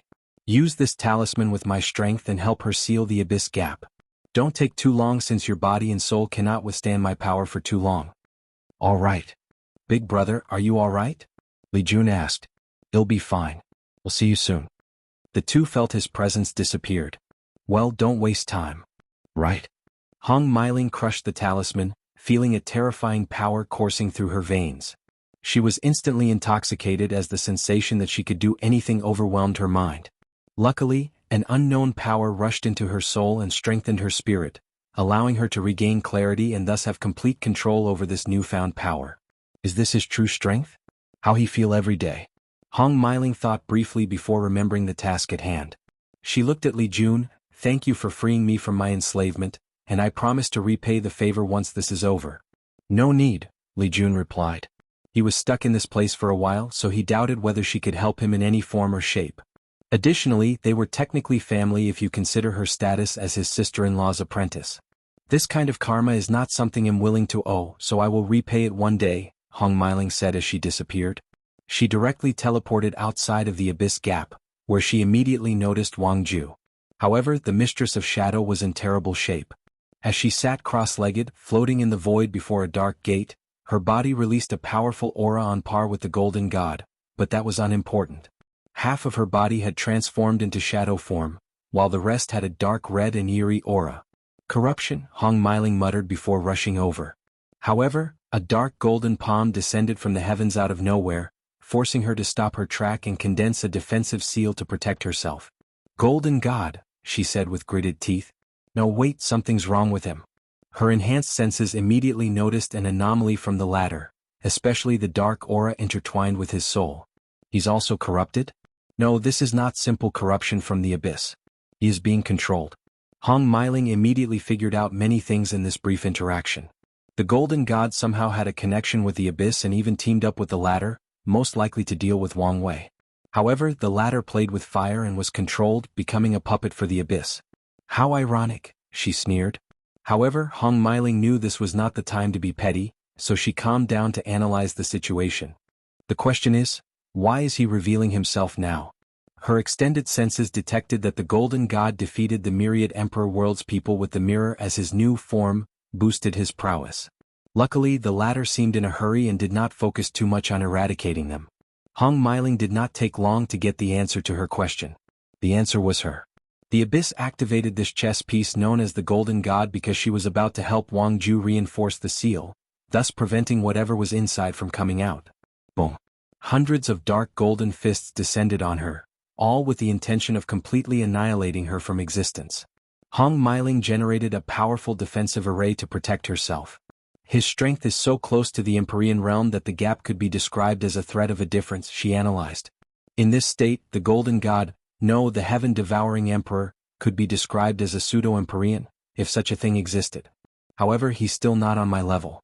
Seal of Strength, an enormous character for the word, strength, materialized in the heavens, and with one thought, it descended on the golden god. The space around the character folded as it descended, a sign of the sheer force or power it contained. The heaven-devouring emperor created golden walls before him to protect himself, but it was to no avail. The seal crushed everything in its path, including the golden god's body and soul, well, almost everything. A golden light flew from the center of the explosion into the distance. What's this? An armor? Hong Meiling thought as she swiftly installed a potent seal to catch the armor, but the thing passed through her seal before disappearing in the distance. What an odd thing, she concluded. More importantly, it's not the only odd thing in this experience. She realized the golden god was defeated too swiftly. Her strength indeed trumped him, but the difference was not large enough for an instant kill. By all accounts, this should have been a fiercer battle. The only reassurance she had was the fact that she detected that all the people previously controlled by the golden god were now free, meaning the parasites died with their host or master. Now is not the time for this. She rushed to Wang Zhe's aid. Hong Meiling immediately frowned as soon as she checked the situation. The core seals were already destroyed, meaning she could only buy enough time, even with her current strength. Hong Meiling pointed at Wang Zhu to seal her corruption, but she failed. So, she added billions of them instantly, focusing on preventing its spread instead of completely containing it. Thank you, Wang Zhu said with a hoarse voice before swallowing a bunch of pills to alleviate her situation. This is not the time for this. It'll help you contain its power. No. What? Help me, with something else. What are you talking about? Wang Zhe's face regained some color, so she explained, I don't know when my master is returning, and I need to deal with this situation in case he doesn't make it in time. And how exactly do you plan on doing that? By involving someone with the power to deal with this situation. Are you talking about true heavenly Tao? Hong Meiling asked. I'm afraid you'll be disappointed. As you can see by the fact it hasn't intervened, the current situation still falls under the normal operation of the world. I'm talking about Samsara. What can it do? If we can teleport the entire abyss gap to the afterlife, the Yama Kings will have no choice but to intervene and eradicate this threat. Yama Kings? It was the first time Hong Meiling had heard this title, but somehow she could sense the nobleness and power associated with it. It was a strange experience, one she connected to her current power. I don't know about this, Hong Meiling said. Wang Wei tasked me to provide you with backup and hold on as long as possible. Everyone is waiting for my master to come save the day, but what if he cannot? Wang Zhu asked. You should have more faith in him. I do, more than anyone in this world, Wang Zhu replied, her tone very confident. However, I also understand that he will not escape such a situation unscathed. My purpose is only to reduce whatever price or sacrifice hell eventually have to make. Hong Meiling was briefly quiet. Even if your intentions are noble, how are we supposed to pull something like this? Whatever creature is inside has already wasted a lot of strength removing all these seals. The abyss gap has existed for a long time, and since it was sealed, millions, maybe even more, of great emperors have added their power to the seal. Meaning that currently, it's at its weakest state. With your power, mine, and the 4-symbol mirror, it should be no problem to send the entire thing through reincarnation. Wang Zhu raised her hand, and the mirror teleported into her hands. Are you sure this plan is feasible? Hong Meiling asked with a frown. Are those Yama Kings reliable? They are. What about the consequences for messing up with Samsara? I will take all the blame, Wang Zhu declared calmly. Good, Hong Meiling said with gritted teeth. Time was running out, so it was not time to be indecisive. She activated her most powerful sealing techniques while working in tandem with Wang Zhu and the mirror. All their strength had the same source, making their synchronization almost perfect. Boom. A banging echoed on the black gate, indicating that something or someone wanted to rush out. Hurry, yelled Wang Zhu, feeling the creature's desperation. The mirror shone brilliantly on the gate, followed by myriad runes or magic circles serving as seals. Meanwhile, Wang Zhu accessed Wang Wei's space, time, and life-death Tao. Cracks appeared on her body as she had overused his power while already in a terrible state. Bang. A claw pushed open the gate and Wang Zhu and Hong Meiling grimaced. They immediately used a secret technique to burn their blood and soul to boost their strength, trying one last desperate move to ensure success. If you find any errors, ads pop up, ads redirect, broken links, non-standard content, etc. Please let us know reports so we can fix it as soon as possible. Chapter 1169 Blackmail, Threat, and Respect. Wang Ju and Hong Miling focused all their powers, but that claw that resembled a crab was persistent, trying everything in its power to prevent being sealed. Roar! A terrifying scream rushed from the other side of the portal, and the two immediately started hearing murmurs. An irritating voice kept repeating the sentence, "Nothing is real, everything is false, and the only truth is the dreamer in the deep." This simple sentence seemed to contain an undeniable truth, so as soon as they heard it, these two powerful cultivators immediately started to question everything they knew to be real. Was their world real? Was the sky truly blue? Do stars really exist? What about the people close to them? Were the relationships they cherished real? More importantly, was their strength real or another great illusion of life? "Wake up!" roared a voice deep in Wang Ju's mind, and she instantly recognized it since she spent all her life dedicated to that voice. She experienced the change from a child to an adult and to the powerhouse that stood at the top of the world. Wang Ju used Wang Wei's pain innate talent on herself, using the pain to distract herself from the murmur. She then helped Hong Miling with the same method. "Is the pain bearable?" "I'm fine," she replied with a groan. The pain was indeed terrible, but it was an excellent way to ignore the terrifying murmurs. "Then let's continue." The claw had used this opportunity to push further from its prison. Wang Ju further pushed her body to the limit, resulting in all her black hair turning white. As an immortal, she does not lack a lifespan, but this change indicates that the essence of her body and soul are running out, and she will not survive for long. Sadly, her action did not have the effect she wanted. The two made little to no progress with the plan to teleport this gate to Samsara and only managed to delay the creature's freedom. "Damn it, what is this thing?" Wang Ju cursed. However, determination flashed in her eyes as she realized she made the correct choice. That creature had weakened to an extent, but its power was still fierce. Her master will definitely pay a steep price to deal with it, so she must prevent that from happening. But what should I do? Seal of Darkness. Yu Yen suddenly appeared with an orb in her palm that seemed to embody darkness. The orb became a seal before adding to the gate, pushing the creature's claw back a few inches. Her eyes turned red briefly before reverting to their original state. Yu Yen expected this change and protected herself with a brilliant technique called Seed of Darkness. She created a seed inside her body capable of absorbing all negative emotions, buffs, or status. In other words, the creature's spiritual attack only made the seed bloom faster, which she can use as a potent attack. Yu Yen frowned. Her seed was growing at an alarming rate, unlike anything she had ever seen. Furthermore, her attack did not do as much as she hoped for. Wang Ju glanced at her and immediately noticed her 10-fold or 999% strength. I was right, she thought. People might think the sect madam's current strength might result from a talisman left by her son beforehand to protect her, but her eyes saw the truth. She saw Yu Yan's current robe was the golden god's armor transformed to hide from others. Focus, she reminded herself. They were still in a precarious situation. Forget about teleporting it, we will be lucky if we manage to buy enough time. Countless thoughts flashed in her mind, trying to find a solution. What would my lord do in this situation? Wang Ju asked herself. Boom. A booming sound echoed in the void, followed by a brilliant golden light that came out of nowhere and plunged into the gate, reinforcing the seal. The creature roared, however it was hard to tell whether it was out of pain, anger, annoyance, or all three. Fengheng? Wang Ju was confused. The person looked like the monk she knew, but his aura was completely different. He was holy and noble, and more importantly, his strength was similar to Hong Miling, or specifically, her master. How is that possible? She squinted her eyes as she used her power of divination to find the truth. Such a change might seem advantageous to the current situation, but without knowing how, things might become even more unpredictable, thus aggravating the current problem. Is this power coming from the Western Pure Bliss land? Wang Ju knew the original was a forbidden land, but now it had turned into a powerful foundation for the Western Bliss sect. Are those people finally making a move? Wang Ju thought excitedly, waiting for Fengheng to continue. The monk waved his hand to summon two beautiful trees that embodied wisdom and enlightenment, the Bodhi trees. The original Bliss land had a tree, and Wang Wei lent Fengheng one to nurture, and it has almost reached maturity. With the Bodhi trees as support, Fengheng drastically increased the seal's strength. The creature was rapidly pushed back into the gate, roaring even louder. However, it was pointless as, in some way, the power of Buddhism was its antithesis. It is time to return to the embrace of the Great Old One.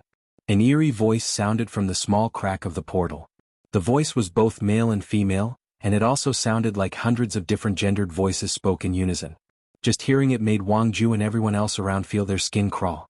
They did not know the creature's language, but they understood what he said clearly.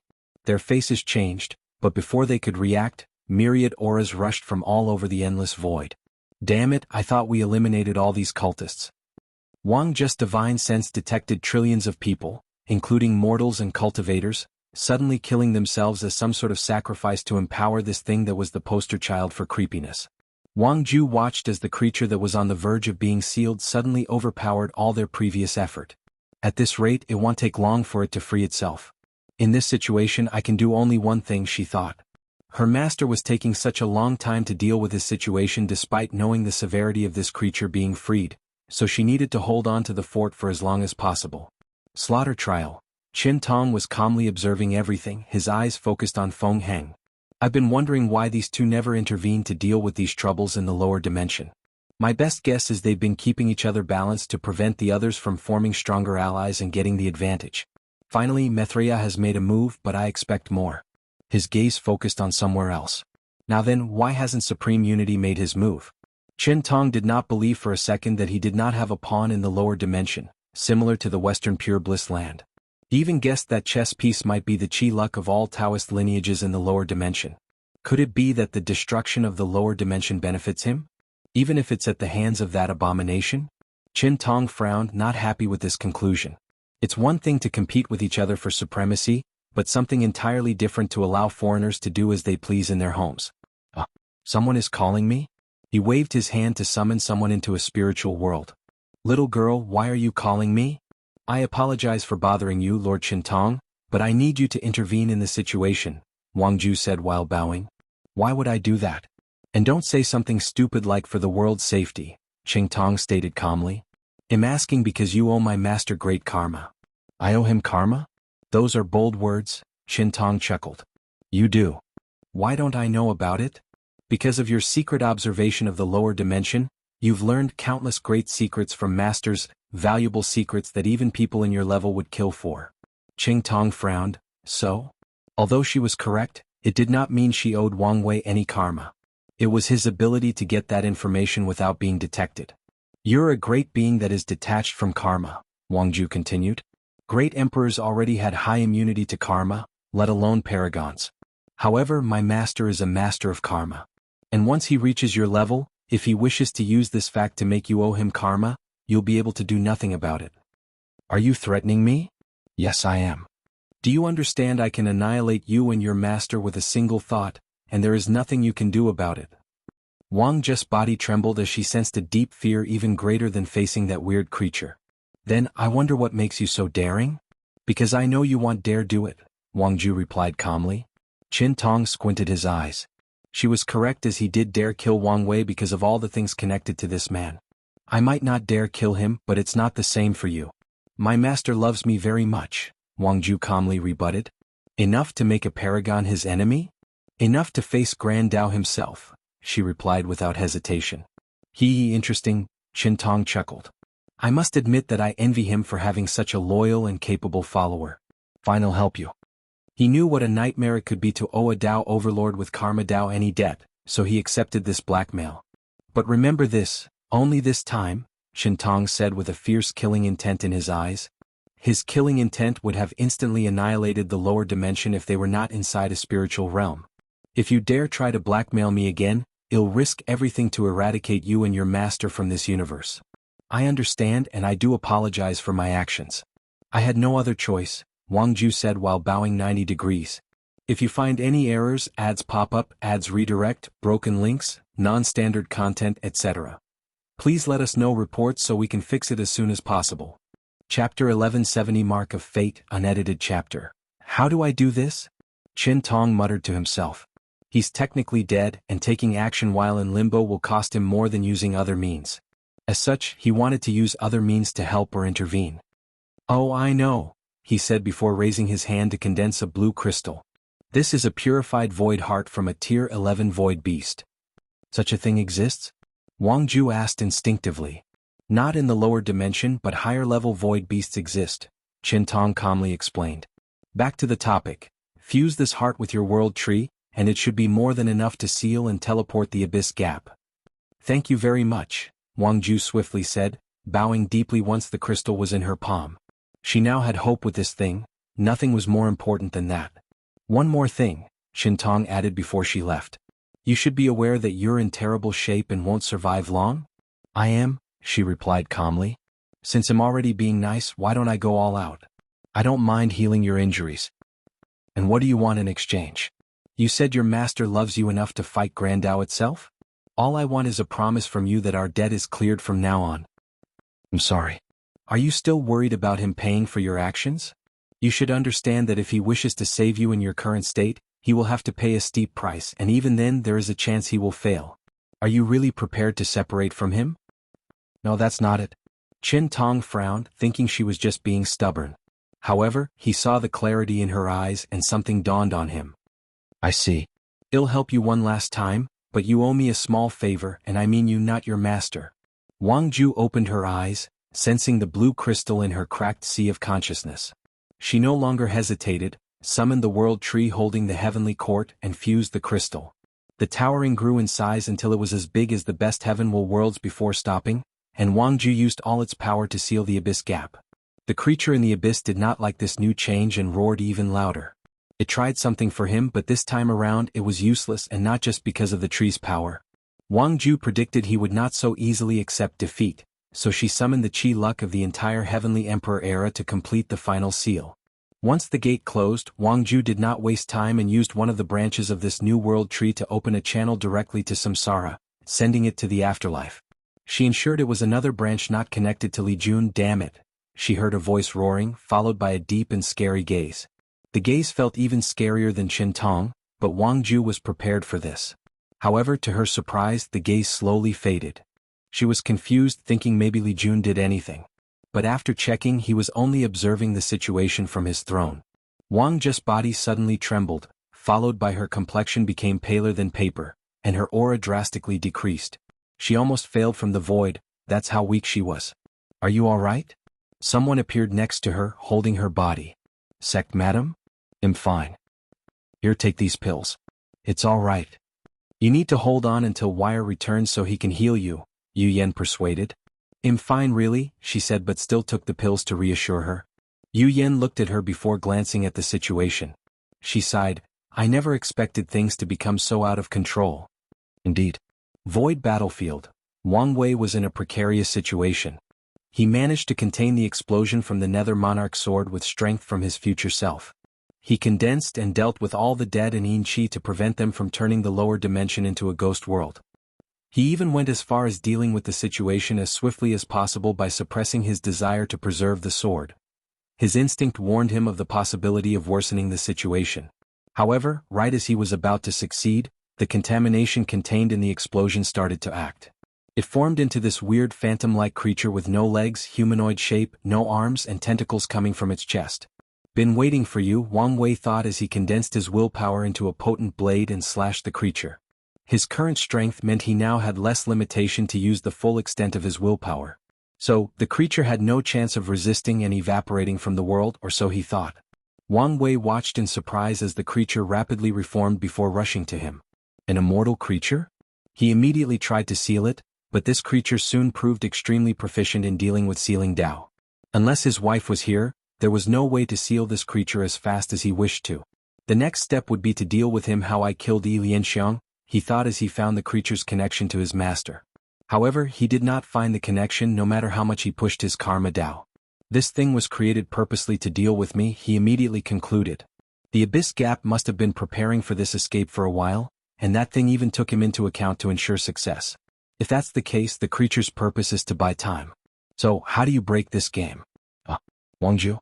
Wang Wei sensed something and was forced to redirect his focus. He opened his mouth to spit a drop of bright red blood that condensed into a talisman. He attached a piece of spiritual particle to hit before sending it away. However, his slight distraction almost made him lose control of all the explosion energy he was still containing.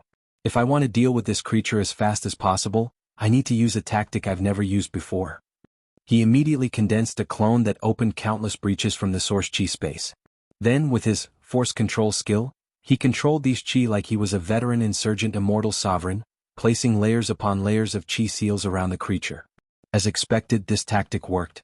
The Abyss Gap's owner might have developed its ability to deal with seals after spending so much time in the Abyss and passing that knowledge to this creature, but it was obvious that he was not as competent when it came to dealing with energy seals. Additionally, Wang Wei's main body did not stop destroying this creature with his willpower to prevent it from analyzing the seal. Done, Wang Wei said as the last chi seals completely rendered the creature useless. However, his danger senses suddenly went overdrive, so he instinctively gathered all his powers into the explosion before sending the thing into the source chi space. However, the danger did not stop since it originated from the sealed creature. A symbol ignored all his seals and rushed toward him. Another fucking mark? Do you want me to become the vessel for your master? Wang Wei thought with an ugly expression. Why the fuck do these outer worlders like marking people so much? He clapped his hand, and the river of time manifested behind him briefly before turning into a mote of light that entered his hands. Wang Wei raised his right hand, which now contained a symbol of its own. The symbol rushed toward the upcoming attack, overwhelming it in an instant. After all, this mark of fate was condensed from the power of the river of fate itself. I just had an idea. Wouldn't fate be interested in turning an outer god's servant or creature into its puppet? He muttered with a sneer. Since you people like to mark people so much, let's see how much you like it being done to you. He controlled the mark to enter the sealed creature's body and heard it roar in defiance. However, it was pointless as this was a great opportunity. The river of fate does not like uncontrollable things, and these foreign creatures were one of those things outside its parameters. But now, with this mark, it had a chance to analyze these invaders better and maybe take a closer step at dealing with their masters.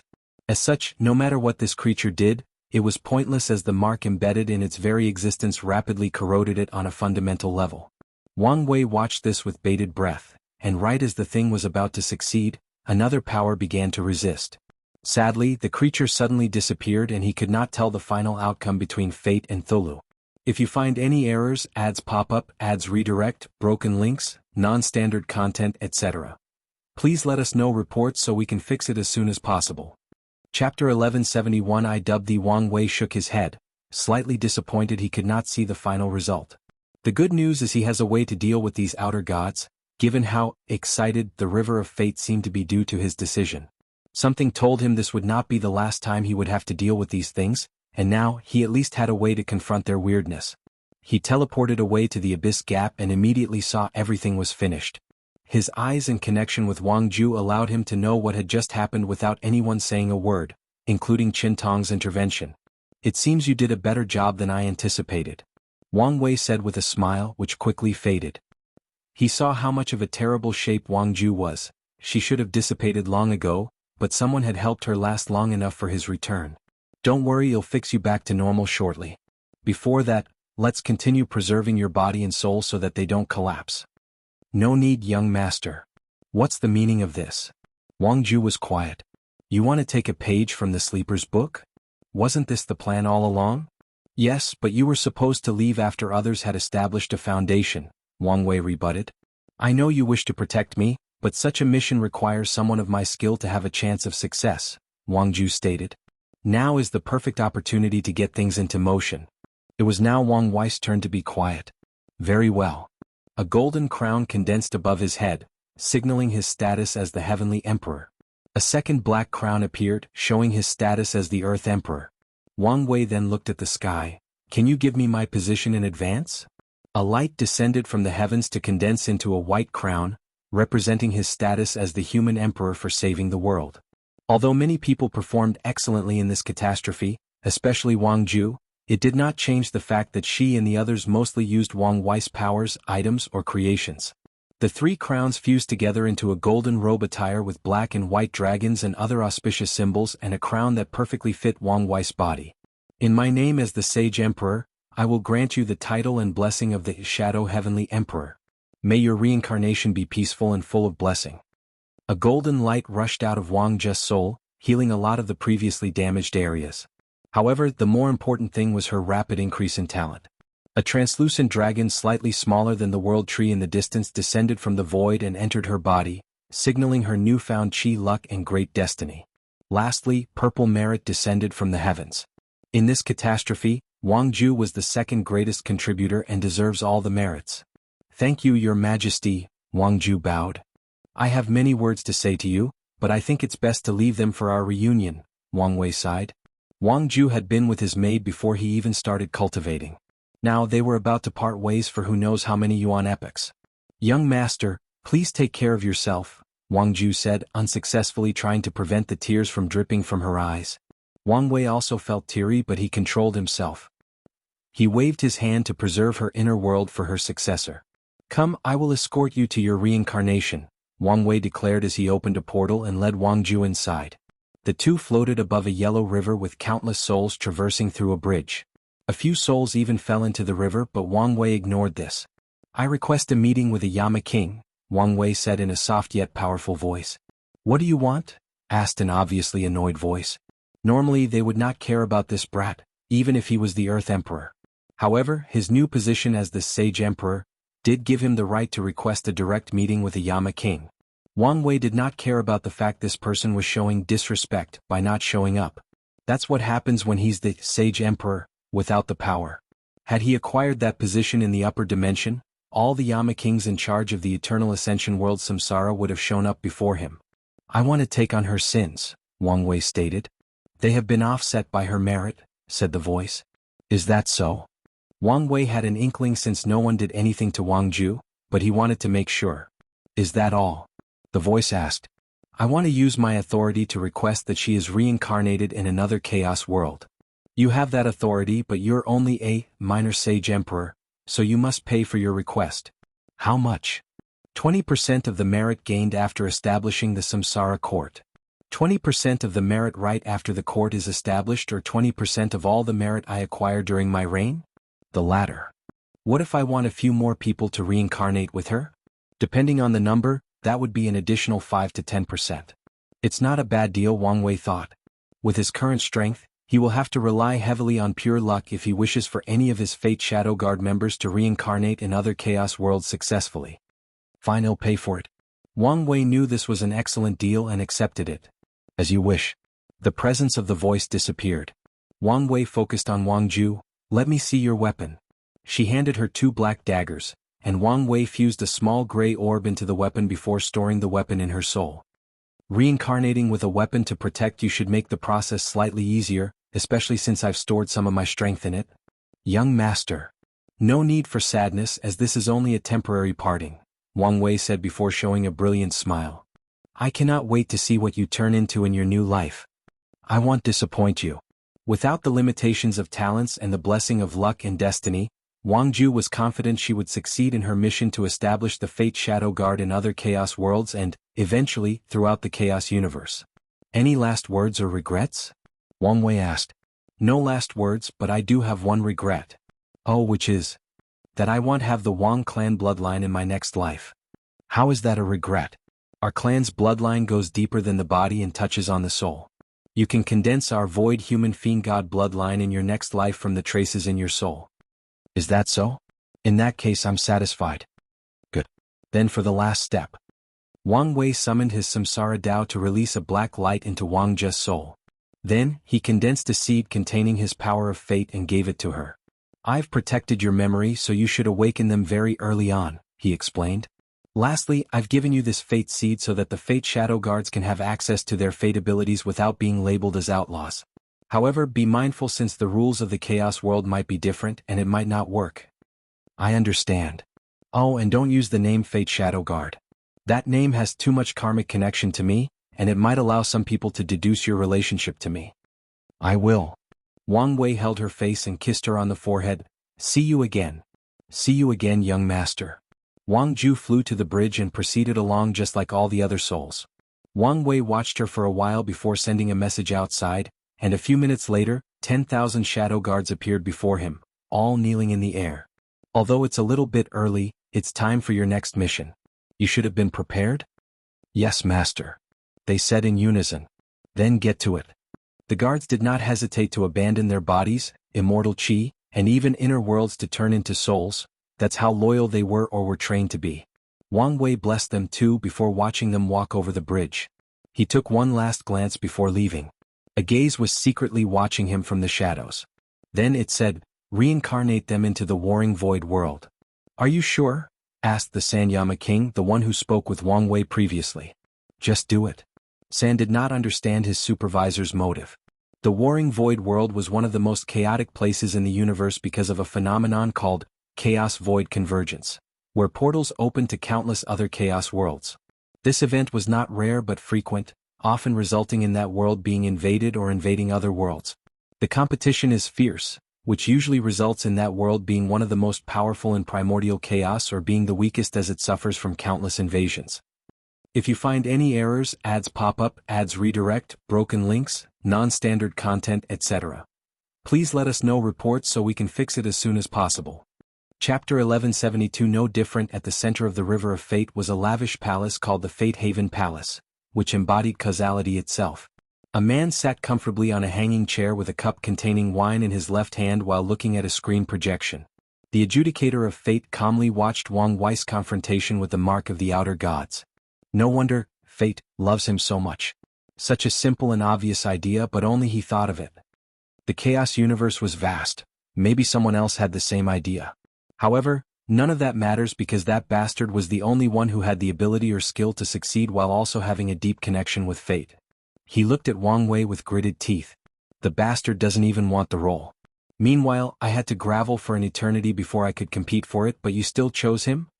Fate stood up from his seat, and with a wave of his hand, he reached the lower end of the river of time, which is the past, and destroyed Wang Wei, the eternal ascension, and that entire timeline.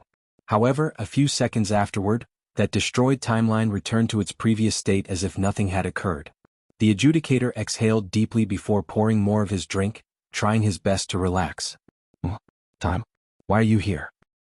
I thought a new variable had appeared, but it was just you messing around, replied the Time Cardinal, his whiskers dancing with the wind while looking as elegant as always.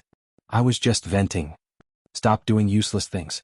I know, replied the Fate Cardinal, who suddenly sensed someone else coming. Heaven, why are you here? Imagine my surprise when a timeline which I was heading to was suddenly erased. Why were you heading there? Did something happen? Fate and Time were immediately on guard. Any sudden change in the situation could mean bad news for any of them. Yes, but it's not what you think, Heaven reassured. Grand Tao ordered me to teach the sun. The two were silent for a few seconds before the Fate Cardinal started laughing uncontrollably. If there is one positive of this ordeal, it is seeing how disappointing that privileged bastard is. Watch your tongue, the Heaven Cardinal warned. Why should I? I will either die in that other bastard's hands or lose my position. I have nothing left to lose. You should still have some decorum, Heaven warned. No matter what, the sun is destined to become the council's leader and our boss. If he survives, Fate sneered. From a linear understanding of time, the son of Grand Tao is a recent chess move of Grand Tao to change the past and affect the upper branch of the River of Time, which is where the real battle is occurring. As such, his fate is still undetermined and full of endless possibilities. However, the fact that Grand Tao tasked Heaven to become the latter's teacher proves that things are not going well, and the sun needs a little extra help. You're being unfair, the Time Cardinal added. By all accounts, the sun is extremely talented, even better than the best of us when we were mortals. Sadly, he's an embarrassment compared to him, Fate finished, not taking his comrade's warning to heart. In fact, we all know that Heavenly Book is the best candidate for that position. He's the only person capable of defeating that monster.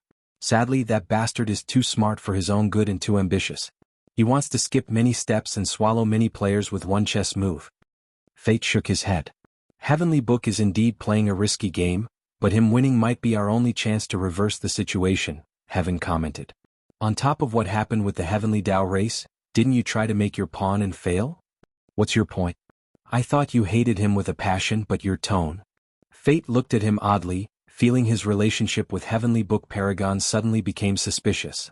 You're overthinking things, Heaven said calmly. I figured some things out. Do you agree that if Heavenly Book wins, the only thing that will change is him being the enemy now instead of that bastard? Indeed. Even Time agreed with this analysis. Recent events have led them to this sad conclusion. Well, I'm of the opinion that Heavenly Book is easier to deal with. Bold words, Fate said. In terms of intelligence, foundation, and strength, they are pretty on par. That bastard has the advantage of knowledge from the prehistoric world, but if he loses, that information will become Heavenly Book's resources. Heavenly Book has two disadvantages that will make it easier to deal with, Heaven boldly proclaimed. Firstly, Book has servants and subordinates, while he has allies, family, and like-minded individuals. The man is indeed charismatic, Time commented, and fate shot him a glare, which he ignored. Secondly, it's their flaws. Flaw? Yes. His greatest flaw is his greed, while Heavenly Book's greatest flaw is bold and reckless-like moves. Fate squinted his eyes. As long as these people have emotions, they cannot be perfect, meaning they have flaws including personality. However, the flaws of these two Tao overlords are not simple things that anyone can take advantage of. In fact, it's more of a guideline on how they operate regarding certain things or events. You have a point, but there is no meaning in discussing this until Heavenly Book is the winner, Fate calmly said. He squinted his eyes, thinking whether there was still hope for him. He had no problem dealing with the Heavenly Book since the latter would not be interested in his job due to different Tao. However, it's odd how Heaven is advocating for Heavenly Book when he's the one that would be in trouble if the latter became the new player. Fate truly wanted to know what that shining bastard was scheming. By the way, Heaven, are you going to be alright? Time asked. What do you mean? Can you promise that, son, to perform better after your teaching? And if not, are you prepared to be punished by Grand Tao? Heaven was immediately silent. This problem was the current dilemma he was facing. Normally speaking, someone of his level, training anyone, should be guaranteed to be amongst the best in the entire Chaos universe. However, he was uncertain about this assignment. How about we all come up with a training plan? He suggested. No thanks, Fate immediately replied. I'm already in trouble as it is. I don't need Grand Tao to remember and risk him accelerating the time of my punishment. But you could also benefit if we succeed. The benefits are not worth the risks. Fate was adamant about his decision, so Heaven shook his head. What about you? I have no interest in any kind of training plan, but if you need something from me, feel free to ask and I will do my best. I guess that's better than nothing, Heaven sighed. Well, I'm leaving. Chaos is coming. The Judge of Chaos manifested her presence, with her beautiful purple skin glistening without any sun or light. Did you find the Fate Stealer's new hideout? No. I thought you said you knew for certain where they were? Fate asked. I said I had a great idea where they might be, but I was wrong, she corrected. So, what place was such a great idea? The Sea of End. That was indeed a good guess, Time nodded before sighing deeply. Are you lamenting how useless we are? Fate asked before laughing out loud. If you look at his life, we are no different than the 7 parasites. Good enough challengers but not enough to be truly worthy or memorable adversaries. Shut up, said Chaos in a raised voice. Feeling humiliated because it's true? Fate sneered. And don't tell me what to do in my own home. Any news from the others? Time asked, trying to redirect the conversation and preventing these two from getting into a direct confrontation. Last time I checked, Source checked every corner of her domain but found nothing. Meanwhile, Samsara doesn't look like she's too focused on the search. Did she find a new pawn? I don't know. She's always been hard to read, Chaos shrugged. Samsara is the one who takes her job the most seriously, which has allowed her to remain a little more elusive. So far, they don't know whether she's truly passionate about her position or if it was just another ploy. Heaven, have you calculated anything? Time asked. If I had, don't you think I would have said something? Unless you want to take all the credits, Fate sneered. And face him and the Fate Stealers alone? Do you think I'm as stupid and arrogant as you? Bastard. I don't have time for this, Chaos declared before disappearing. Now that she had notified the majority of her results, there was no need to remain here. Time shook his cat's head before also leaving. Chaos, wait. Heaven wanted to know whether she was interested in the training plan. Although he knew the chances were slim, he still wanted to try. As for that bastard Fate, he can be dealt with later. If you find any errors, ads pop up, ads redirect, broken links, non-standard content, etc. Please let us know reports so we can fix it as soon as possible. Chapter 1173 New Enemy? Limbo. The human emperor opened its eyes as he sensed something. He wanted to descend to the lower dimension through a projection but remembered Heavenly Daos blockade. Yingzheng frowned. This time, he really could not postpone checking what was happening since his senses told him something important had occurred. I can either ask Maitreya for a favor or... He summoned a jade pendant shaped like a butterfly with cracks scattered on its body, which ruined its beauty and preciousness. Yingzheng squinted at the butterfly jade pendant. At this stage there is no point in being too suspicious. He activated its power, instantly allowing him to see what was happening in the lower dimension. His eyes focused on Wang Wei. A minor three-realm emperor? He muttered, not hiding his surprise. He could barely accept someone becoming a lesser three-realm emperor, meaning they've acquired the three karmic position in one heavenward world. But now, he sees someone who has succeeded in getting acceptance or a position from the entire lower dimension. If I can get it from him, my plan will have a higher chance of success, Ying muttered. His original plan was long and convoluted. Luck was on his side, and he successfully transformed his lesser human emperor into a true human emperor during the devil race's catastrophe. The next step was the others, but none of them were easy to acquire, especially in the primary source chaos worlds. He once tried the Earth Emperor test before ascending to the upper dimension, but the Yama King told him his mind was as complicated as those of Dao overlords. Thus he was disqualified. No matter what Ying tried, the latter refused and did not even allow him to take the test. He had no choice but to change the plan. His divination told him the Myriad Emperor world was the place that would allow him to achieve his goal, and one day in the future an opportunity to acquire the lesser heavenly emperor position would appear. Ying immediately left preparations using the human destiny sword to ensure one of his pawns was the one who received the positions. The plan was to take this lesser position and cultivate it into a minor position in the upper dimension, which was easier than stated, given how vast the Eternal Ascension world was and his current strength, status and resources available. As long as he had the seed for the lesser position, the next evolution was not a problem. The real problem was to transform it into higher levels. According to his plan, Ying would travel to another ordinary source chaos world to cultivate the seed of the position from minor into the greater heavenly emperor positions by scheming against the world or overpowering true heavenly Tao if necessary. The last step is to return to the Eternal Ascension world or any primary source chaos world for the final evolution into the position of the true heavenly emperor.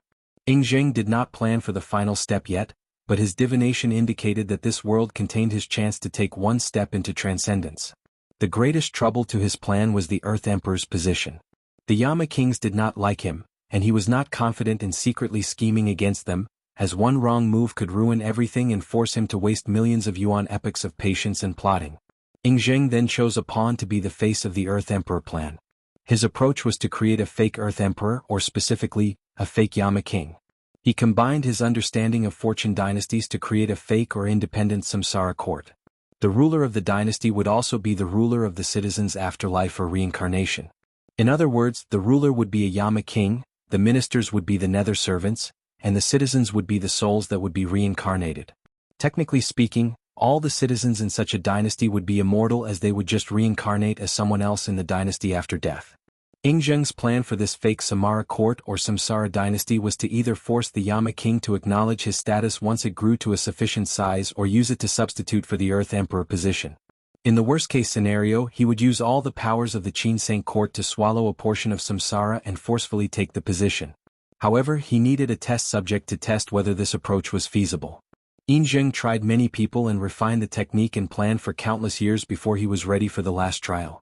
The Second Origin War allowed him to cover his tracks while also having the opportunity to gather more information and tests from other worlds. Right as his plan was entering the last testing stage, the ultimate taboo appeared.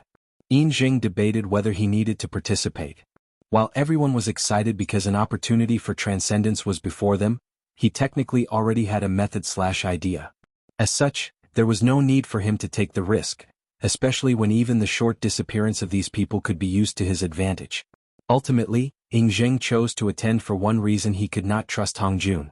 His first and second reincarnations, the idea, and the butterfly jade pendant that allowed him to divine the best future for him all originated from Hongjun, making Ying suspicious. Ever since he was a mortal ruler, he never fully trusted anyone, let alone someone as powerful as Hongjun. So, with the idea that whatever methods he found in the ultimate taboo could be used as a backhand in case Hongjun was scheming against him, Ying took the risk and ended up in the same situation as everyone else. His luck in the event was terrible. He resisted the urge to find a true method of transcendence and sought a flawed method. After all, such a thing would actually be very useful to him once he tried to become a true three-realm emperor. Unfortunately, he died in the process of trying, leaving the event with nothing to show for. Luckily, such a blow was nothing to his psyche or Dao's heart. One of his flaws might be his over-suspicions, but he makes up for it with his unparalleled patience. If I get the position from him, I don't have to waste any more effort on Shu Ren or have to think about the Heavenly Emperor position. I only need to cultivate this minor 3-realm Emperor position into a greater one in another Source Chaos world before attempting to become a true Emperor. And that might be easier than anticipated in the current situation, Ying thought with shining eyes. As long as I convince true Heavenly Tao with the promise of becoming its ally against Supreme Unity, the plan will succeed. I will become as powerful as them. Ying could not contain his excitement for a brief moment. Calm down. Convincing true Heavenly Tao will not be simple. The situation is perfect for me, but I might still need to make a binding vow to build credibility, but that's okay. As long as I can deal with Supreme Unity, I'll gain my freedom and preserve all my strength. With him, Heavenly Tao, and Mithria, Supreme Unity should have no choice. Ying swiftly calmed down as he focused on Wang Wei. He squinted his eyes before becoming somber. This kid is related to the Tao opening sect? It's not a good idea to get into these bastards' bad sides. The only faction more powerful than the Tao opening sect is the Myriad Sect Alliance, but in a direct confrontation, it's hard to say who would win because the Tao opening sect is one sect and thus united, while the Alliance, not so much. The Qin Saint Court is among the 13 overlords, but its strength is in the middle and does not have the ability to confront the Tao opening sect, unless it finds other allies. Well, it just got more complicated, Ying muttered as he detected Wang Wei's strong karmic connection with Wu Hong. That woman's rise was legendary as she became the youngest primal paragon in the Eternal Ascension world's history. What?